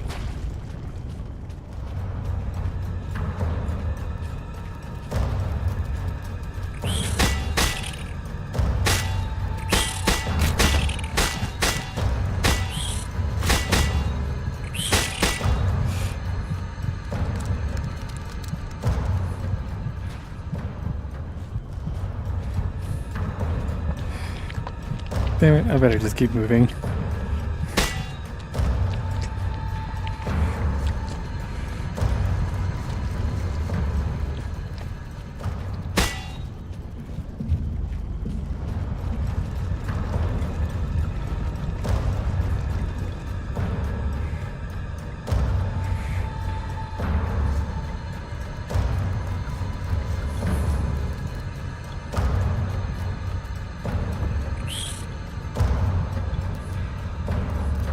No!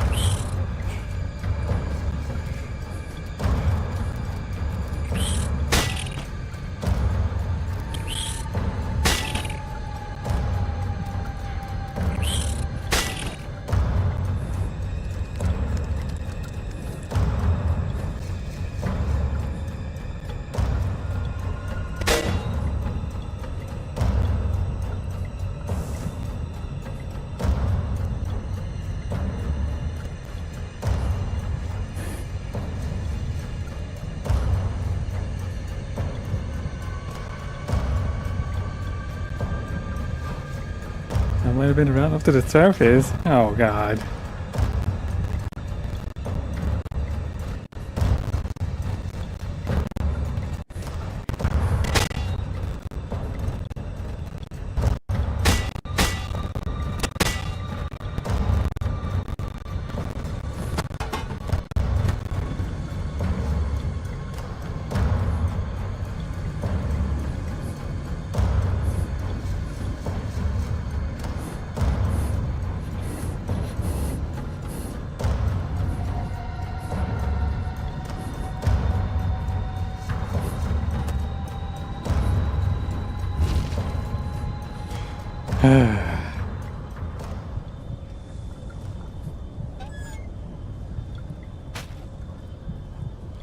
Those have never come into any use.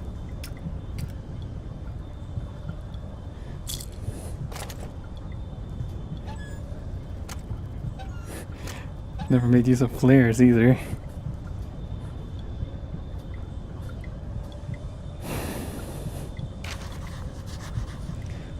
February 1972. I write this note in the knowledge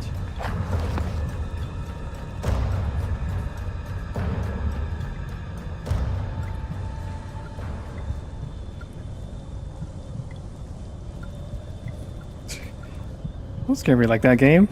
What the hell? I write this note in the knowledge that it may well serve as my last will and testament. Myself and 3 other miners have been trapped beneath the main shaft to the surface for what we believe to be 3 days, but with no daylight and increasing dehydration, it's impossible to tell. The only thing keeping us alive is the hope that there could be a rescue team already on the way. We were all so positive at the start, but that seems so long ago now. Renton was the first to crack, sometime during the first night. We all just lay there, trying to sleep through the sound of his wailing and sobbing, trying to pretend his problems weren't our own, and that he was weak for having given up so soon. The fact was, he was dealing with the situation pretty realistically. Our chance of survival gets smaller every hour. Since then, he hasn't said much, but the despair that gripped him seems to have spread to the rest of us like a cancer. We were such fools to ignore the foreman, and he paid for that with his life. When he started putting security code locks on all the doors, we thought he was crazy. There's only us down here after all, so why should we need codes to access places we're all allowed to go? He gave us all code sheets, made us swear to keep them safe. Huh. Mine hasn't left my locker more than once. It's still there. Doesn't get much safer than that. We asked him who we were keeping them safe from, but he never said. It was a pain in the arse, is what it was. I had to track all the way to that crazy biologist's office in the mining room this morning just to check the code for Section C. But he obviously knew something about these mines we didn't. Some of the guys started acting weird. Not crazy weird, just not normal. That didn't stop a couple of them being carted off to mainland Europe for psychiatric help. It was no one I knew well, until the incident 3 days ago. We were in chemical storage when one of the guys who had seemed pretty straight just started shouting. It wasn't a normal kind of shouting. I'm not any kind of wordsmith, so I just don't know how to describe the words he was making. We'll just have to stick with not normal.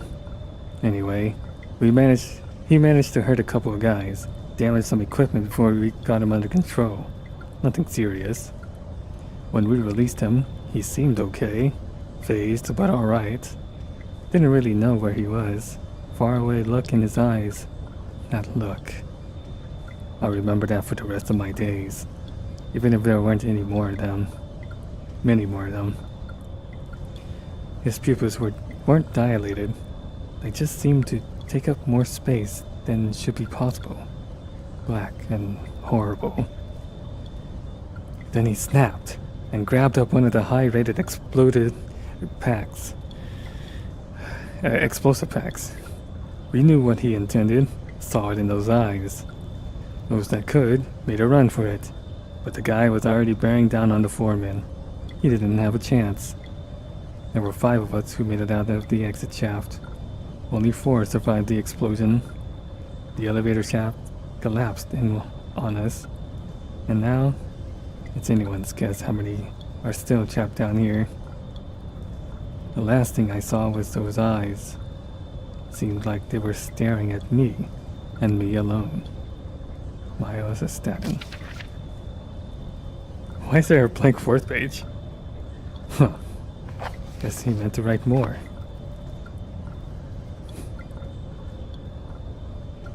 Pipe to dry, hopeless is dead. Water is collected, it's a shade browner than it should be. Ew. Loads of lockers. Maybe there's something of use inside. Or maybe not.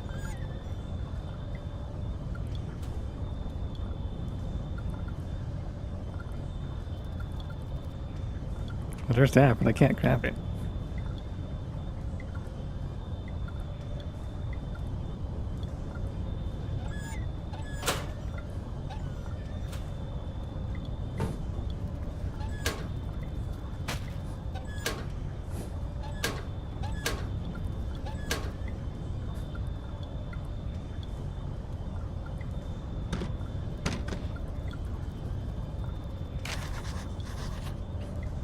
Blank note?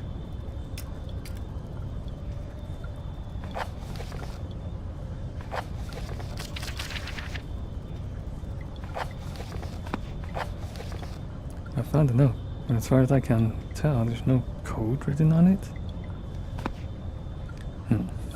Must be some special way to read it.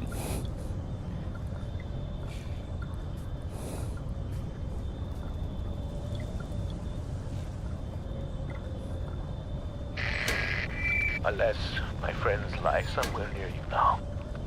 A friend in need is a friend indeed. But a friend that's dead is a poor conversationalist. May they rest in pieces, ruptured and decomposing pieces.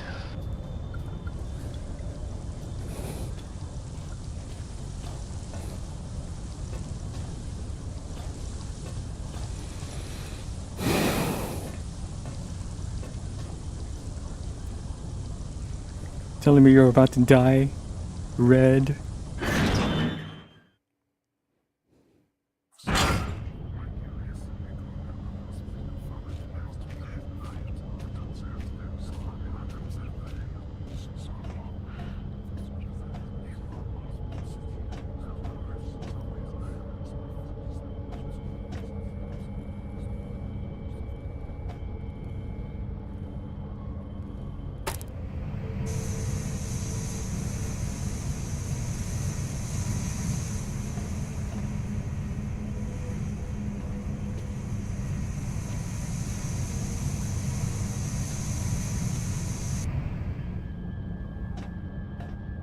Huh.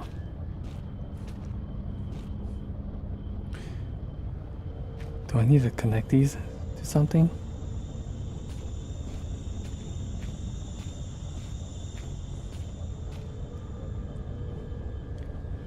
We'll check the refinery then.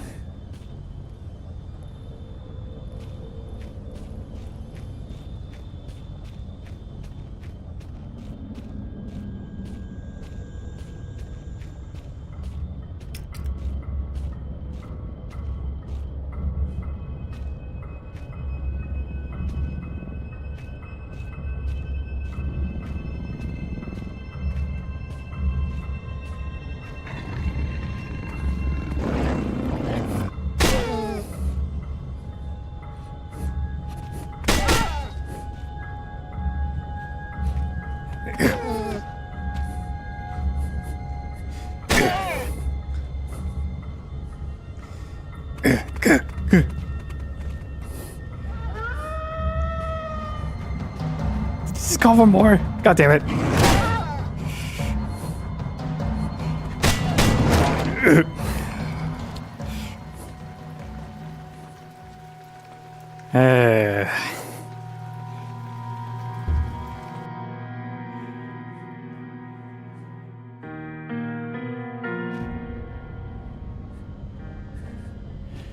Okay, well, I'm here again.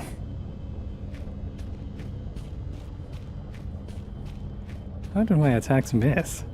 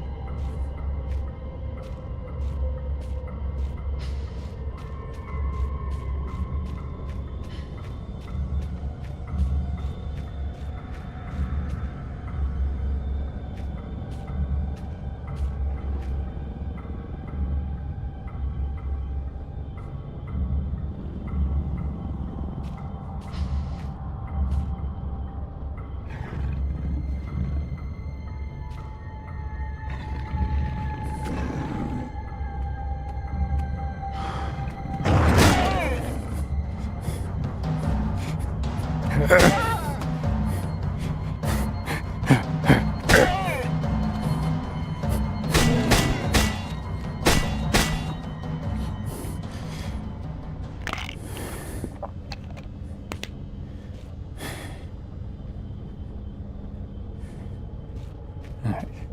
Refinery is this way, I'm guessing? It's kind of like a maze in here.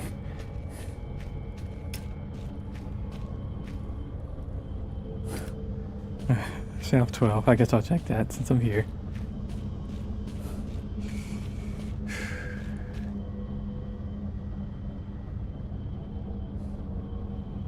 Barbed wire. Indeed, a strange choice.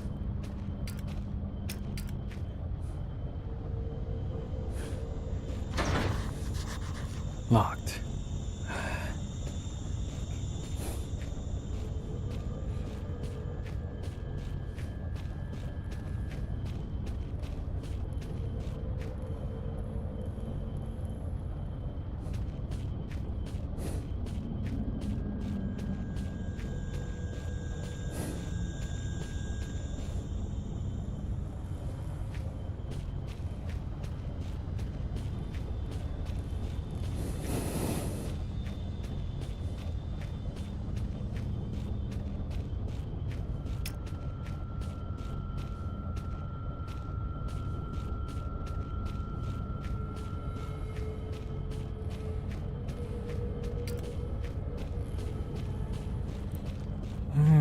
Refinery's this way.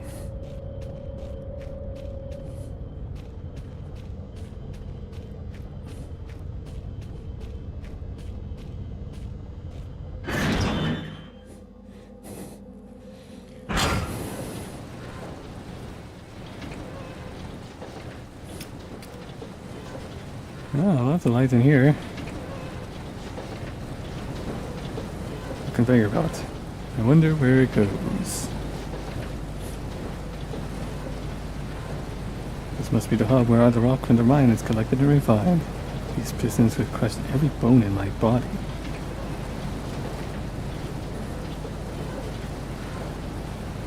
This wire connects those buttons up to that pressing machine.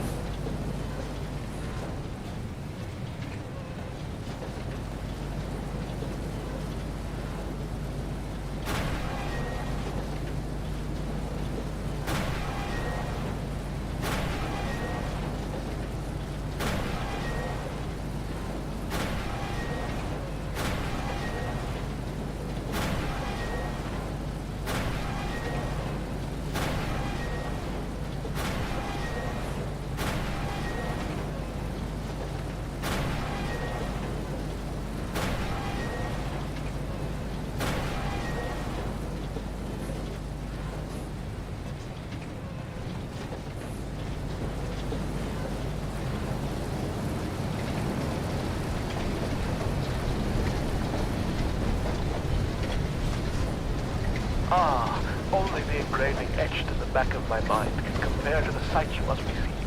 Now power has returned. I wish I could be there with you, but circumstances do not allow for such frivolities. Maybe soon there is something you can do about that. But tell me, are there other melted conveyances now churning in the rock room? I think I know where they lead. It is some kind of heaven or a utopia.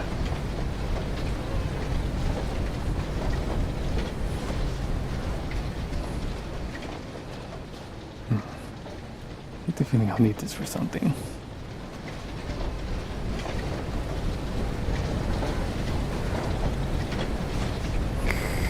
My jump height's low again.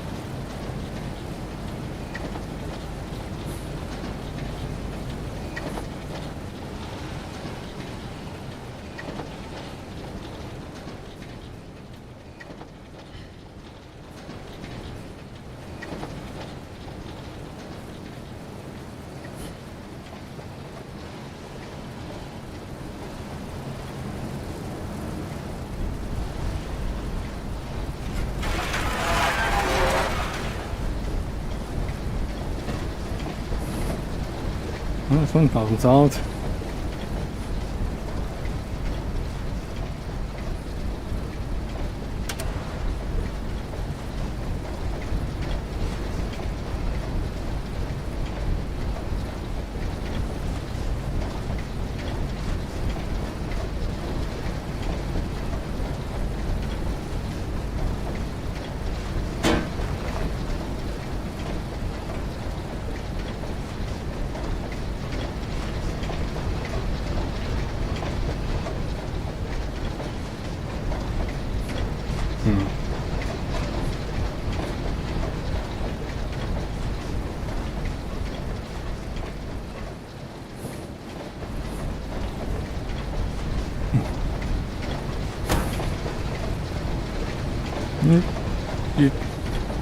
Huh.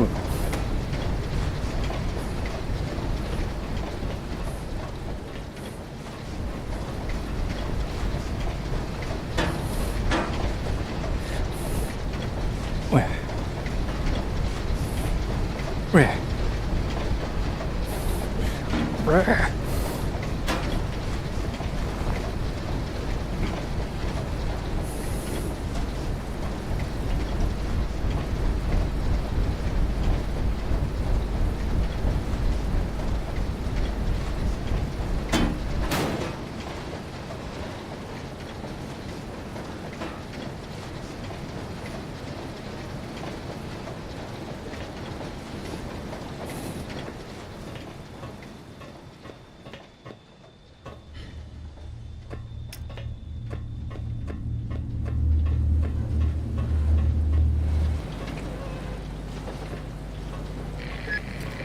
We are now such good and lasting friends. I have gifted you with my love. Perhaps you could gift me with something. After all, the laws of politeness would be shattered if you were to appear at my party without a gift. Poor Red is so hungry. He could eat both the horse and the young Rittling stable hand. Sadly, pony flesh is so hard to come by in these parts, and man meat is so bland. If your eyes happened upon a scurrying rodent, would you deliver the crunchy feast by way of a final meal?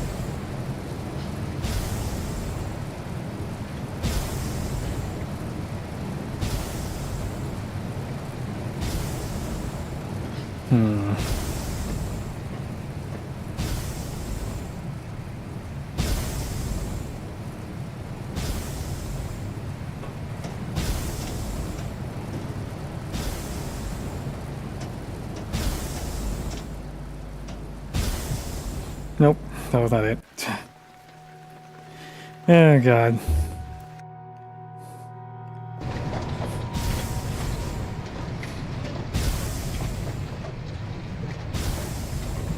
Oh god, that went too soon.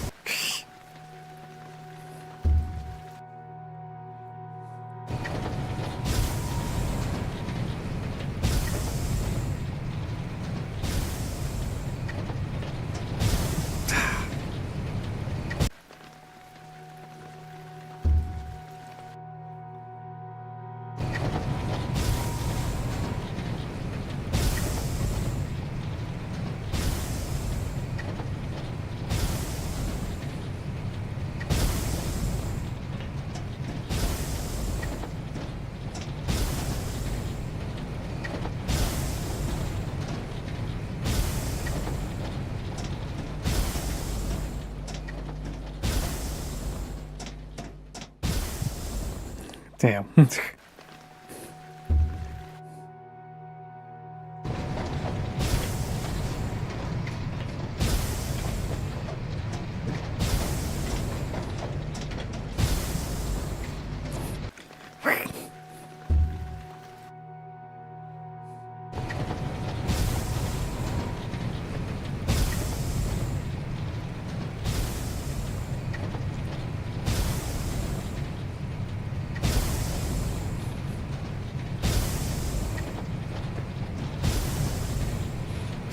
Well, that's not right.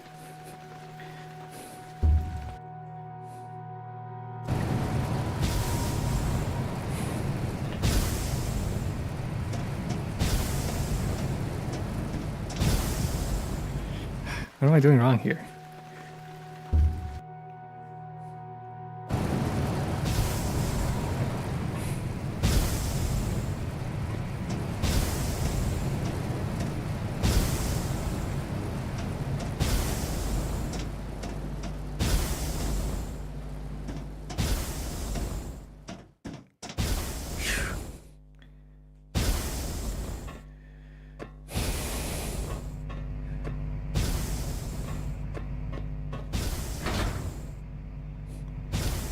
Jam shut.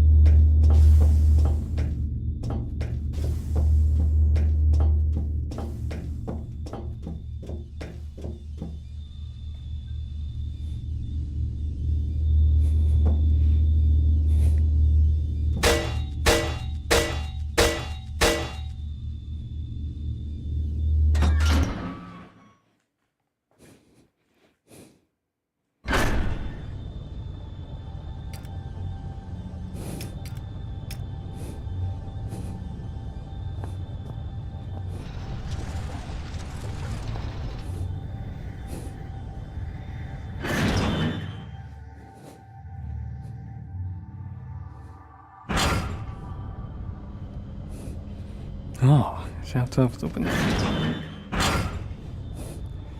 I see.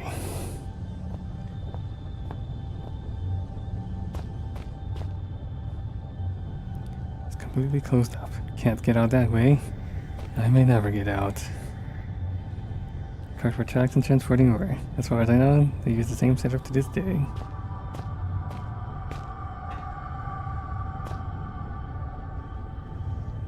These chains are holding the cart in place.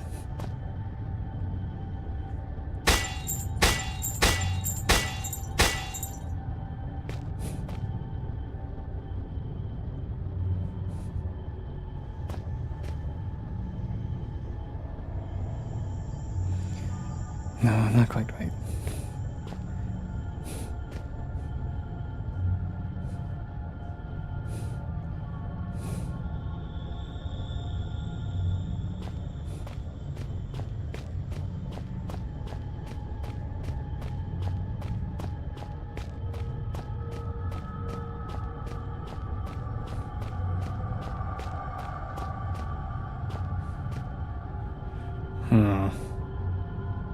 I need some way to cut those chains.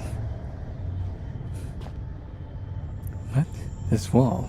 It's new. The cement's almost wet. It can't have been put up more than a week ago. What the hell?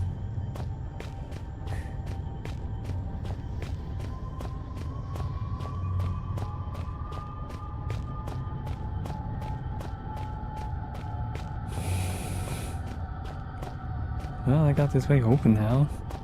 It seems I need something else.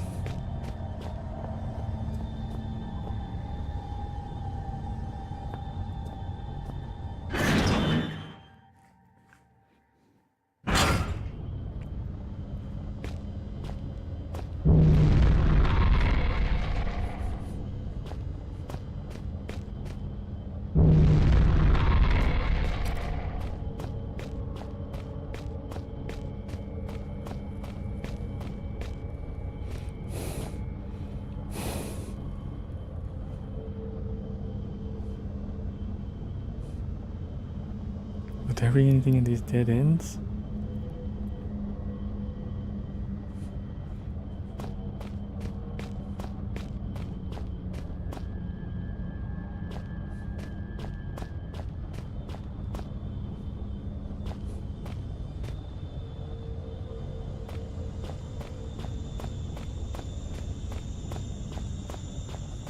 Huh. There is something here.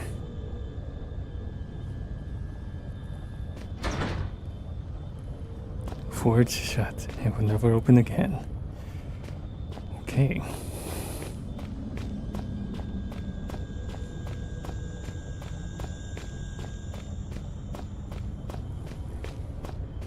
Maybe we'll see what's at section C. I feel like I'm pretty close to the end, but just keep throwing me for a loop with more things to do. So maybe I'll finish it off next stream.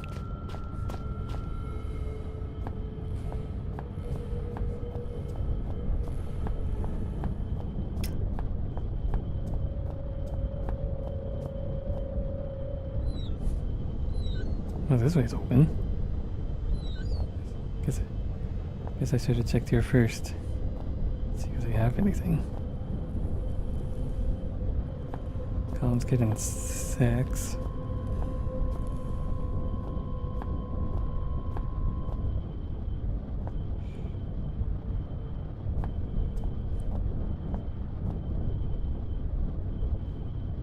What is that? Why is it so decorated?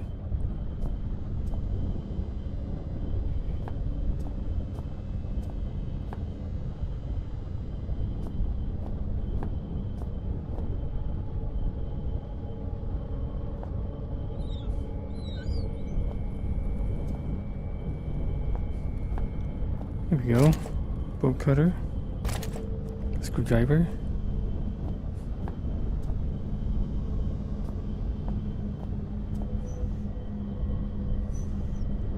Huh.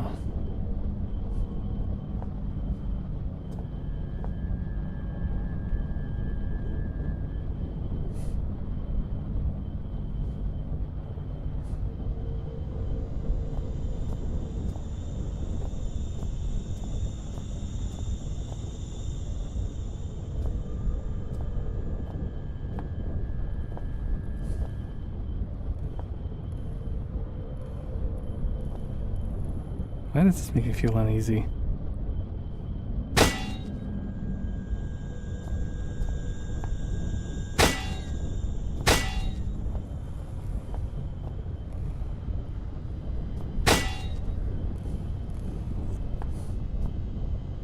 Strange.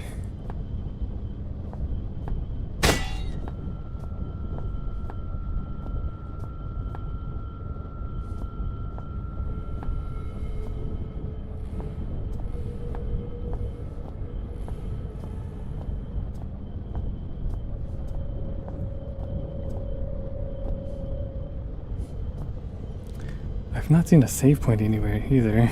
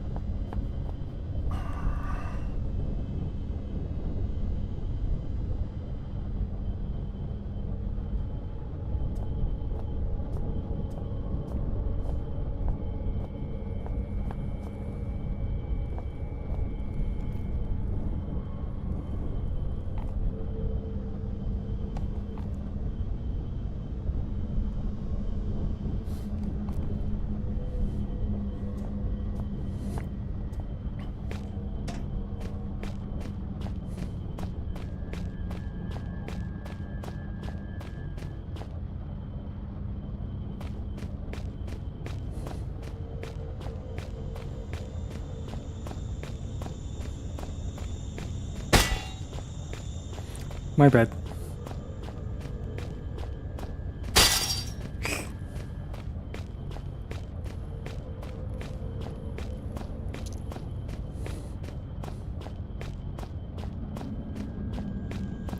Yeah, I'm still going. Might as well, right? I've gone so far already.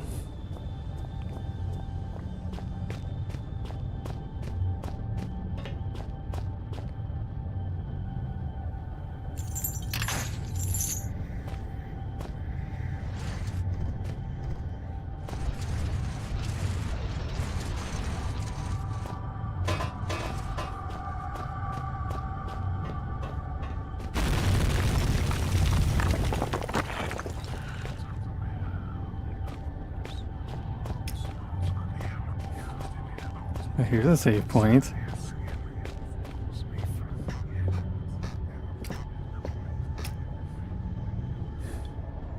What the? Looks to be a smaller species of that worm thing I saw earlier. Or just a juvenile. It's been dissected. The internal organs removed. Couldn't be much older than that wall I demolished. Hundreds of newspaper clippings. All to do with biomedical sciences, local wildlife, or field studies.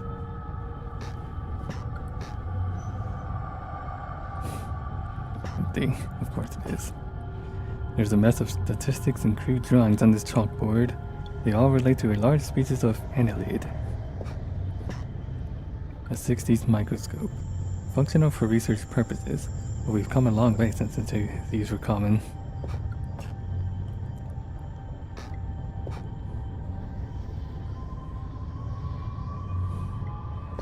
Some med notes. Copenhagen Post, Friday 25th, December 1970. Superstition extinct. Death's mind still breathing? A worker at Northwestern Iron Mine, Greenland, is missing, presumed dead, as of midnight last night. Locals fear foul play. Mining now forms the largest single industry in Greenland. At 16 years old, the Northwestern Iron Mines is a relatively new part of a large complex, which also includes a lead operation, and is built on the site of an older mine, later converted into a military bunker and finally closed in 1952. The iron mine retains its excellent work record in spite of the recent disappearance.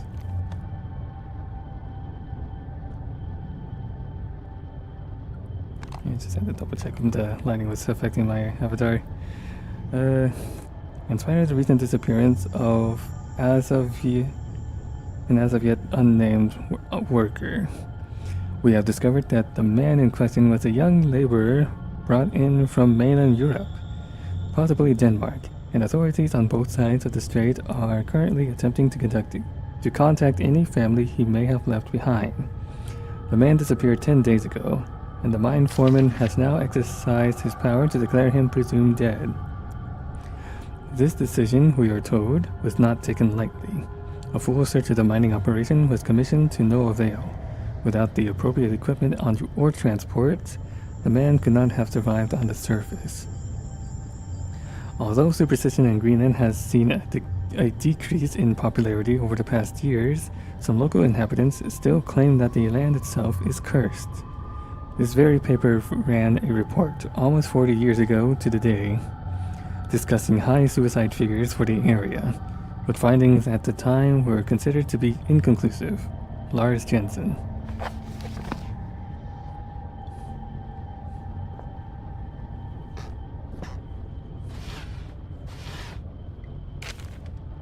Old newspaper.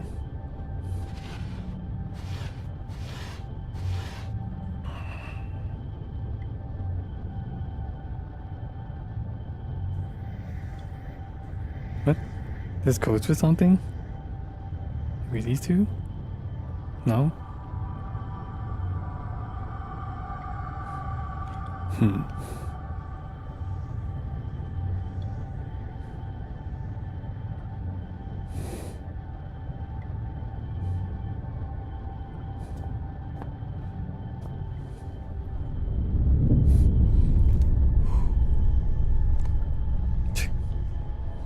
A cohort, a man with no name. It is he who opens this gateway to hell, a grin on his face. He is terrible indeed. He watches the men rise and turn. Still, Father looks on, something vital in his hand. When I use these now, I feel as if I'm not the only one. It's getting crowded in there, like I'm just one visitor of many. Strange thing is, they all seem familiar.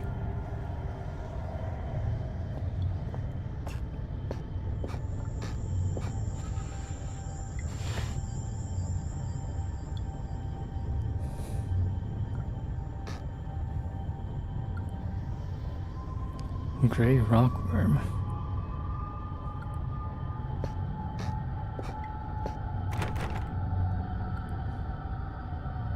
Locked on the other side.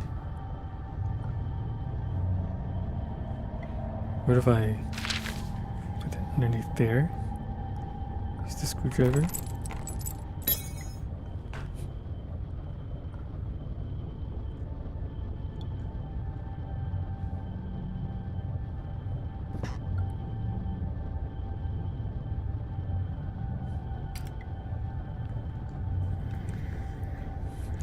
Come on.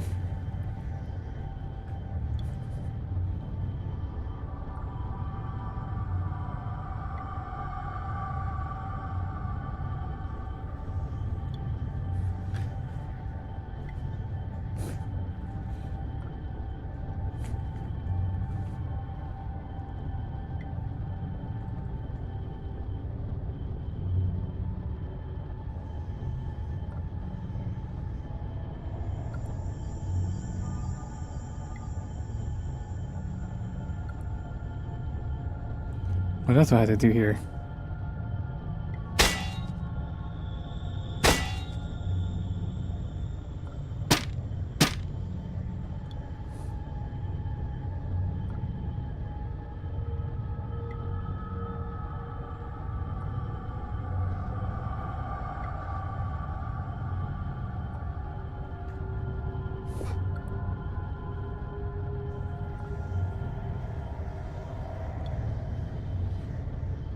Well, I've done that already.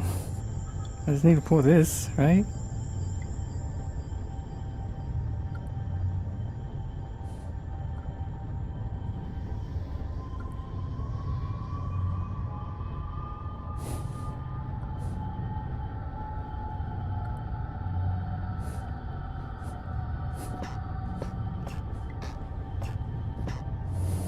What am I doing wrong here?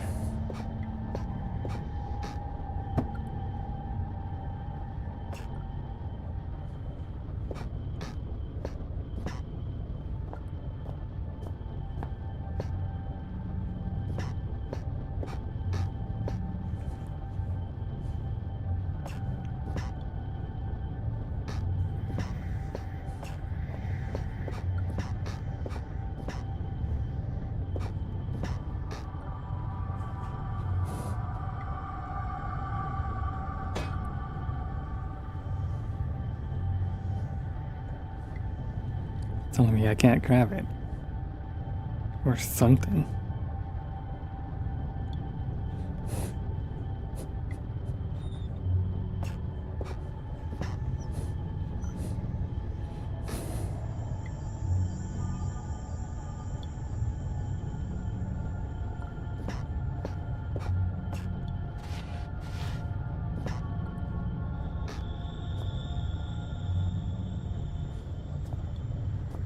Next thing from a newspaper.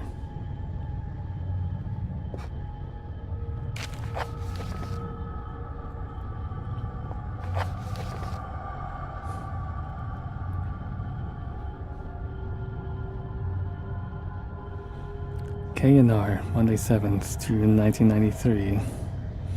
Minor land collapse in northwestern mountain range. Seismologists on placement from the mainland reported yesterday that a small area of tundra, about 100 square meters, collapsed into a cavity beneath the surface of the snow. The land was uninhabited. The area in question is part of the northwestern mountain range, and the collapse was only noticed due to its coinciding with the arrival of an annual seismic survey team. Experts have suggested the natural cavities in the Earth's crust as the cause of the collapse, although due to its vicinity to an old system of mines in the 1970s, they have not ruled out the possibility of some kind of delayed explosion or other seismic activity. The probability that the mine is to blame for the event, however, is low, since it is very unlikely that activity on the scale observed could occur without some kind of human interference below the surface. Ann Dixon.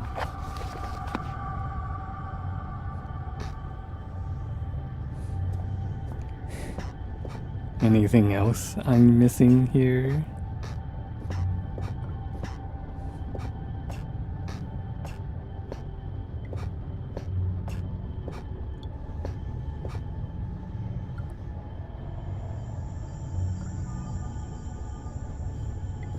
Why is it showing me something I can look at?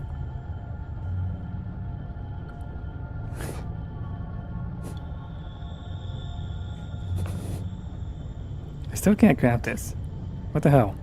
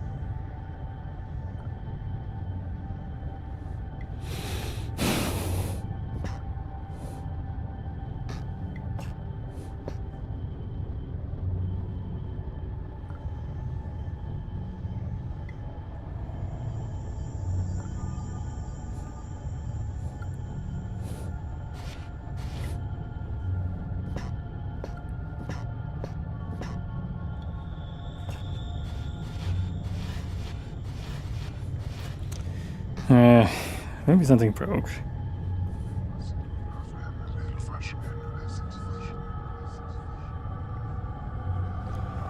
I'm gonna try restarting the game. Maybe that'll do something.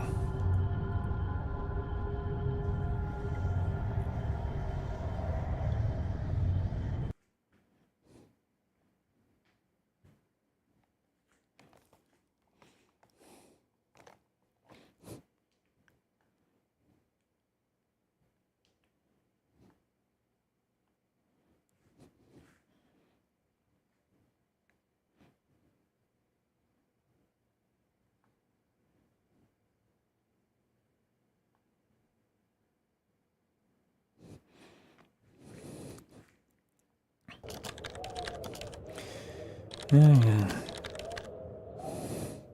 If fate frowns, we all perish.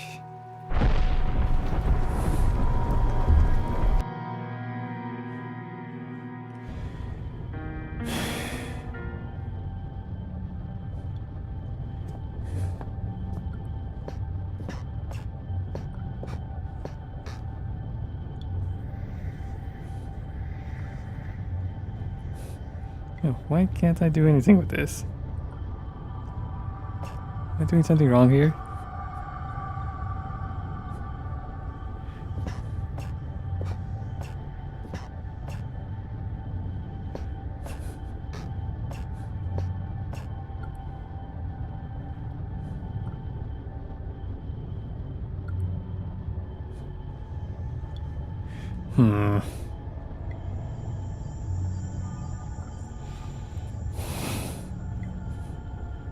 Hold on.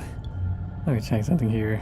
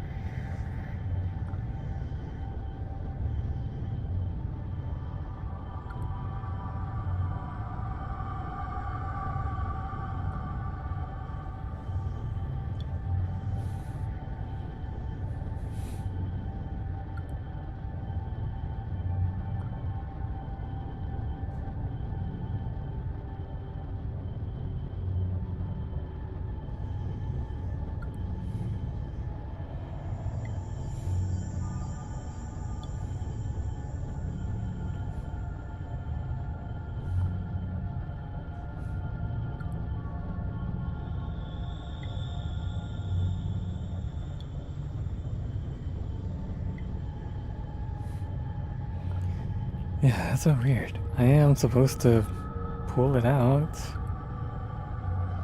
So why is it not letting me? I wonder.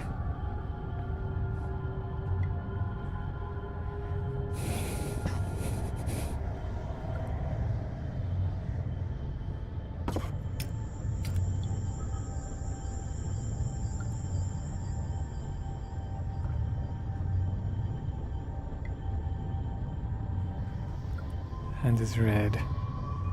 So did I miss it? Did I miss something here?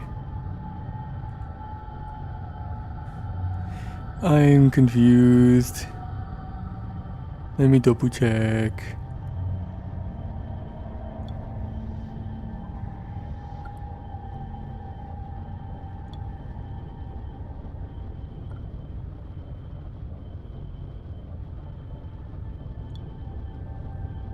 Yeah. Put the screwdriver in and then pull the key out. That's what it says.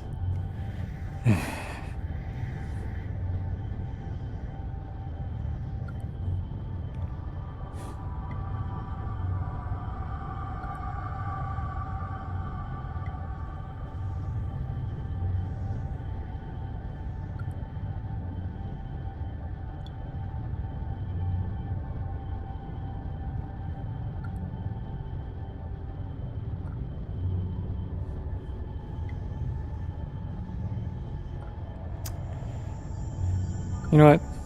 Forget it. I'm stuck here anyways, so we might as well call it here. I mean, I saved here, so we can continue here tomorrow or tonight if I wake up on time. But yeah, I will call it here because I'm getting hungry. I need to get my dinner. So yeah, let me just close this game, I guess.